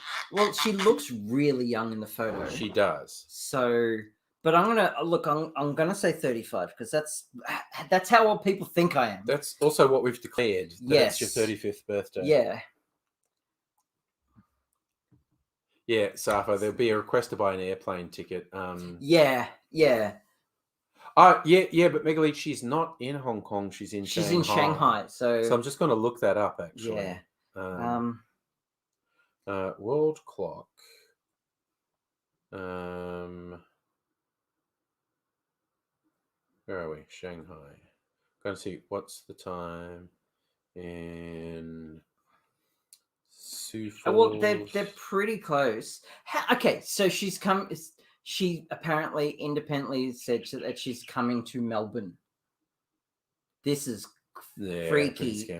It's 9:30 p.m. in Shanghai. Yeah, they're similar time zone. So it's 2 hours earlier than us.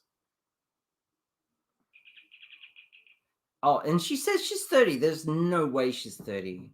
Well, based on that. But then again, like I've seen some crazy. I've seen tiny Asian women. I've seen 50-year-old Asian women who look about 20. Yeah, it can like be a bit surreal. Genetics. Yes. It also might not be her. People often put fake things on. Yeah. profiles. Oh, yeah. Of course. Yeah. This is like getting too freaky to. Yeah. Okay.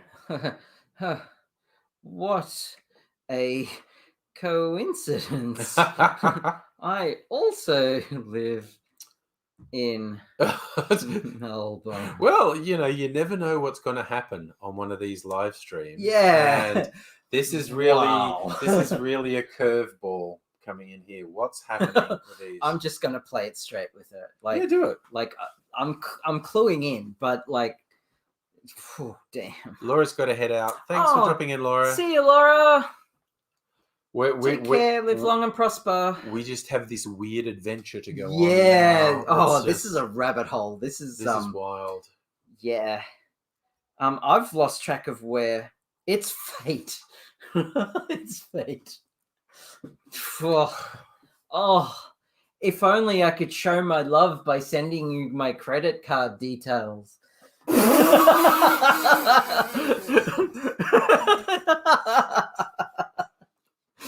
I think we're all leaning towards that now. Oh yeah. But how long until they say something? That's the big one. Hmm. Because I remember I've seen scams that go on for days. Yeah. Yeah. No, sometimes And- they're very patient. Can I come to play with you then? Okay. Oh, yeah. yeah. No, this is- Yeah. no, okay. We are no longer in any doubt. Yeah. Yeah. But I'm gonna play it. Oh yeah, straight. play it yeah, straight. Yeah, no. I want to see And, how long until they ask you for money. Yeah. I was I've told this story before in the deep dark past of like, I don't know, like 20 years ago, being single and being on MSN chat. Yeah. And the Australian chat rooms would get descended upon usually somewhere around 8 p.m. by young ladies in various Southeast Asian countries, mostly the Philippines, but not all. Sometimes they'd be in China, sometimes they'd be in Malaysia and whatnot. And looking for husbands. And, I worked out after a while, they fell into 3 categories. And one was the ones who was literally, I'm going to try and find a husband and get out of this shithole I live in. Oh, she wants to call.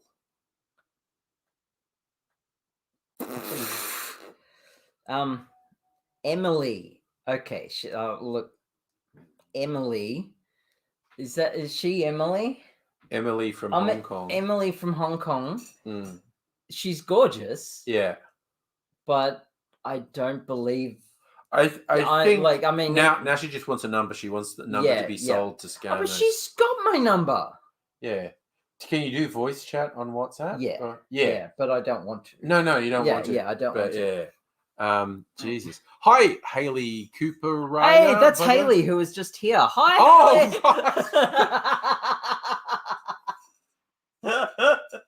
and to get you up to speed, Haley, on the chat, it's clearly a scam, and which is incredible because we thought we were pissing about with someone. Oh yeah. And it turns out it's actually a scam. And she's said that she's a lesbian and wants to hook up with Abigail, and now's talking about calling and whatnot. Yeah. So shit has escalated since you left, is all I'm saying. Yeah. So and coincidentally, she has an uncle who lives in Melbourne, and she's coming here in September. And wants to play. And wants my credit card number. No, she we're now just on the countdown to when she asks for money. Yeah. I was saying with these women who were in chat rooms, they fell into 3 groups. Ones who were genuinely looking for a husband. Yeah. Ones who were sitting just in a cyber cafe pulling a scam because they'd eventually say, "I love chatting to you. I don't have enough credit to come back to the cafe, so send them money or gifts and whatnot." And it turns out it became obvious. Some of them, there was like a business running out of a cyber cafe that was just full of young women, and there's probably some split between them and the cyber cafe. Wow, what was my stomach doing? I don't know. That I'm manatee really call. Yeah, I'm really struggling listening to you, and also because she's texting. She's doing the texting while I'm writing a response. I haven't been with a man for more than 10 years. I actually like women very much, but I dare not say I'm scared. Which is, I mean... Again, being in a conservative... it would weird me the fuck out if that is not a scam and she's totally legit. Imagine that would do my head in. that would, yeah. That would absolutely. Because do I my just head lied in. about my age. But that's okay. She doesn't know. Because honestly, it is a weird long shot as a scam to just happen like this. Yeah. But weirder still But, if it and wasn't then a the scam. second number that It is weird. But it's proved to be some entertainment of a different sort for the live stream. So, yeah. So you're the winners here, is what I'm saying. You're getting this entertainment of this weird ass text conversation. Yeah. This is crazy. Oh, Kirsten's actually just Googled, and it's the pattern of a scam. So yeah. That's what we worked out. We've spotted it. Yeah, but I'm just playing along. So Kirsten, out of interest, it's a Sammy scam. What's a Sammy scam?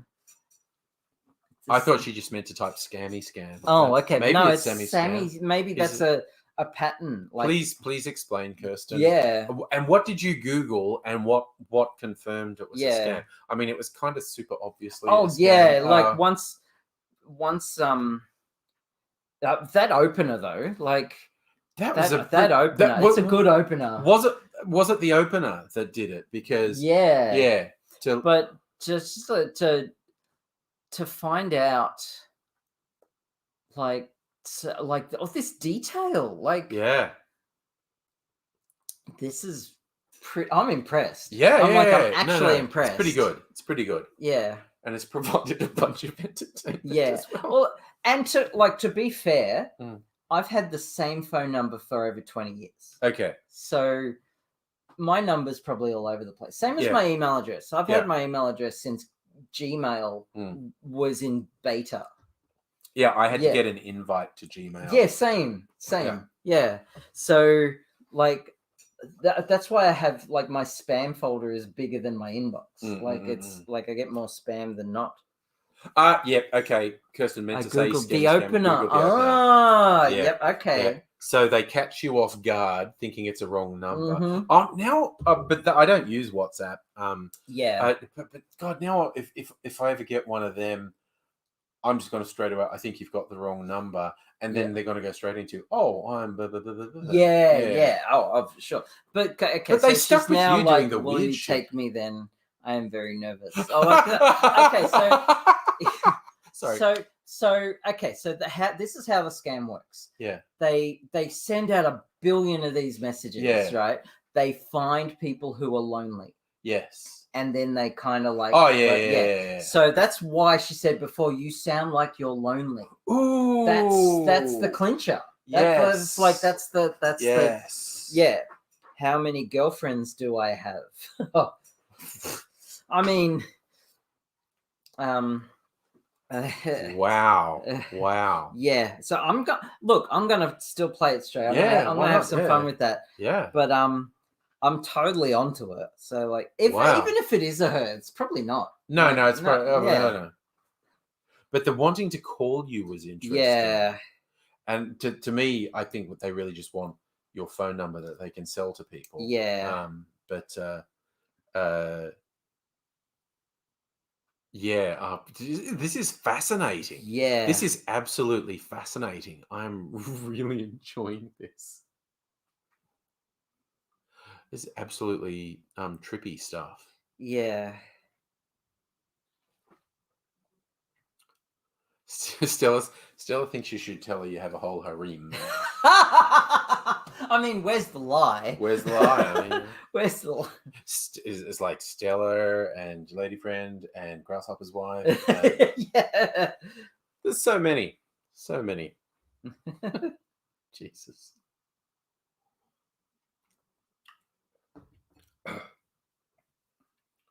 So I'm not going to answer how many girlfriends do I have, because I'm going to do the thing. I'm going to answer only one question at a time. Yeah. And you know how, because that annoys the shit out of me. Yeah. So I'm going to do that to them because they're a scammer. Yeah. But I'm only going to answer one of their questions because they're sending multiple questions at a time. So, so this is fun. It is. Tell you have a whole. I feel like I'm missing out, but I'm not getting it. So I keep going on my social media. Did someone randomly just try and scam me? I feel left out. Is there something I can reply to? Well, okay, so that would this would explain why this dude has stopped responding. Yeah. Because it's so a guy and a Yeah. girl go for Yeah. this number. Yeah. You know, like the gender binary and all the if one of them's gonna get in, you know, it's probably even the same person. But yeah, I mean the area codes are very similar. Yes. Yeah. God damn. Yeah.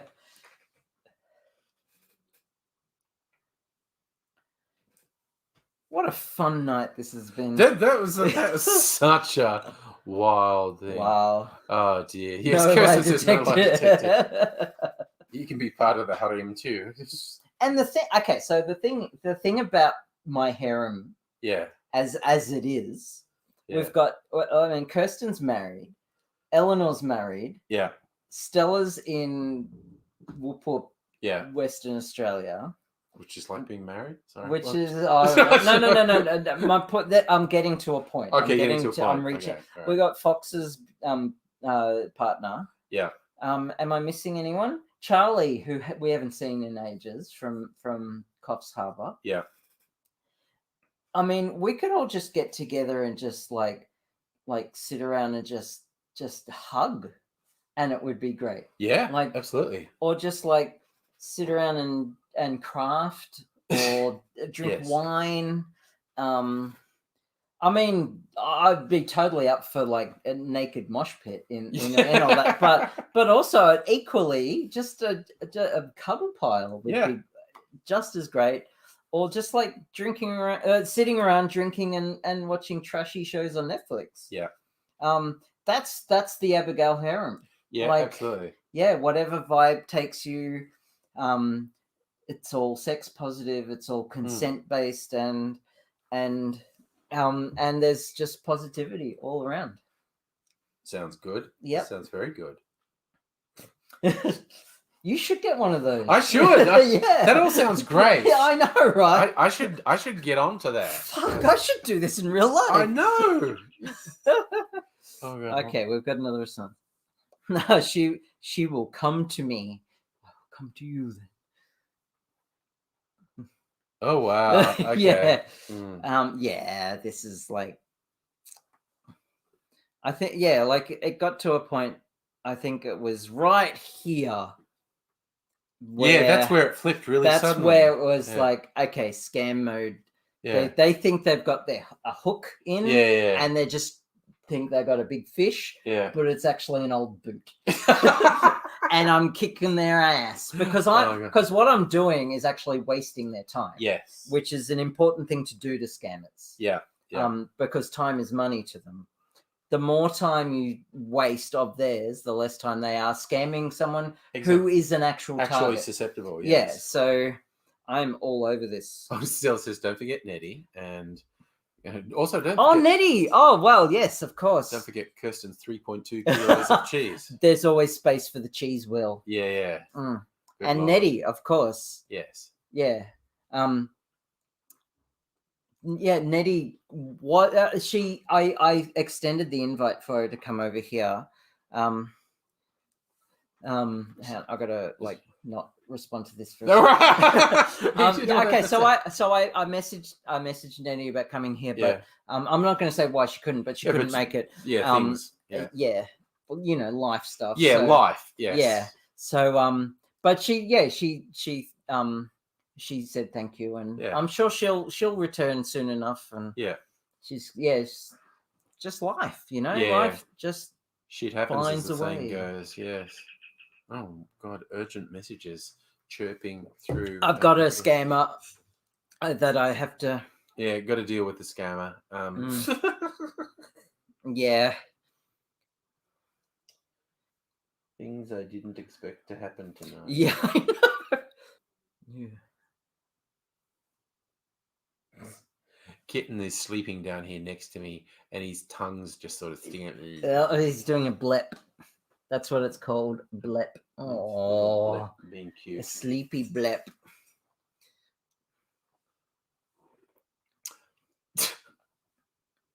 sleepy kittens on one side and Chinese sex scammers on the other, and it's just all happening. It's all happening. So, oh, hang on. She sent me some Chinese characters.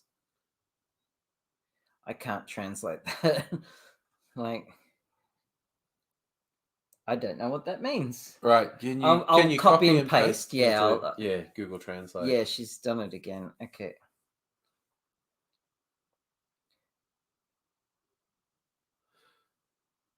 All mysteriousness. Yeah. Oh, Kirsten's desperate for internet so she can return to being on camera in the live stream. Yeah. Yes. Yeah. That'd be good when you get things settled and you've got your internet and extra shelving for all the bottles you've been buying since you got to Sydney.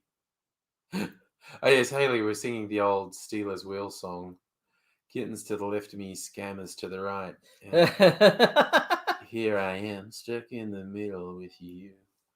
Okay, so she deleted the message and then sent it again in Chinese. So I'm gonna copy this one. Oh, fucking WhatsApp. Okay, message copied. But it copied the whole string because there's an emoji in it. So I'm gonna have to parse that on Google Translate. There's the mystery of what does the Chinese character message mean? So I've got so many tabs open on. It's all gone wild. Oh, it's all gone wild. Jackets for my lady friend, and I've got boots and shoes from Irregular Shoes, and Chinese English translator. Paste. Okay, so and I'll delete the emoji. Oh, okay. Do you like me? Okay, so her translation. Will you protect me? Oh, I'm her lady in shining armor. Wow, she's sorry, I'm just I will protect you, my family. Oh dear. Is very loving and would accept us.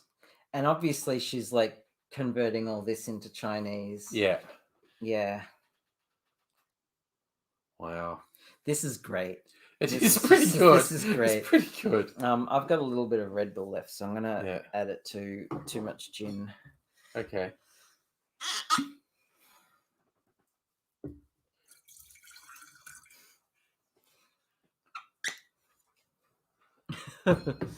Every single house moved to never ever. Oh no. Having envy and problems. God, I would. Oh wow, that is gonna be so much gin compared to the tiny amount of Red Bull.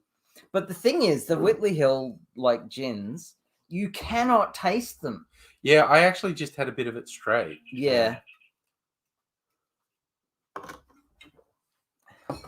Okay, that one I can taste. Alcohol. That one. Yeah. But you already have a girlfriend. I want my lover to love me. She remembered that I said I had a girlfriend. Wow. Okay. Attention to detail. Yeah, this is getting good. So what do I dump your girlfriend? Just throw in we're polyamorous. Oh no, well, is that a thing in China? Like, will that translate? Or use simpler language. We're open to having someone with us. Well, I could just say it's not that serious with her. You could say that too. Yeah. Yeah. Yeah. Okay. I think that would translate better. I'm just trying to set up hot three-way action. Oh, good point. Yeah. So okay, so now okay. I thought Abigail was denying me, but now Abigail's on board. Yeah. No.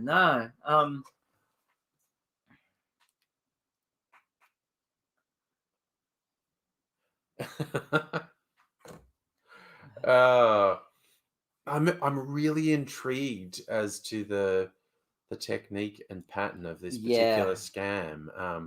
But because her actually inventing a roadblock, That strikes me as like, surely when Yeah. you're pulling a scam, you don't invent problems. Yeah. Because I it's know. like, oh, you had a girlfriend. Oh, yeah, I guess we're done then.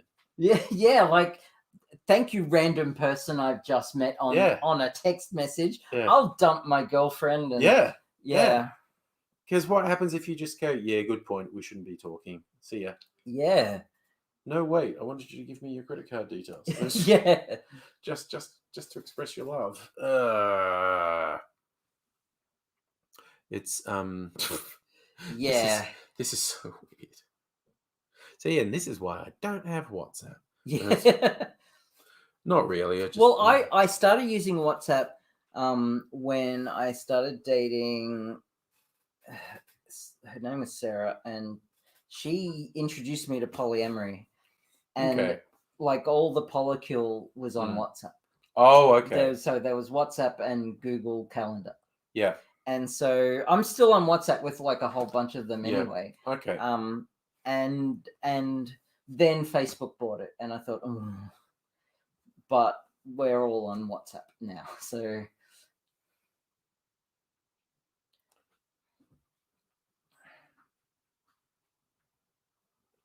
Dang.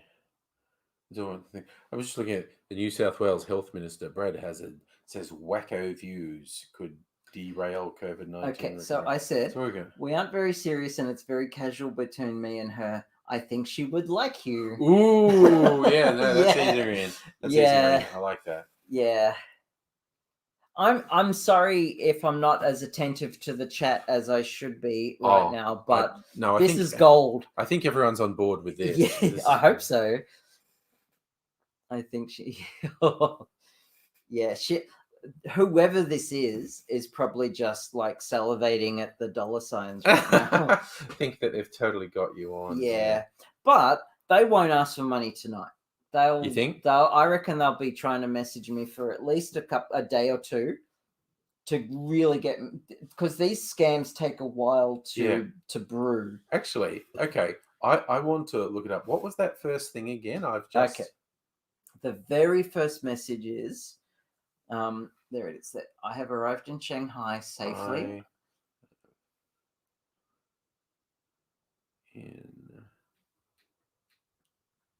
Arrived safely in arrived in Shanghai safely. Yep.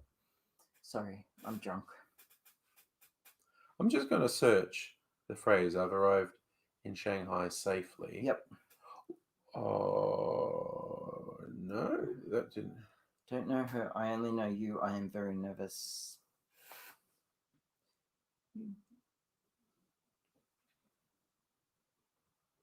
No. Who the hell like attaches themselves so quickly to a message like this? Yeah, like that's really wild. It's crazy. You'd have. I mean,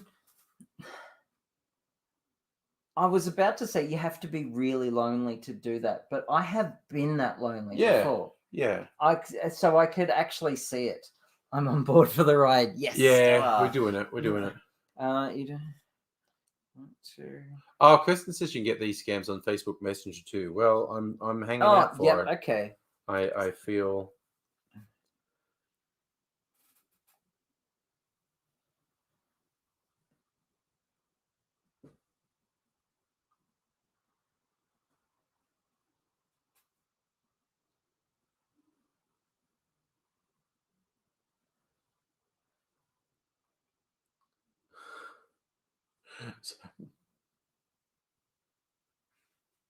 I'm seeing various scams, but this one's not coming. Okay.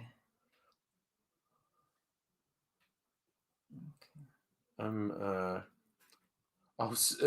incidentally, speaking of Facebook scams, because I'm wise and knowledgeable since getting scammed by someone, even though I got my money back.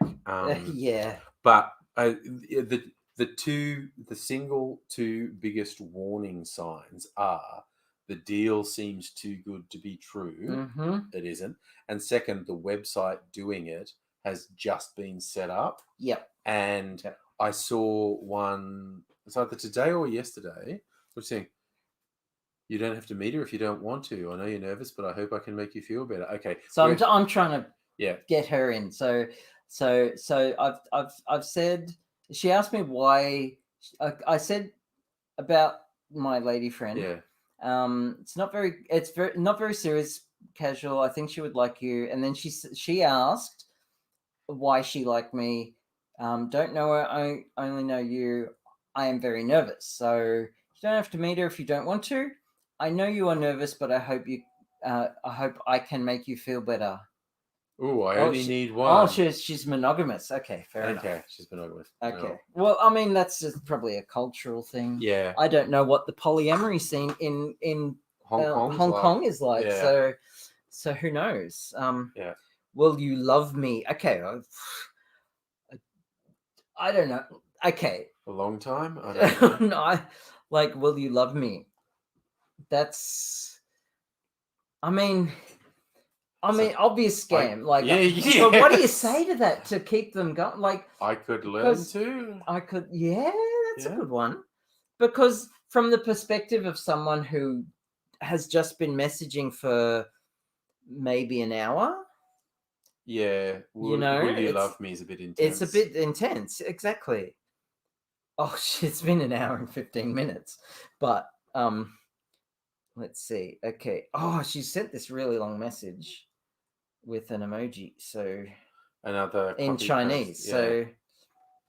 So obviously, like, they are figuring out translation software. Yeah, I think so. Yeah. And obviously I'm playing dumb. Yeah. To the whole thing. Yeah. But I mean, she said she was in Shanghai, so you know. Yeah. So I'm still a novice and don't know anything. You have to take good care of me and not bully me. Oh, that's really sweet. I wish this was real, you know. I know. Like, I mean, Begovic is just sending me the same messages on Facebook. Oh.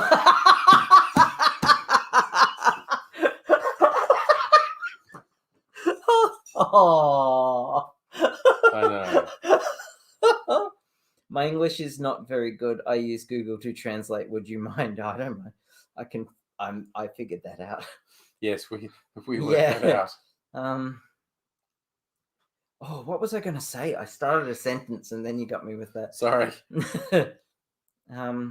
Oh, that's right.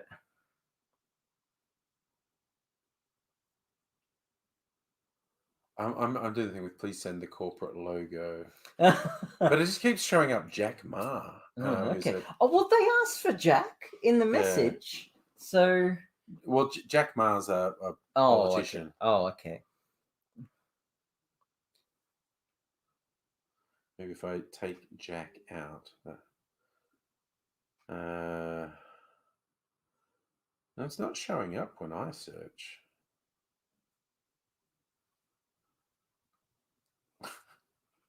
I'm hanging out to get a bloody scam like this on Facebook Messenger. Honestly, it'd be fun. But yeah, I'm talking about I learned to avoid purchasing things.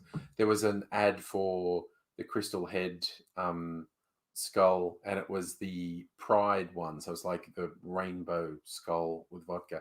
And it says half price, and I looked and it was like half price, not $80, it's $40. Whoa! And on one level, I went. Do you want to interrupt for? It was been looking for my one, but haven't had much luck. I've lots of love to give you and would never bully you. Ooh, because she said, yeah, you have to take good care of me and not bully me. Yeah. So nice. Yeah.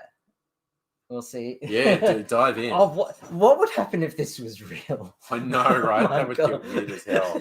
like if she never asked for money and turned up in September at Melbourne Airport. Yeah. And now I've got a Chinese girlfriend. Yeah, absolutely. That could happen. So it's like Megalich is saying he thought I'd reply with a goatee logo. No. Don't worry, Megalith. I'm not going to send anything awful. Oh, Goatsy. Dear. The gift that keeps on giving. You don't have the wedding ring for the Goatsy image. No. Oh my god, that's how that guy was identified. Yep. It was a really distinctive ring. Yeah. The original internet shock image. Jesus. Yeah. So, okay, it's bedtime. It's bedtime for bed. So that implies that it's not bedtime for you. It's just bedtime for the It's bed. just bedtime for the bed. Yeah. Which isn't it always bedtime for the bed? That actually scans. Yeah. Yeah. Good night, Kirsten. Not just we're just being difficult. Take care. Yes. There will be updates. There were. Oh yeah. Yeah. Post on the socials tomorrow. Yeah. Oh, she's not online anymore. So no, here she comes. So she's probably got a few on the go. Yeah. She's got a few on the go. Yeah. I'm gonna get something for you. That's all right. But yeah, I was doing with this. This people selling the Pride edition of the Crystal Head vodka.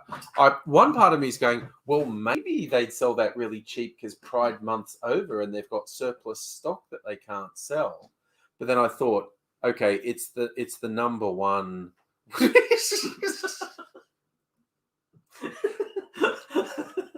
It's the number one obvious scam. The price is too good to be true. And then I did the scam check on their website, and the website had only been set up 2 weeks earlier. So this is Whitley Hill Blackberry Gin. Now this stuff, it's 43%. Yeah. But you cannot taste the ethanol in it. Let's see. It's like really, really good. All right. But I won't be able to. She's doing spot reviews of Whitley. She's asking me to wait for her. Sure. Yeah, it's got a very fruity aroma. It does, doesn't it? Very fruity. And definitely doesn't have like a gin aroma, actually. So you waste a scammer's time or get a Chinese girlfriend. No downside.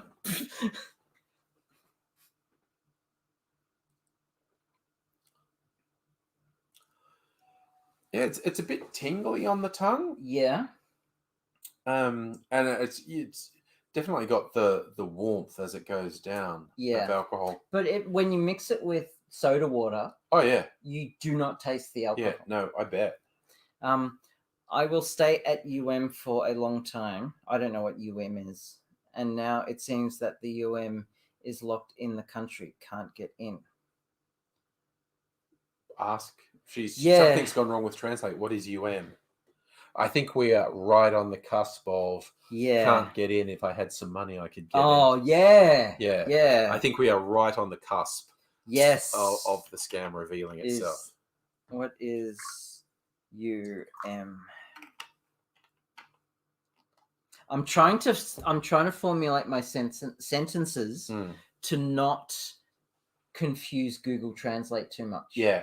So you got to kind of like keep it simple, skip a few like joining a conjunctive words like and is and UM. Oh, okay. What is UM? Australia. Okay. I will stay. Oh, so if we substitute UM for Australia, I will stay at Australia for a long time. And now it seems that Australia is locked in the country. I'm just gonna read between the lines. Okay. So you say again, she's saying like COVID. COVID. Yeah. Can't get in because of COVID. Sometimes the translation is not very accurate. Yeah. That's true. UM is very not accurate for Australia. Yeah. I know. But like when you're translating from a character set that's like symbols to like a Latin alphabet, there's gonna be difficult, I mean, have you watched the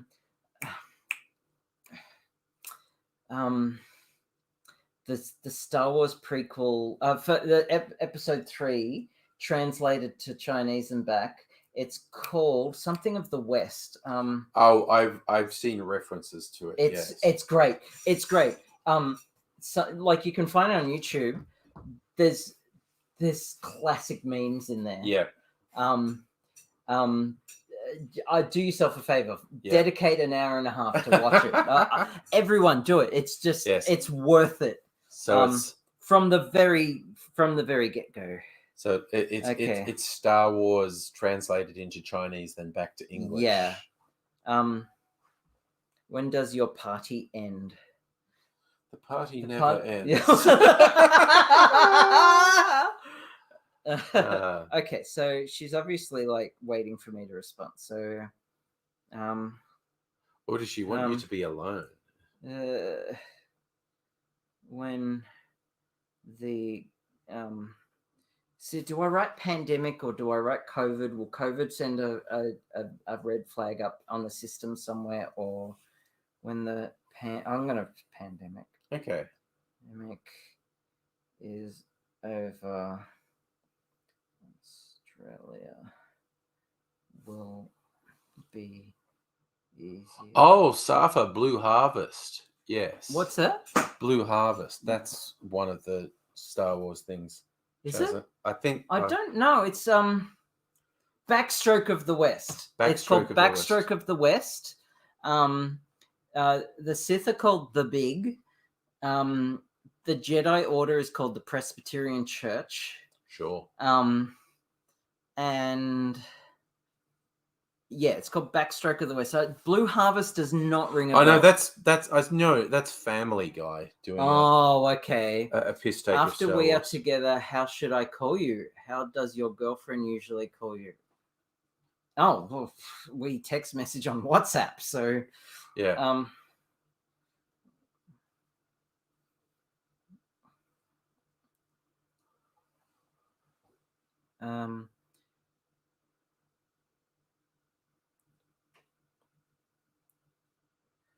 Tonight is still going. Will be. Oh, I shouldn't do that. Okay, so I got to keep it simple. I got to write in American English, in simplified English. Yeah. And I'm glad Haley's not here because she would totally whack me over the head for that one. That's the back and forth with her and I. It's funny as hell. Oh, there you go. Stella with the trivia. Blue Harvest was the code name for episode 5 during shooting. Okay. I believe I have heard that, yes.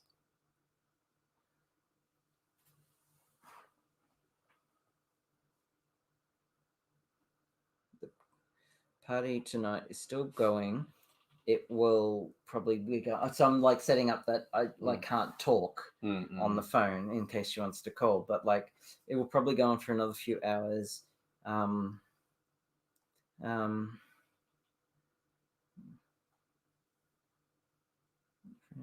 Isn't here, which she isn't. Yeah, that's true. She had other things to do. So now I'm like trying to like express that like we're not that close.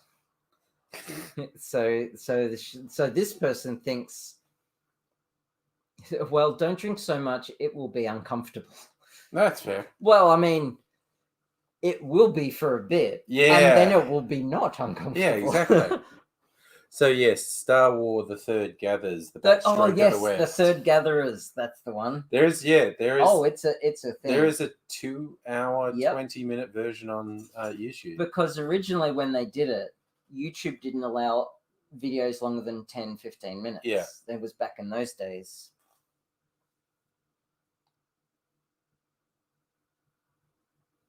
A bootlegged version of Star Wars Episode 3: Revenge of the Sith. Hilarious English subtitles translated poorly from Chinese. Due to the language barrier, many words or phrases were translated either literally or with alternate meanings. Thus, the original meaning was lost. But some of the lines are great. Like, even just the opening sequence. Let's just watch, the space battle at the start of the movie. Yeah. Watch that. It's hilarious. And it sets this tone. Yes. So have the protocol droid's mind wipe becomes the protocol droid is my wife. So she's saying, don't drink too much. It will be uncomfortable. Go buy some sober medicine and prepare it first.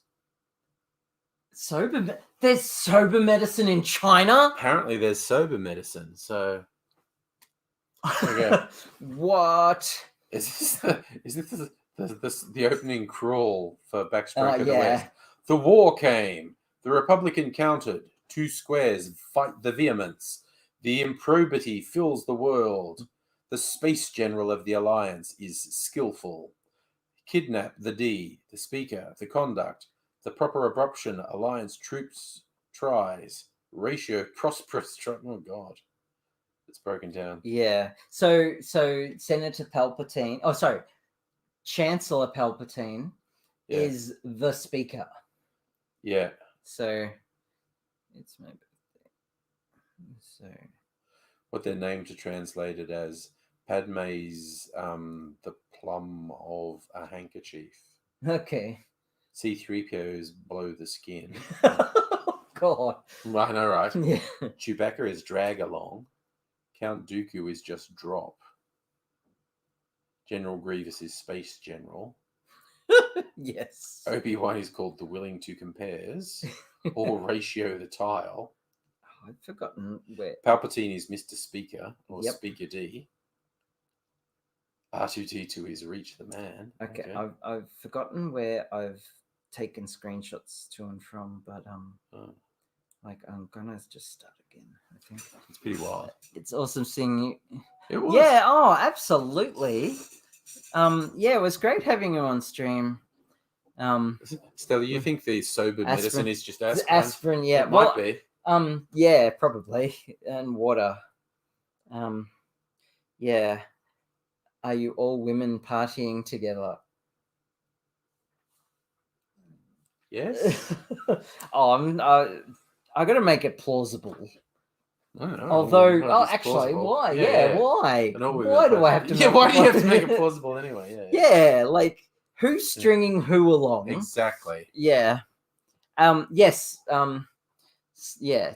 Totally, Safa. It was awesome seeing Stella in person tonight, and and I really do appreciate the effort that you put in. It was it was great. a fantastic get up. I loved it. That's probably the best birthday present I've had in a long time. Yeah. No, but like I'm being serious. Yeah, like the effort to put in for nice. that was really, really thoughtful and really, really great. And I really appreciate it. Mega Leech thinks we should tell her you're all having a pillow fight in your underwear.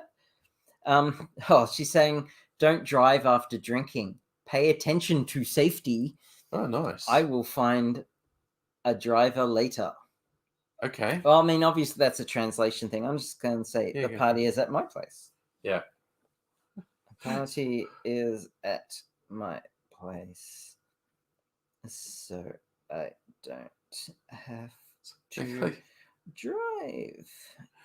Mainly referring to pillow fights. I saw someone's joke the other day. They're like, "Oh, my 5-year-old nephew told me he wanted to have a pillow fight," and so I said I didn't know what that is, and so he's explaining it to me, and I was acting really dumb. What do I do? I hold the pillow. Is he hold the pillow? And I acted like I didn't know what it was. And he went to great trouble to explain to me how a pillow fight works. Mm-hmm. And I go, okay, we're doing it now? And he said, yeah. So I knocked the little fucker for 6. He never saw it coming. Like, oh, okay. Oh, thank you, Stella. I really appreciate that. And hello, Robot Man Greg, too. Hi, Robot Man Greg. I want to know when Stella's birthday is. Yes. So that I can do the same. I will totally just go all out. Yeah. For Stella's birthday. So that's one to mark in the calendar then, Stella.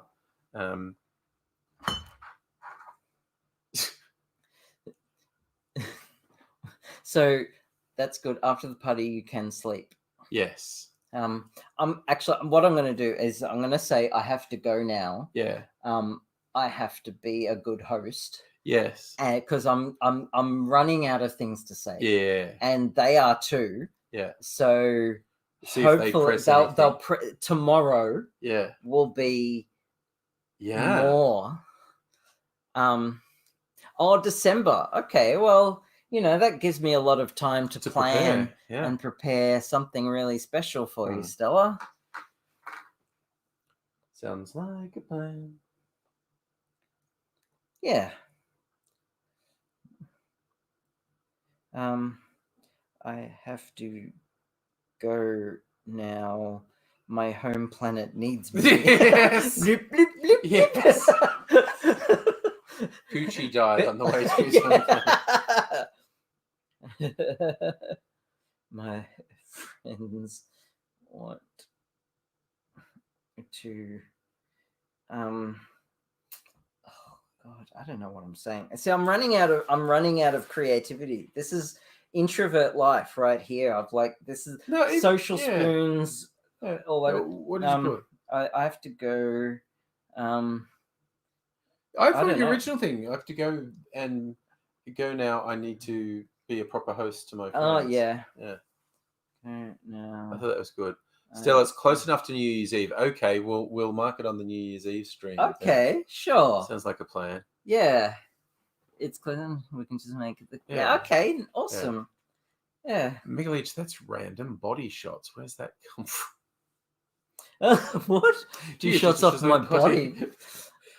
That's really random. That's a little random. I'm not sure how that fit into the conversation. How does that fit in here? Like, yeah. Or even on there. Like off my. Yeah. Okay. My friends. Oh, my friends want to. Okay, he was finishing the my friends want to. Yeah. My okay. friends want to do shots off my body. Fair. No, what I've said is I have to go now. I need to be a good host for my friends. Yeah, no, that's excellent. And hopefully the Google Translate will translate that properly. Yeah. I'm sure it will because she's been on it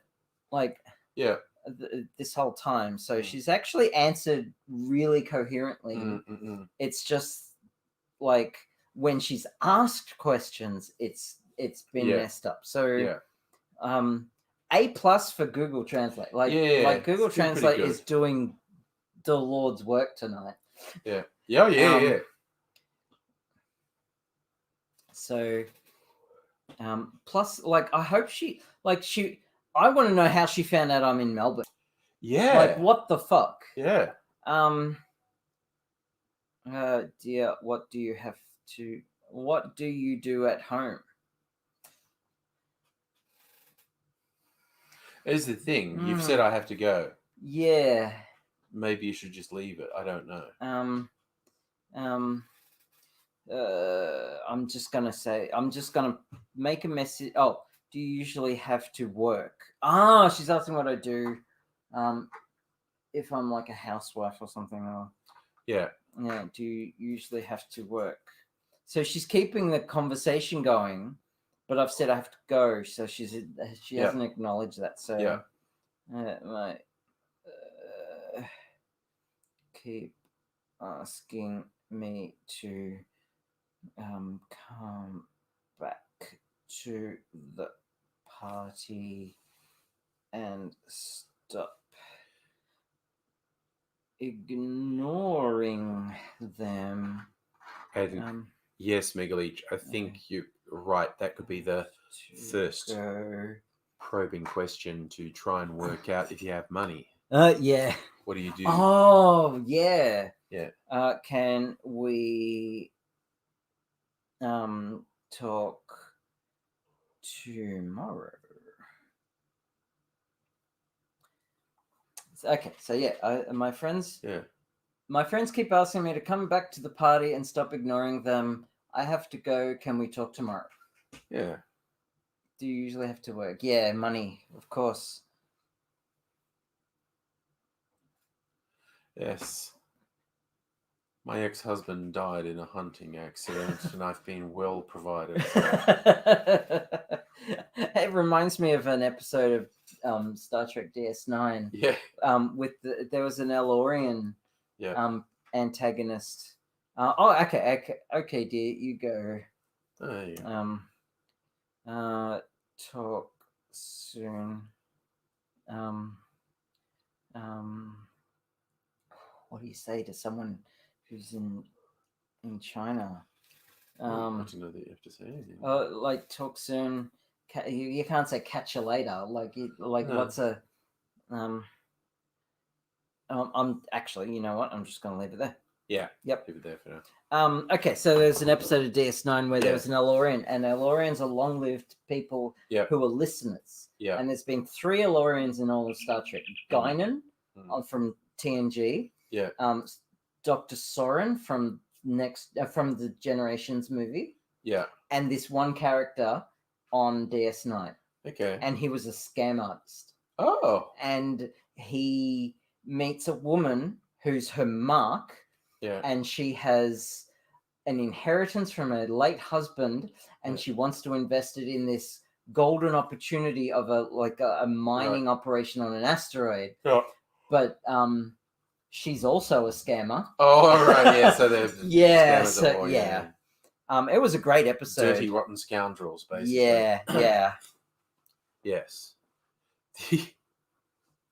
So she's messaged back tomorrow weekend. I don't know if it is online. I will definitely talk to you the day after tomorrow.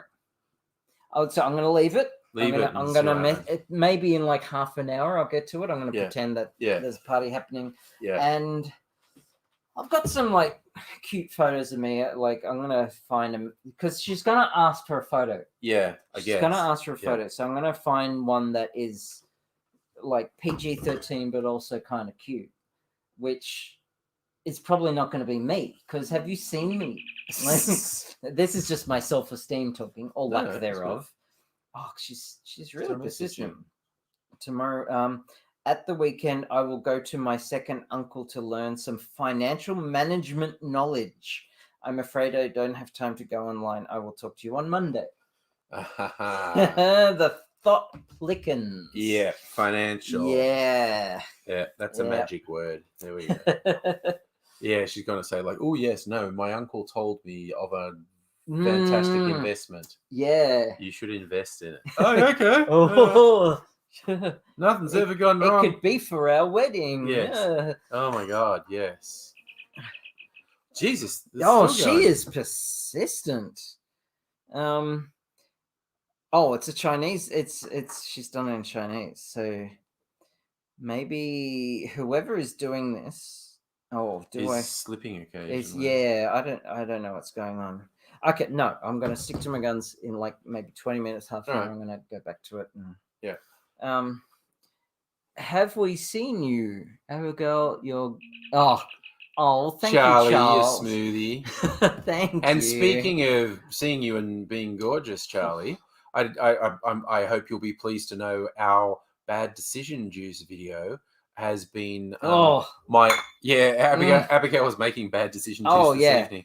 So Red Bull and blood orange gin makes for a good bad decision juice. Yeah.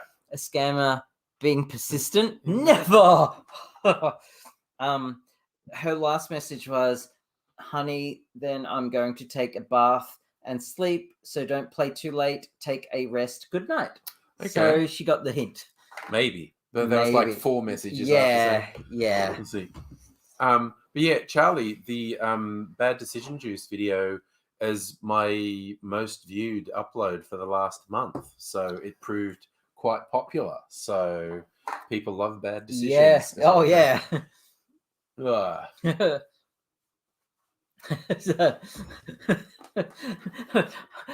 A sarcasm detector. Yeah. How useful. Yeah.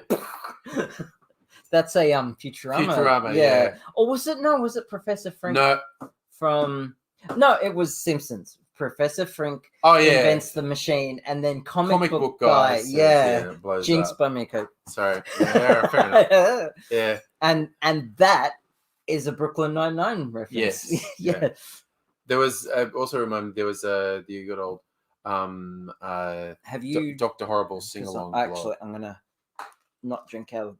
I usually drink out of the bottle, but I washed it before I gave it for you. So I'm going to honor the no sharing of spittle and. Oh, la-di-da. Look, I made a promise to Mrs. Angry. Yeah, we actually did. Yeah. I was also thinking of Dr. Horrible's sing-along blog. You know, I've never watched that. It's really good. It is one of the best character development arcs for a supervillain I've ever seen. Yeah. How many episodes is it? It's 3 10-minute episodes. Oh. It's what? it's on okay. YouTube now, I think. Sure. You could buy it back in the day. Yeah. Okay. It was pretty cheap. It was the thing, again, as much as we found out what a fucking horrible piece of shit Joss Whedon is. Oh, yeah. It was a thing that he did during the writers' strike because he said, I can't do any TV or movie stuff, but I'm actually friends with all these people. And we're all fucking bored. And all these actors and producers who are bored. And let's just do some stuff. Watch it and simp for evil next time. Oh, nice. Charlie's going to couple with another god awful. Nice. Yeah. Yeah. We call, Bad Decisions 2, The Revenge of the Charlie. Oh, dear. Do you want to post the link in case Charlie wants to join us? I don't know what time it is in Canada, but sometime in the morning. But also, like, it's 12:30. I don't know how you're going. I'm like full of Red Bull, so I'm fine. Is it still Control V? Yeah, it's still in there. Oh, why is that link so long? It's usually, I don't know. It's usually quite short. It's that marketing thing. There's the marketing tag on the end of it. Why don't you just like trim it?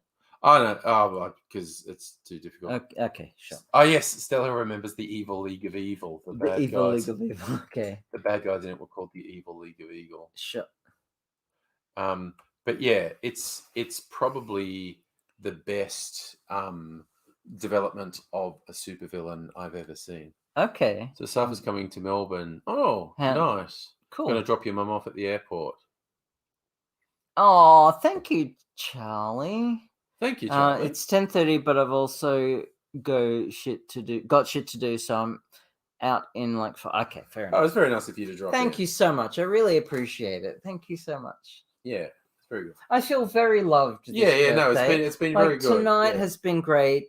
There's been excitement and surprises and adventures and oh, excuse me.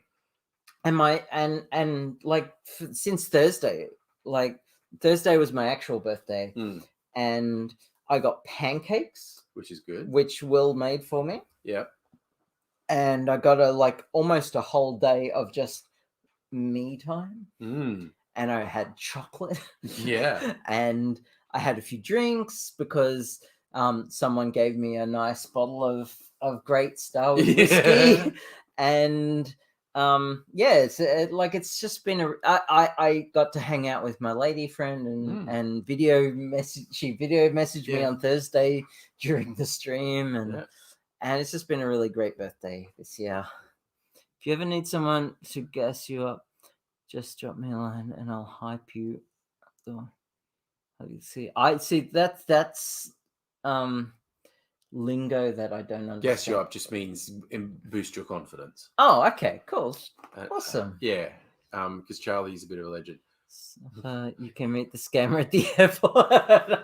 Well, okay, so according to the scammer, they are coming into Melbourne in September, which is like 2 months away. Yes. So, yeah, we'll see. Safa, you don't have to wait at the airport for 2 months. But you could, I mean, look, it's a free country. If you want to, like the whole. Have you seen Lost in Translation? Yes. I have not. Oh, it's not bad. Yeah. It's like Sofia Coppola is a good filmmaker. Okay. Yeah. And it's weird because it's like 20 years old now. Oh God. Well, that's Scarlett Johansson. Yeah, she's very young. Oh, okay. Sure. And I'm exaggerating. I don't think it's 20, but now I'm going to look at it. I refuse to not know. Because Bill Murray. I almost said Bill Cosby then. No, 2003. I wasn't exaggerating. It's almost 20 years old. That's 18 years. Yeah. So Scarlett Johansson is still a teenager, I think. I just spilled water down my top. Oh, no. I'm going to have to take my top off. Oh, no. after party. Yeah. hey, I'm allowed to be naked in the 'Cause after it's- party 'cause now. it's It's your my house. place. Yeah. Time has no meaning anymore. That is true, yeah. Safa. Yeah, that's been It's- true for a year now. It's COVID, It's yeah. the second half of 2021. What the fuck? It's Oh, like fuck, it it's is the too. second half of the Second year. half of 2021. Everything was, I don't know. COVID, 2020 was just a wibbly wobbly, timey wimey mess. It was literally 20 Mm. years and 2 days ago. The start of the whole COVID thing was sometime in the Napoleonic Wars. Yeah, and also a couple of weeks ago. I don't Yeah, I It's like- know. Like, there's a velociraptor in there somewhere. it's so fucking And strange. yeah. Phew. And yes, Safa absolutely summed up in time has no meaning. It just doesn't. In the Just doesn't. coronaverse, Yeah. time has no meaning. It's just fucking weird. Mm. This weird suspended animation we're in. Because we're Yeah. still waiting. At least I spent most of last year being sort of weirded out and frustrated because it's like we just don't know what's going to happen. Yeah. And it just kept. I've never been in something that went on for that long. Well, I remember when like March hit and the lockdown started, and this was like the start of the lockdown. I figured 3 months, tops, probably 1 month. Yeah. And then I heard people saying this is going to affect us well into 2021. Didn't believe them. Yeah. And here we are, second half of 2021, and half the country's in lockdown. Yeah. Still. Yeah. And like this is like just been. And the countries that have like, a good vaccine rollout are like, yeah, we're opening everything. Yeah. In the face of fucking variants. That New York City has reached herd immunity. Yeah. Like, where the fuck is ScoMo? Like, the biggest failure ever.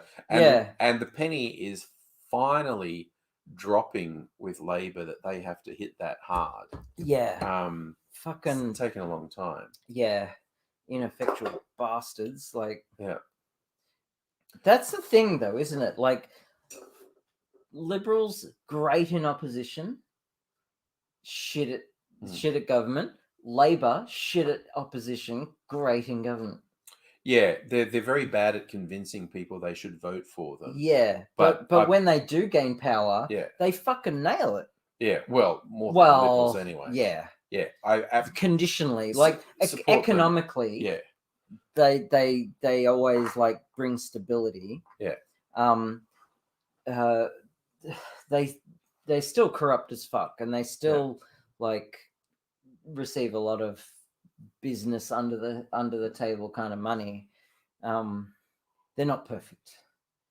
They are not. They are not. But policy, I'd recommend them 100 times. Yeah. For sure. LNP, Jesus. And I'm a card carrying member of the Australian Green. Yeah. And Labor get my second preference. But I live in a safe Green seat now. Yeah. I mean, imagine that. Yeah, that's the thing. Like, that's the thing. Although Labor is actually doing a big push this year to get this seat back. Yeah. And so Adam Bant is like really just like, we got to get going. We got to hold the seat. Yeah. Which I respect.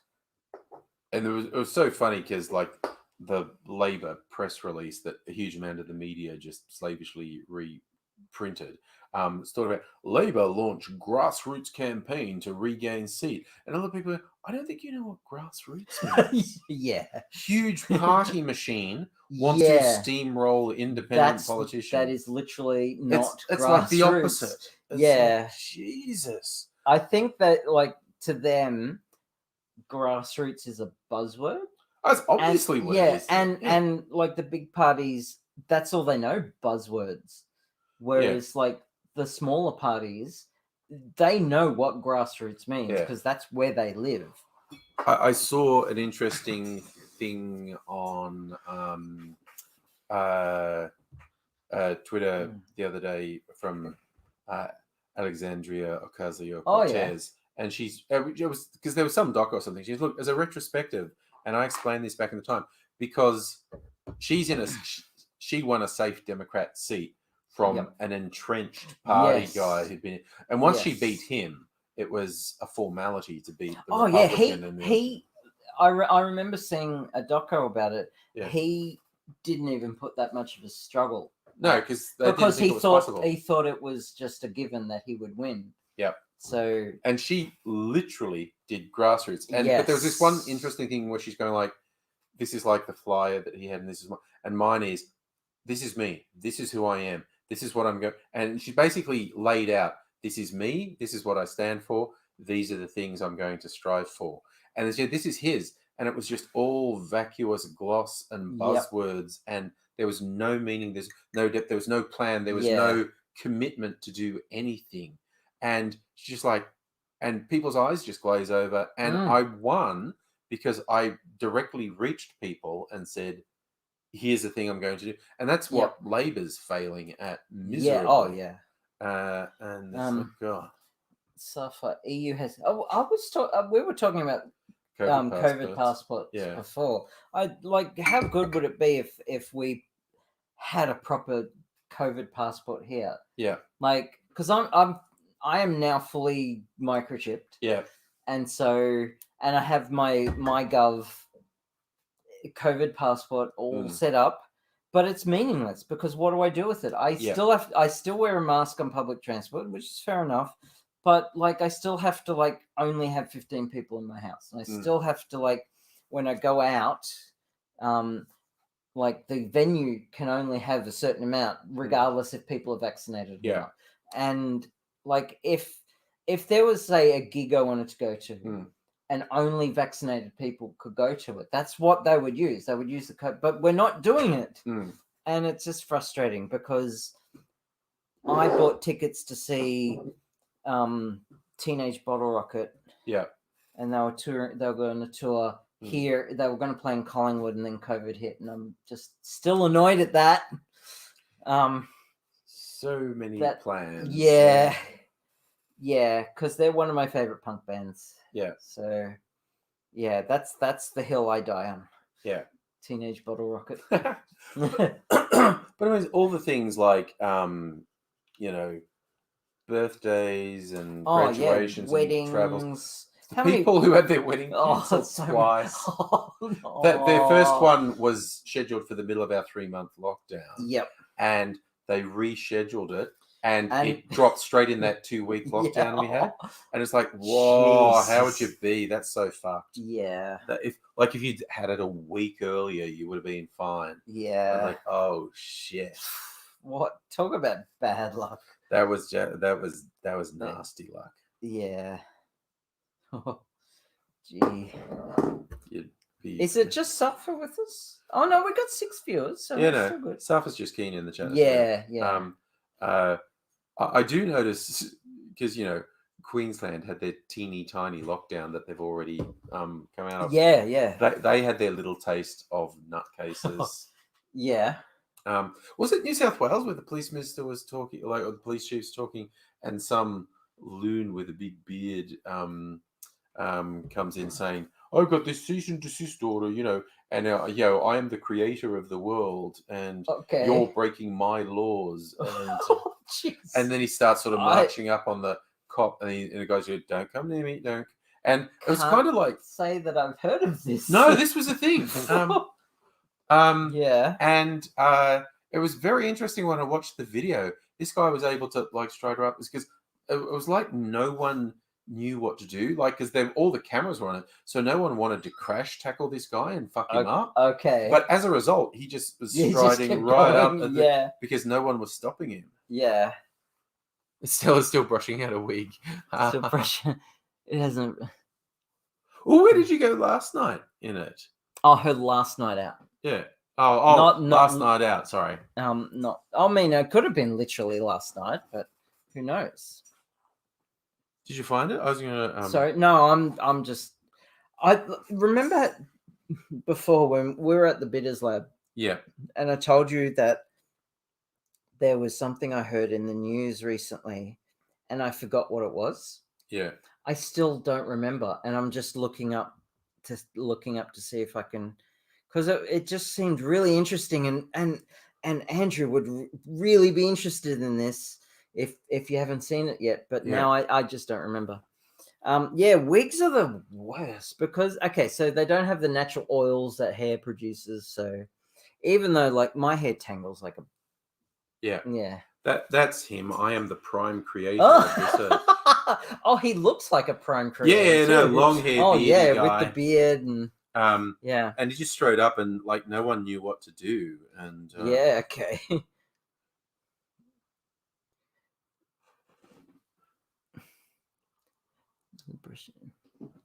That wig is amazing too.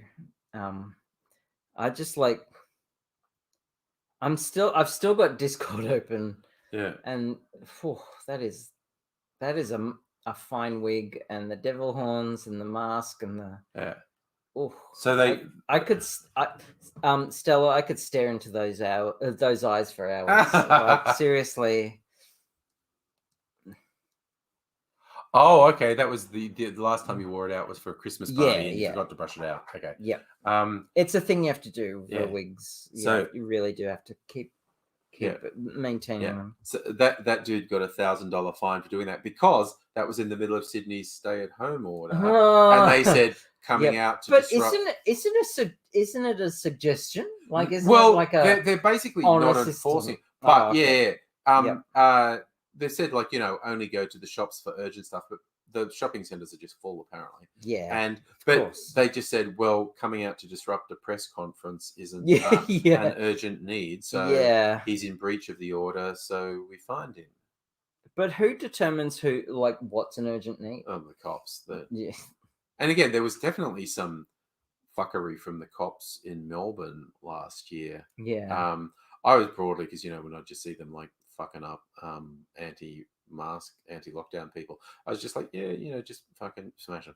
All I ever see you pricks doing is violently assaulting completely non-violent leftist protesters. Yeah. And these people are absolute pieces of shit who are endangering health. So fuck up. And I'd get all these people on the left saying like, oh, but you should just object to it no matter who it happens to. Like, no, I shouldn't. Because what? You think there's some magical ledger that if I'm up in arms about the cops fucking up some right-wing piece of shit, that a left-wing person won't get fucked up by the cops later? That doesn't happen. That doesn't work. So the left-wing, the peaceful left-wing demonstrators going to be assaulted by the cops no matter what I do. I'm just going to fucking laugh at this one getting a bit of biff because they fucking need it. Just remember what it was. Oh, what? Sorry. So it wasn't news. Okay, so let's have a change of pace. Right. There's a YouTube channel, Veritasium. Yes. Which is the element of truth. Yes. I hadn't heard that one. No, that's his line. That's what it means. Because it looks like a chemical symbol that he does, and he says Veritasium is the element of truth. Yeah. Recently, he put out a video where he discusses so someone invented a land vehicle that's wind powered. Yes. Okay, for those on the stream. Yes. It's wind powered, so it's got this giant. Yeah, I haven't watched the video, but I've seen the thumbnail for the video. Yeah, you're talking about. it's got like a propeller kind of thing, but it's designed to go faster than the wind. Right. And it is scientifically valid. Yeah. And it blew my mind. Yeah. Because the propeller, it acts. So it acts like, when a boat tacks against the wind, it acts like that. Yeah. And the science of it just blew my mind. And I saw a video today from another YouTuber who again proved it again. And I saw a video yesterday where a theoretical physicist made a $10,000 bet. Yeah. With what's I've forgotten his name. Yeah, I don't. To disprove it and lost the bet. Yeah. So he gave the $10,000 to him, which he then used to give to other people, of course. But it's crazy. Like there's this vehicle powered by the wind, by this wind turbine that goes faster than the wind, and it's unintuitive science at its best. and I wanted to bring it up because it's just Yeah. perfect for all the nerds of the stream. It's very nerdy. It's a thing, and Yeah. I get it now. I don't understand, like, I don't like the mechanics of the what powers what in the vehicle. Yeah. Is just like I haven't looked into that, Yeah. but the theory about how it travels faster, I get. Like, I get that. Yeah. So, Yeah. Because it's like you think even at the simplest level, you go, well, no, there's got to be some loss of efficiency. Yeah. Not only should it not go faster than the wind, it should be noticeably slower. Yeah. Because there'd be some loss of efficiency in converting the wind to kinetic. But it literally travels faster than the wind that is powering it. Yeah. The thing is, once it gets to the speed of that the wind is going, it's no longer being powered by the wind. Yeah.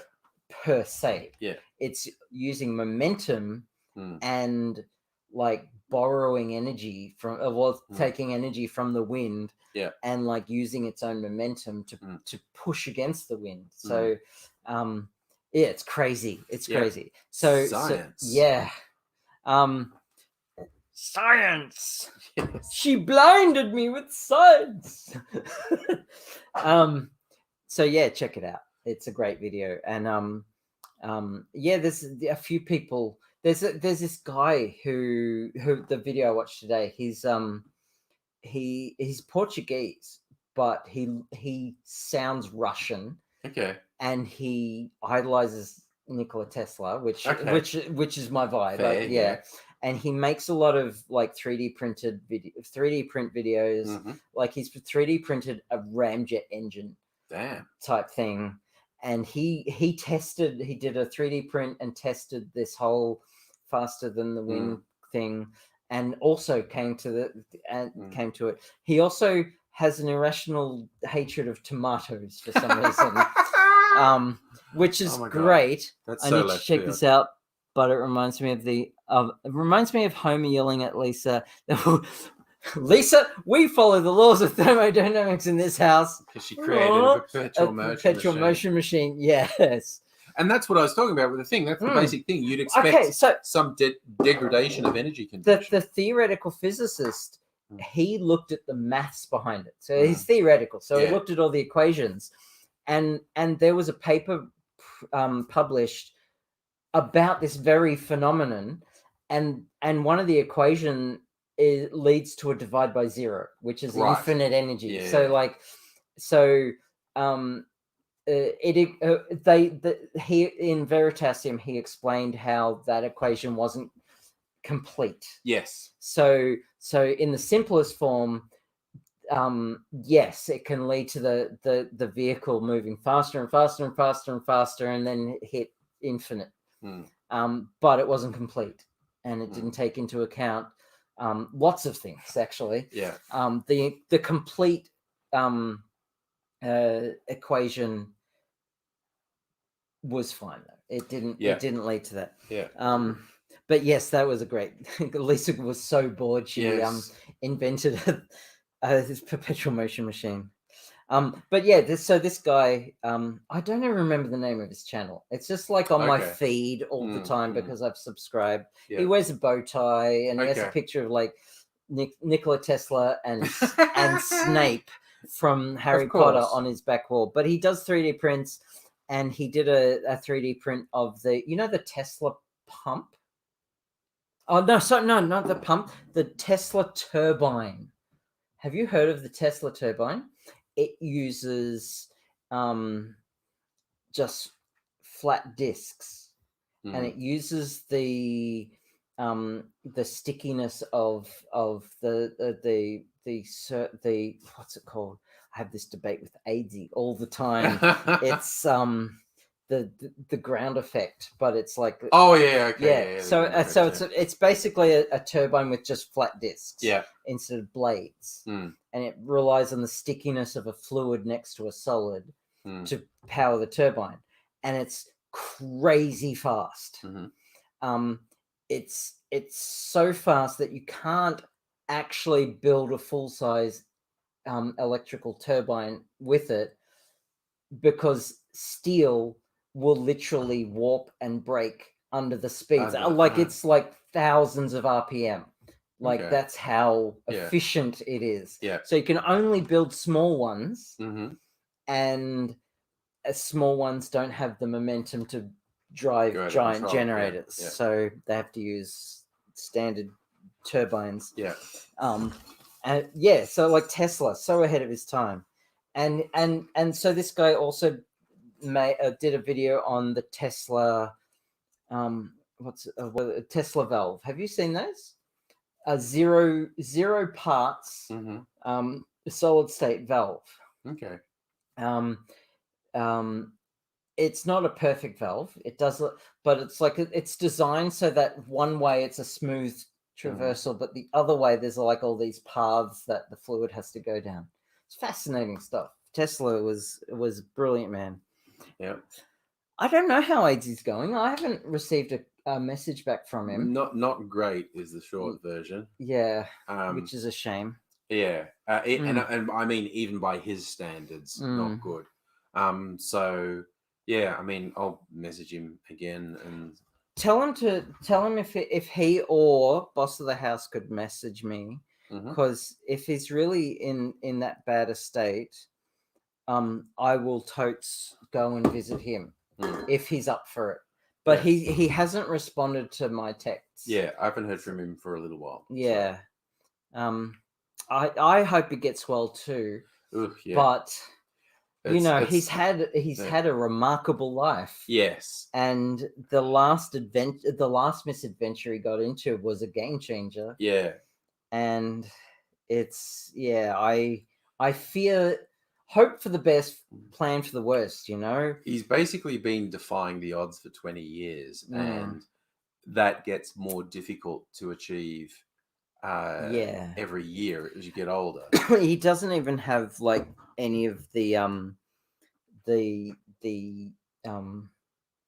the cloak of invisibility that hides you from death. Yes. Like what are they, the deathly hallows. He doesn't even have any of the deathly hallows. Like he's been doing this on sheer willpower. Yes. Yeah. Which is remarkable. Yeah. I need water. Yeah, I'm fucking wasted. He keeps getting faced with worst case scenarios and beating them. And the last one was huge. Yeah. Yeah. Well, he's he's beaten 95% probability of dying in the past. Yeah. And he has actually died and come back, of course. And in the recent ones, it's been like you might have to get your jaw removed, and he dodged that. This thing we've found might be cancer. You went, apparently not. Jesus, you might get your leg or legs amputated from this, and nope, he comes out of hospital with both legs. Well, the last time I saw him, it was at the hospital, and the nurses, because we wanted to go for a walk to the cafe and grab some food, and he had a fall, and so the nurses wanted him to stay in a wheelchair, which is demoralizing as it is. But I was happy to wheel him around. Yeah. And he stuck to the nurse's wishes and stayed in the wheelchair, which was good of him because he's a bit strong-willed. Yeah, and he really wouldn't have wanted to. Yeah, but I think he realized that it's probably a good idea. Yeah. But he seemed full of his the usual full of life that he is. Yeah. When I saw him. But it must have taken a bit out of him. Yeah, he can do that for a couple of hours. Yeah. And he's done it on streams. Like he's called me and he's gone and said, just be for a little while because it's not great. Yeah. And then I tell him it's been half an hour. It's been 2 hours. You just Yeah. And so because he just powers through. Yeah. And well, that's a thing that people do. Like with certain chronic illnesses. Yeah. Depression is a classic one where the classic case of, I had no idea they were depressed. Yeah. Because they put so much energy in acting normal, and then when you don't see them, they crash and burn. Yeah. And I think when AZ does those power throughs, he probably pays for it the next day. Yeah. Well, I seriously don't want to have to attend a funeral. I like he's older than me, I assume. So like if I go to his funeral, I want it to be in 40 years. Yeah. Like fuck Yeah. going. No, like I don't want to like go there.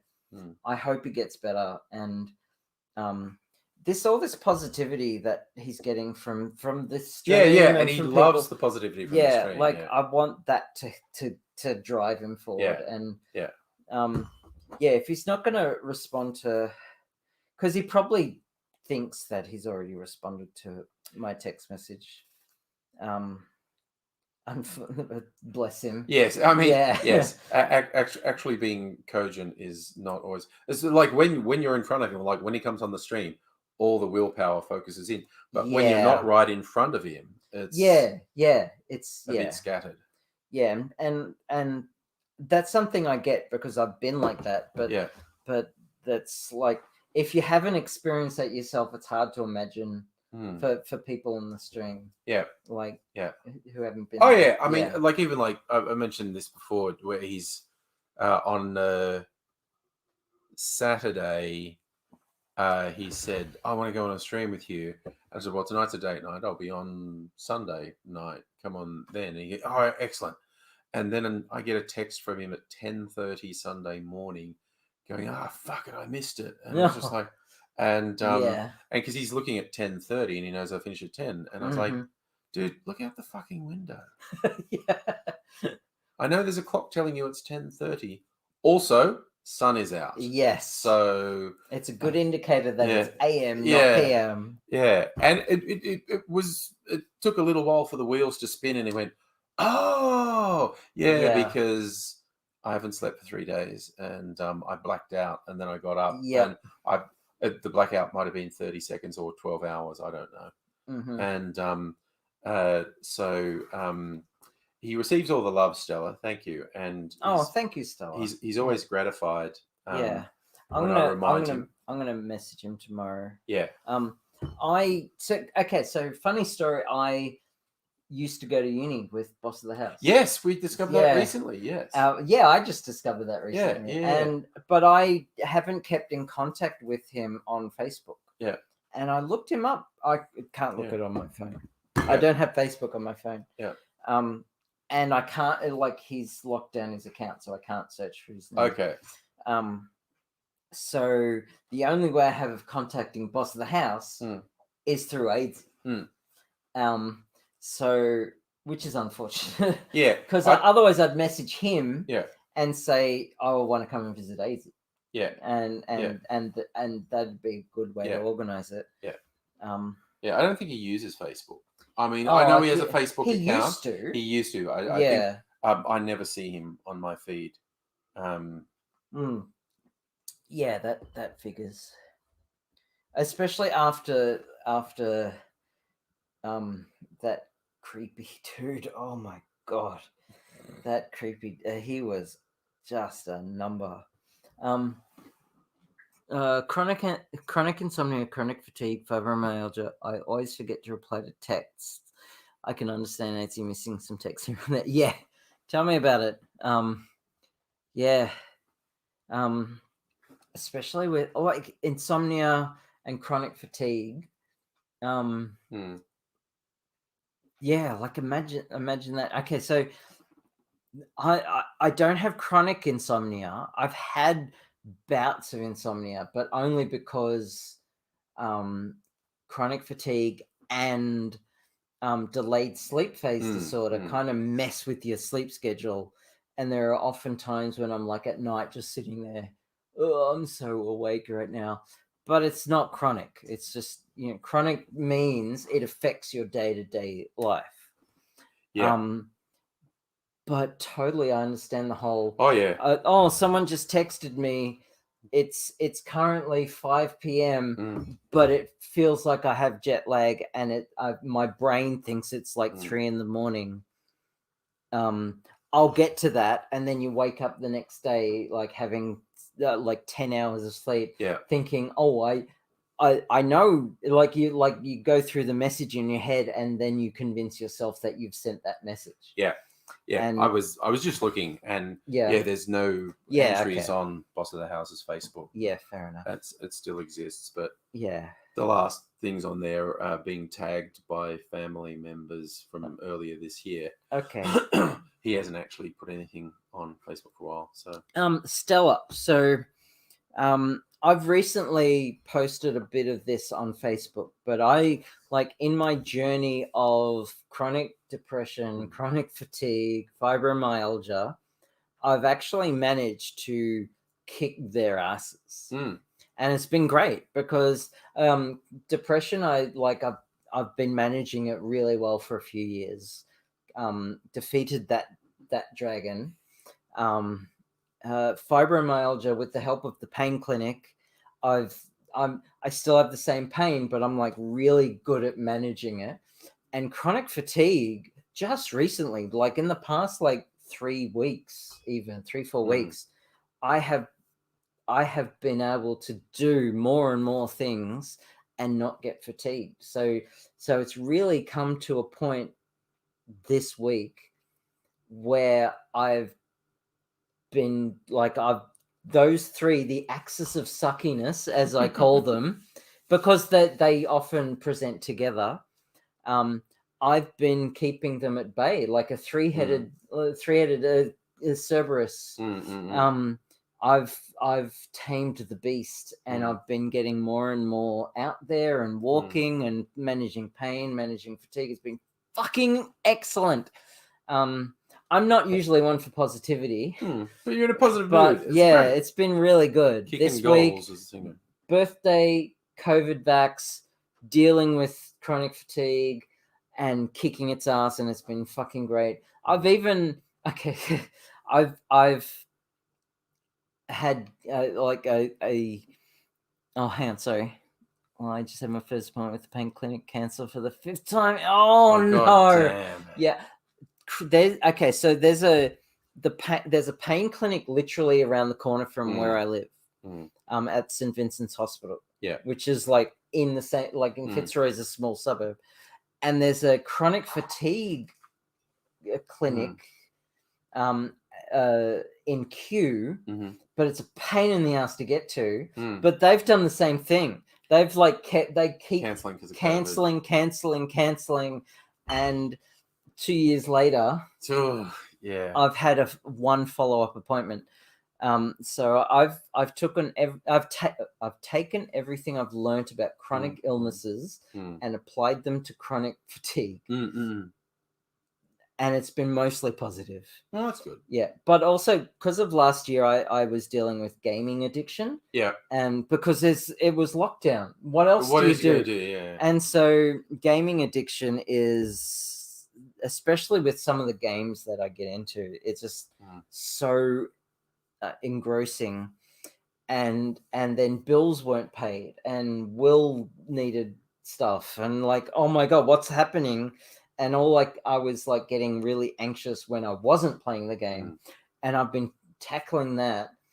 And apart from last night where I bought a game because it's the Steam summer sale, and all of a sudden it was 4 a.m. Yeah. But I've been kicking that ass as well. Mine is booked at the hospital in Perth, so every mini locked. Oh, yeah, because you have to like travel and pretty sucky. Yeah, Yeah, plans are a thing we don't have anymore. Yeah, because it's what too even frustrating. are plans?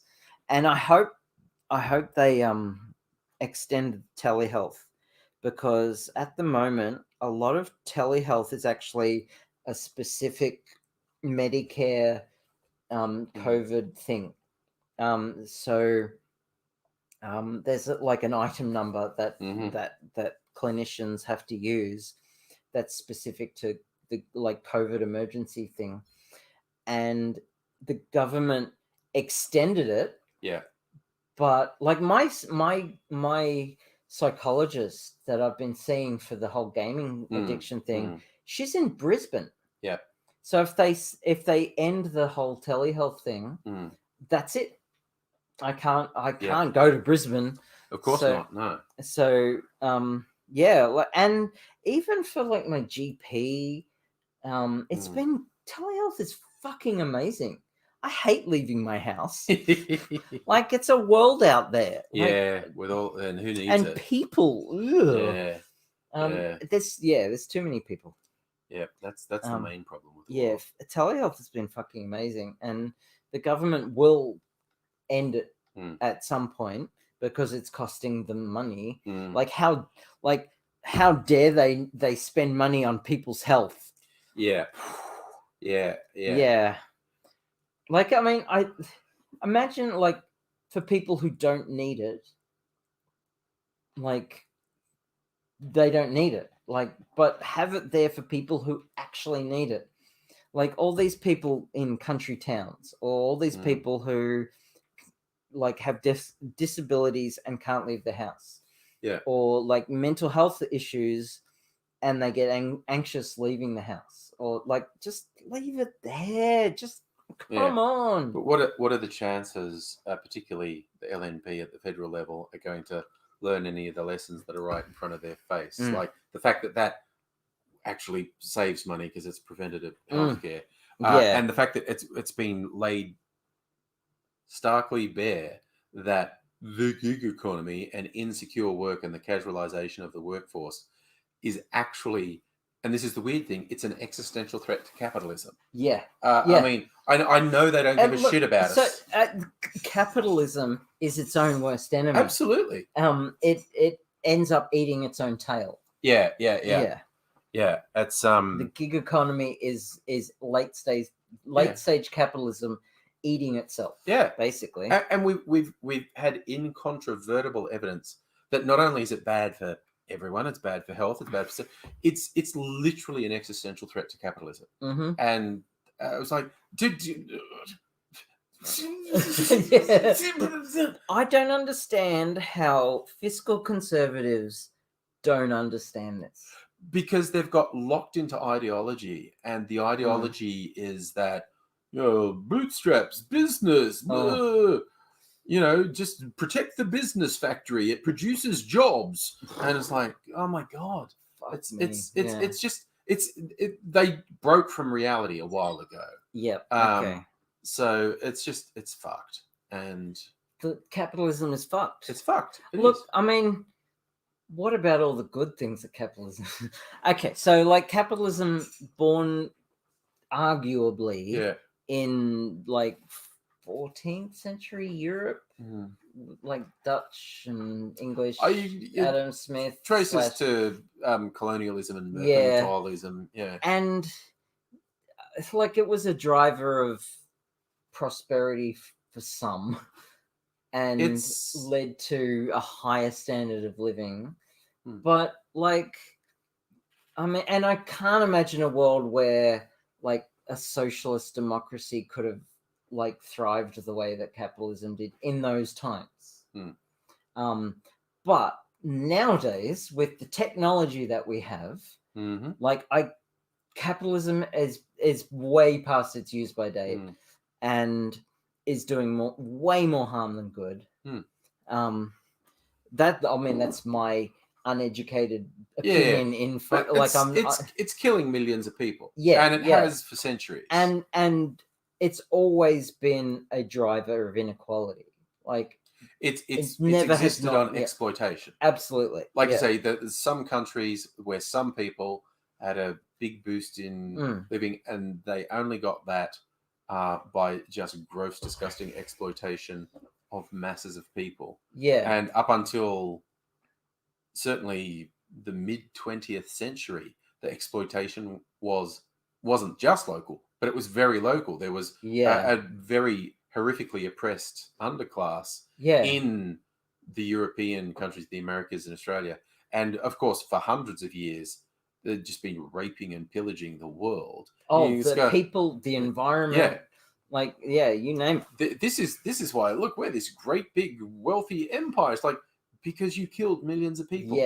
You stole trillions in wealth. Why can't Africa get it together?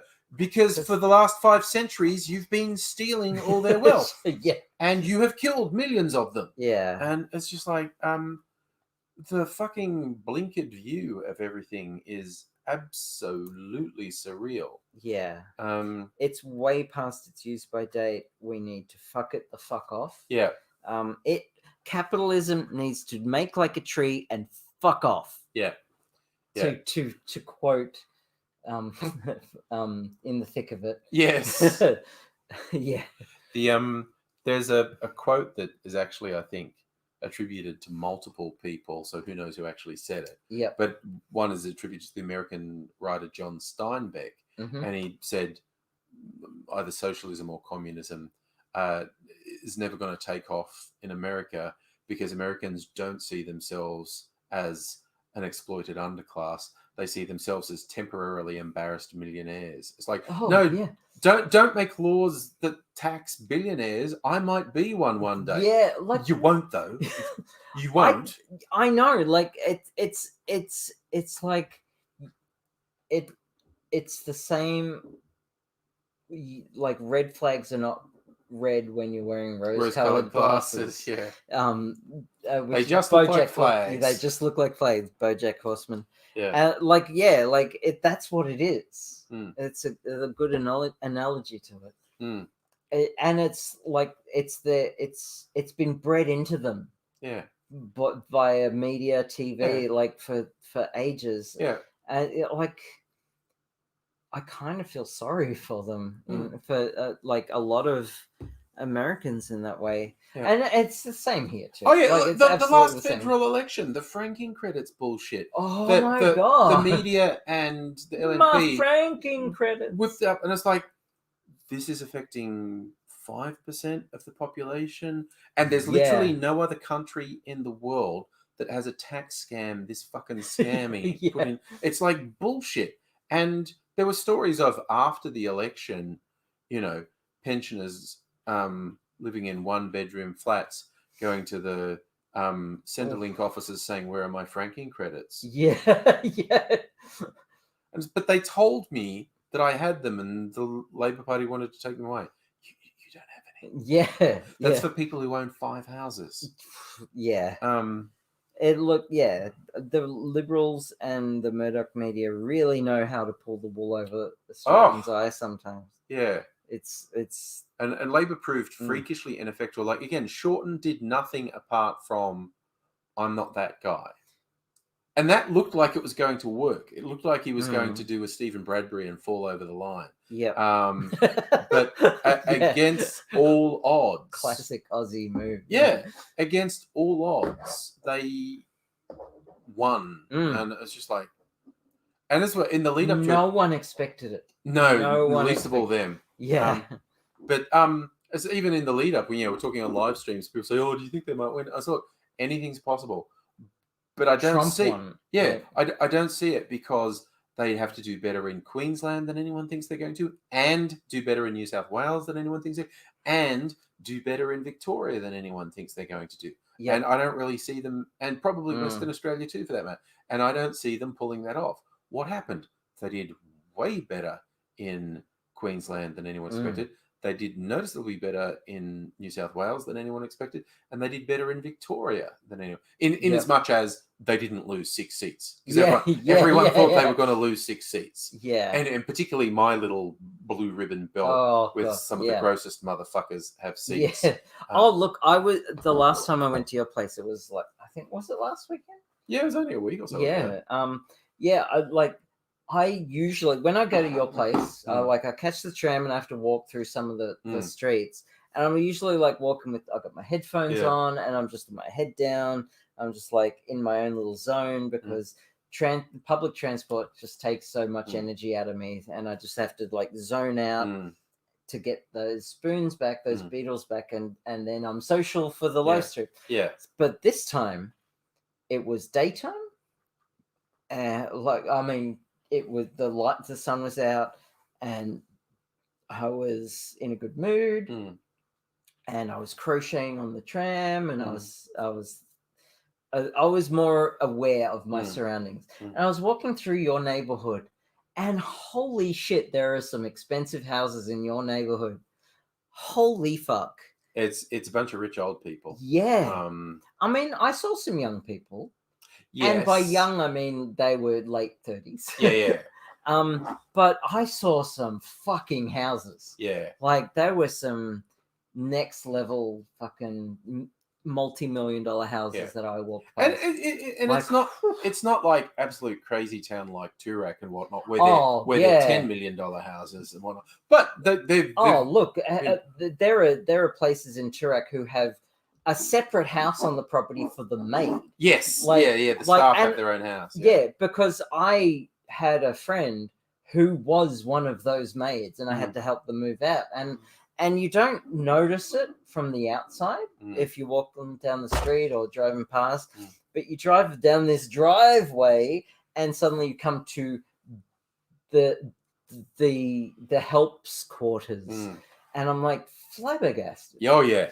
And yeah, Turak is its own little thing. Yeah. I walked past Jeffrey Rush's house once. Oh yes. That's a mansion. Yeah. He has like a multi-acre block of land with a fucking driveway. Yeah. And a house. Yeah. He's doing He put all that Hollywood money to good use. Yes. Yeah. I mean, he's probably a great guy, but he also is rich. Yeah. No And two ways. and he has a property to show for it. But I dated someone who lived in the area, and it was near where I was going to uni, and I walked past Jeffrey Rush's house once. Yeah. But yeah, your neighborhood. I mean, it's like upper middle, lower upper class. It's stuff it's been too constant since I've been there. Places being sold and whatnot, and places being knocked down and replaced with two townhouses. Oh, that's just been constant, and it's still going on. There's constant construction in that neighborhood. But look, developers have been greasing the wheels of democracy. Oh yeah, for so long. Labor, Liberal doesn't matter. They housing developers, or just any developers, have way too much power and stake in too many politicians in the state. Although in my immediate neighborhood, it's only townhouses. Like they knocked down one house. Well, that's all its own. That's all it'll be. But you only have to go a little way and across one of the busier roads once you get closer to the train station, basically, which is slightly less desirable because of train noise. They'll buy a couple of houses, knock them down, and build a block of flats.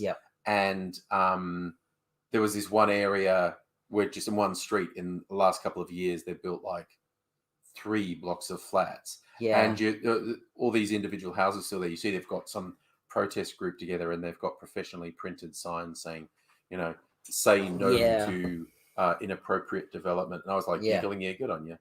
Good luck. They don't say no. Well, here in Fitzroy and Collingwood, Collingwood has seen a heap of developments, and like 7-8 story buildings have gone up, and a whole village down on Wellington Street. It used to be like just industrial, but you drive through there now, and it's residential now, and it's busy, and there are like people, there are pedestrians everywhere, and like so many of these like high rises, there's like 6-7 stories high of apartment buildings have gone in the past few years, and some of the residents have tried to protest, but also like an equal amount have been wanting more people in. And so when the community is divided by that, it's just the status quo. The developers will win. And so Smith Street is changing so much. More and more 4-5 level apartment buildings are going in, and then down to Wellington Street, you've got your bigger ones with the cafe on the ground level, and like so Fitzroy for its size has a heap of people who live here. I remember talking to my Elite Dangerous player group, who are mostly in the UK, and they were describing their little country town that they lived in, and and like, oh, we've got like 3,000 people who live here, and it's nice. And I looked up the stats for Fitzroy. Actually, can we look up the stats for Fitzroy? Yeah. For its size, it's got so many fucking people who live here. May I? Yeah, go for it. Okay, so no one's chatted. We've still got viewers, but no one's chatted in the chat for a while. So I'm gonna do this. So, and I'm just gonna like go to the Wikipedia page. Yeah, this blew people away in these little country towns in Fitzroy. So Fitzroy has a population of 10,445 people in an area that is where. Can you see the area anyway? Here we go, down the side. Density, population 10,400. Area, 1.4 kilometers squared. 10,000 people in 1.5 square kilometers. Yeah. That's dense. That's a lot. That's a lot. A lot of people. Yeah. And it's just, hi, Megaleech. Megaleech still here. We can always rely on Megaleech to do that. Well, I'm thinking, because I haven't actually been drinking very much, I might actually drive home. Oh, okay, cool. Yeah. But I'm wasted. I know you had the bad decision juice. And then I topped it up with some more rum. Yeah. And I thought there was way more Red Bull in here than there actually was. There was hardly any. So that was a strong drink. Yeah. Fitzroy and Collingwood is a very dense population. And it's only just like getting much more. Yeah. But even like you're talking about, the modest houses in my neighborhood are multi-million-dollar houses. Just the price. There was an auction. It was close enough to our place; I could hear it from the kitchen. Oh, wow. Guy with a microphone and whatnot. He thought he was a comedian. He was doing all these fucking old vaudeville jokes. It was a bit of a worry. Okay, cringe. Yeah, the sort of stuff that would have Benny Hill in the 70s again. Go get some new material, man. Yikes. But 5-bedroom house. I think it had been renovated. Looked a very nice place, right? Mm-hmm. I think it was on 2 levels. But basically a nice but not outlandish house. 5-bedroom, 2.5 bathroom place. I walked through. I walked past a few like 2-level houses. Yeah. In your neighborhood that were comfortable. And this wasn't huge. Like it wasn't big floor and big second floor. It was sort of your standard size house, and there was a couple rooms on the second floor. Okay. Anyway, so 5 bedrooms, nice, in good condition, at $2.5 million. I was just hearing this guy, and he goes, and holy shit. And that's mind blowing. Just an average house. That's an average. It's not a small house. It's not a shitty house. But it's not a big house. No, it's not. It's nothing outlandish. It's nice. It's not outlandish. It's not a mansion. It's not. It's definitely not a mansion. Fucking great. Stella just finished brushing the wig. I know, right? And Megaleeching with the double entendre there. Yeah. Great. Look, I mean, it's definitely a sex thing. Look, Stella sent me a picture before. And I'm going to be brushing the wig later. Oh yeah, and I may or may not be relying on that visual. And that wig is amazing, by the way. It was. The entire getup was great. Yeah. How's just woke up again. There's a kitten just lying down. He's been there for a while, actually. Yeah, he's been sleeping for a while. Yeah. He's not big on tummy rubs, but I love playing the game. Yeah. Like how long till the most dangerous game. The pointy bits come out. Yeah. But also there come the rabbit kicks. Also when he's tired he puts up with more because he's tired. That was it. That was the limit right there. Oh, that's good though. He's actually holding my hand to scratch the chin. We're doing the chin scratches. Yeah, he's big on that. He's discovered he likes that. And he's not sure if any other cat knows that, but he likes it. And when he finds out that other cats also like that, Yeah. it's going to blow his little I kitten know. noodle. So Yeah. the thing that he just came up Like, with. what? Other people like this too? Yeah. Because all cats have Asperger's, Mm. and that's totally a non-neurotypical thing to Yeah. think. Like, oh, this is my thing. Other people like this thing too? Yeah. Yeah. You knew. And it was our cats, and this is what he was doing all night too. It's like, you're doing a thing, it must be about me. You're moving a thing, I'm going to stand Yeah. on it. You're looking at something, I'm going to jump up and see what it is. Like the whole time we were setting up before the stream, everything we were doing, literally everything. Kitten wanted to be involved. Yeah, you move a box, he jumps on the box. Set up the table, jumps on the table. Yep. Every time I got up from this chair, Kitten would 5 seconds out of the tops. chair. Yep. It's classic Kitten. Yeah, very much. You're a raving stereotype. Oh, he's got the softest fur I've ever felt in a cat. It's like, I'm not thinking about skinning you and turning you into a hat. oh, there he goes. I've woken him up. Yeah. Oh my God, he keeps doing the tummy thing when I've done the stop. Yeah. My God, I actually have to get up. He's probably contemplating going to a less noisy, more dark area as well. Wandering but off. Also, cats wake up at night anyway. Yeah. I remember my cat, before Kitten moved in, my cat, at about 2:00 in the morning, I would hear her playing with toys and shit. Yeah. So Kitten's taken over. And plus my cat's like 11 years old. Yeah. So she likes her sleep. Yeah. And she especially likes cuddles. Yeah. The older cats get, the more they want to sleep. Oh, yeah. And she loves her sleep. Yeah. Yeah, we got Mimsy's like 15, 16. And Shadow's 11. And they are sleeping 20 hours a day. Basically. But also because Kitten, my cat, Bella, never really climbs anything and doesn't really jump up on things. The highest thing I've seen her jump on is a bunk bed, which is actually quite high. Yeah. But like, she doesn't jump on the kitchen counter. She never used to jump on the desks or anything like that. So everything was pretty secure. But Kitten moved in, jumps on everything. I've seen him on top of the fridge. I don't know how the fuck he gets up there. Yeah.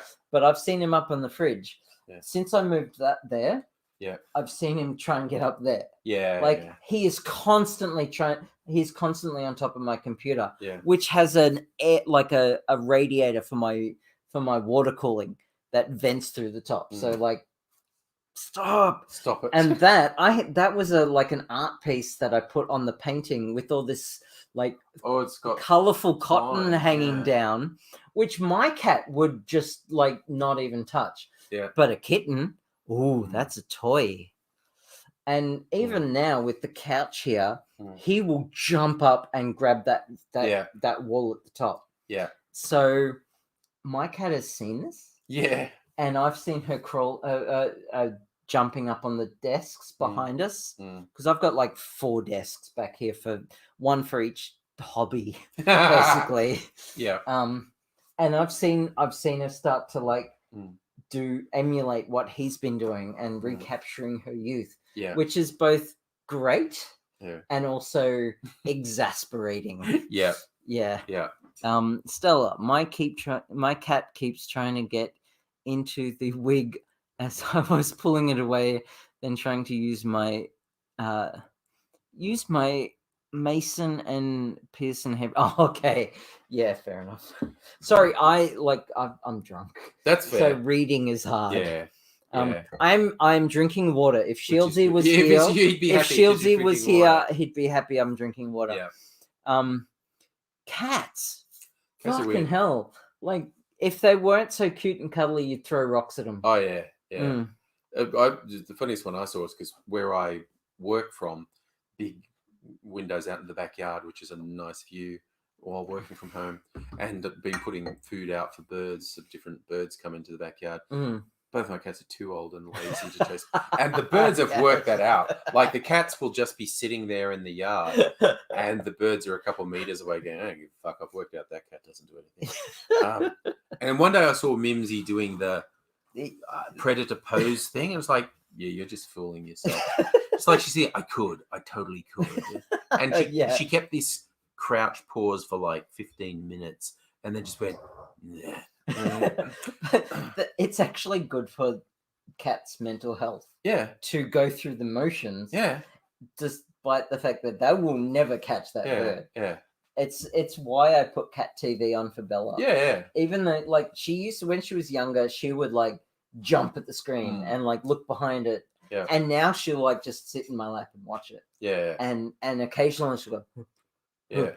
But I still do it because it's good for their mental health. Yeah. But it's funny as fuck. Oh yeah, Mimsy actually ran at this pigeon the other day, and I was watching her across the yard doing that really low predator thing cats do.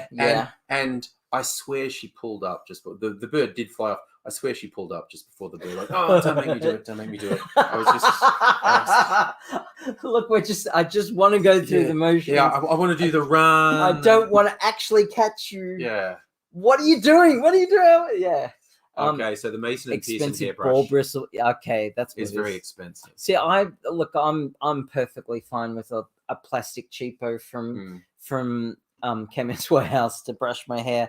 I mean, I have to do it twice a day because it's so long, and I'm actually overdue. But an expensive brush. I can only imagine. Yeah, you don't want your cat getting into that. I got my favorite brush is a little handheld one. It's the plastic. Oh yeah, I know the one. It's this little oval one. Yeah. And there was this perfect one which I've not seen the exact thing in Australia, but I found it when I was in England with Mrs. Anger with her family, and the big chain. There's a big chain of like chemists there. I've forgotten what it's called, but it's a big chain. Anyway, and of course, eventually, the teeth fall out. As and then Mrs. Angry's sister said once that she's trying to send her something for Christmas, like, what do you want? And so, I don't know. Oh, does Andrew want anything? And I went, get me some of those brushes from the and so she did. She sent me, and I'm on the second one, and it's starting to lose a couple of teeth. I'm going, oh god, I'm going to need to get a replacement. Look, when you find a thing that you need, that you like, you want to stock up, and you would just like want to, And I get it. I do look occasionally. It just remind me, I was in Priceline, and the big thing of brushes, and they had this one with I assume it was wood. Sometimes you can't tell if it's wood or plastic, but you wooden handle them back, and it was huge. Like it was this big square thing with a big handle, and they were calling it a paddle, and I went, oh yeah, paddle brushes. I use a paddle brush. I was just looking at it going, oh, they know what they're doing. Paddle brushes. Paddle brushes are a thing. You use it for blow waving, actually. Yeah. But I just like that they've got a wide surface area they do to get through, because I have thicker than average hair. Yeah. And I swear by them now. Yeah. Paddle brushes. Yeah. Except just the name. I swear. It's you turn it around. Bend them over. Oh yeah. Paddling. My mum had one of these brushes for over 40 years. I got sick of replacing tube. Oh yeah. Okay. Yeah. Okay. So my paddle brush has lasted 4 years, which is good for a plastic cheapo. And by cheapo, it cost me $20 from a hairdresser. Yeah. So it's not actually a cheapo. It's not a cheapo, but it's not a mid-range kind of. Yeah. So that's a line people always quote from one of the Discworld books. Yes, Sam Vimes' theory of boots. Yeah. I have to go to the bathroom. Okay. Before I pee myself. Well, that would be optimal. Because you were about to go on a whole journey there. Yeah, with Sam Vimes. Yeah. Sorry. Which I know the story, so I'm gonna see myself out. Yeah. And I'll be back in a sec. All right. You just make yourself at home. Yes. Yeah. Talk amongst yourselves. We'll keep going. Oh my god, it's 1:40. Okay. I didn't realize. Sorry, the tab with Fitzroy is still there, and I did not realize Fitzroy was that damn small. 10,000 people in 1.5 square kilometers. That's madness. That is madness. Sally going out of the shed for more firewood. Ooh. Oh, okay. We're gonna have to save that for when Abigail gets back because she'll be pretty excited by that, I think. Oh wow, that was weird. A little burp went a bit weird. I'm sure Abigail's going to be very happy in your pocket, Stella. I was just looking at the embossing on this bottle. I don't know if it counts as embossed, because I assume that's just that's molded. That would be a better word. A better word than embossed would be molded, because yeah, I assume that's how that's done. The glass is just blown into a mold, and that's how it gets thing. I think embossing is different. I could look up a definition.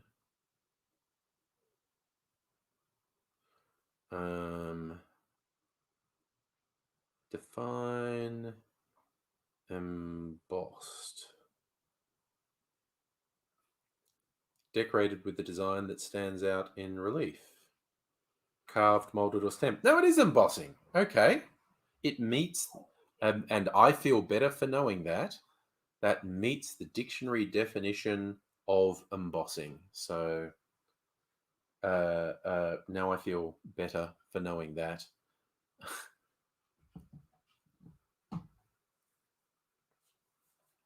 Because always, you may or may not have picked up on, I can get quite fussy about words and language, and so it troubles me if I'm using a word wrong or a phrase wrong. So I'm very happy to see that.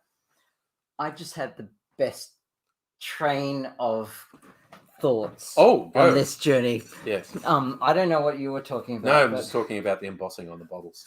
Oh, okay. Because come with me on this journey, people. If you would like let's to. have a journey. Yes. Let's have a journey of a drunken drunken 35-year-old. Yes. With X number of years of experience. Yes. So okay, so I just have to gather my thoughts. You know how when you've been drinking a lot and you've been sitting down and then you get up to go to the bathroom and then it hits you? Yeah. So I had that. Yes. And I realized, oh shit, I'm drunk. And then I need to go to the shit for more firewood. I'm putting you in my pocket. I'm in Stella's pocket. I told you you'd be happy with that. I'm saving that one for later. I know, right? Yeah. I hope it's like a pants pocket. That's all I'm gonna I think say. that's what she means. Yeah. Yeah. If there was a way I could make her phone vibrate, I think that would be even better. Anyway, so journey, drunk, bathroom, heading to the bathroom, and then I realized that so when you have a gaming addiction, yes, it's all you can think about. Yeah. And when you're not gaming, you're thinking about the game. Yeah. When you are gaming, it's like a happy. It's like heroin. It's like it hits the same areas of the brain. It's more than just dreaming about the game, because like when you train a neural network to do a thing and it produces an output, of course it's going to go. So that's how the whole. Do you remember the AI that people trained with YouTube videos and it trained it to recognize cats? Oh, and the output. Sorry, I'm going off on a tangent. That was I'm going back to my computer science degree here. Yeah. When you train a neural network for a specific output, don't be surprised that it produces that output. Yeah. Basically, and when people start playing a game and to get too involved in it, they start dreaming it, and that's basically what's happening. Your brain is a neural network. You've been giving it input, and it produces output, which you put into the game, and then suddenly you go to sleep, and it's still doing it. Anyway, so I'm going to the bathroom, and I realize I'm drunk, and then I remember Andrew saying, "Oh, I might drive home," and so my brain, my gaming addicted brain says, "Oh, I could jump onto the game that I just bought. Oh no! And I'm like, dude, you just realized how drunk you were. yeah. Even if you got onto the computer, Mm. you're too drunk to play the game, and you would instantly be tired because you only had 4 hours sleep last night because of this fucking game that you want to play. And so you won't do anything in the game. You're just like, oh, what am I doing? I'm so tired. And then I did my thing. Wiped, saw a kitten, and oh, cute kitten. Oh, I'm drunk. And then I'm washing my hands. Oh, I could play the game. Oh no! and seriously, because so not many people know, and there's only 4 of us here, and I don't think Locust Trooper is here either. So I'm going to reveal. Yeah. This is a reveal. I have. I don't call it suffering, but I have dissociative identity disorder. Okay. So more often than not, it just manifests as different personalities just talking to me in my head. But at its worst, it actually takes over. And I've had partners who've seen it, and I've been completely different people. And that's when it's at its worst. It hasn't been like that for a while, but it's something that I've had for over 20 years. And that's what it felt like just now. Oh, you were dissociating That's a little. what it felt like just now. A voice just said, dude, you just convinced yourself not to do this. Why? Oh, you're drunk. And it was just a cycle. And then I saw the kitten again. And I'm like, oh, a kitten. And I'm just like, what the fuck is going on? And then just the voice of one, actually one of the personalities. And I'm not going to go into there are like 3 distinct personalities that I deal with. One of them actually said, go to bed, you fucking idiot. Like in those words, just go to bed. Yeah. Please don't. I'm going to need your help to move the chair. Okay, we'll do that. Because I can't lift this chair. Yeah. But I just have to listen to this voice. That sounds like a good idea. His name is George, and he's often an asshole, but he's also a voice of reason. He's speaking wisdom at this point. Yeah, go to fucking bed. Yeah, and I will. Yeah, all right. Yeah. But I mean, not right now. But like, but I'm good because the longer I don't go, I'm still I'm not sleepy, and I could end up sleepy. Fair enough. So I will be judged by what you need to do. Yeah. So I might say good night. Oh, okay, sure. Yeah. Okay. Because it's coming up on 2 anyway. Oh my god. Yeah. So it's 10 to it's 1:49. I know. Yeah. Holy shit. Yeah. We've been well, I mean, the stream's been going for 5 hours and 45 minutes, but also we've been here. Oh, for hours prior to that. Yeah. So it's been a big day. Yeah. At least George is looking after. Oh, yeah. Yeah. No. Look, he always has. George was speaking. Look, there might be a time when I'll talk about this, and like I've spoken to my lady friend and exes and all that about all like there's 3 distinct personalities. And me, and I'm like usually in control, but George always has my best interests at heart.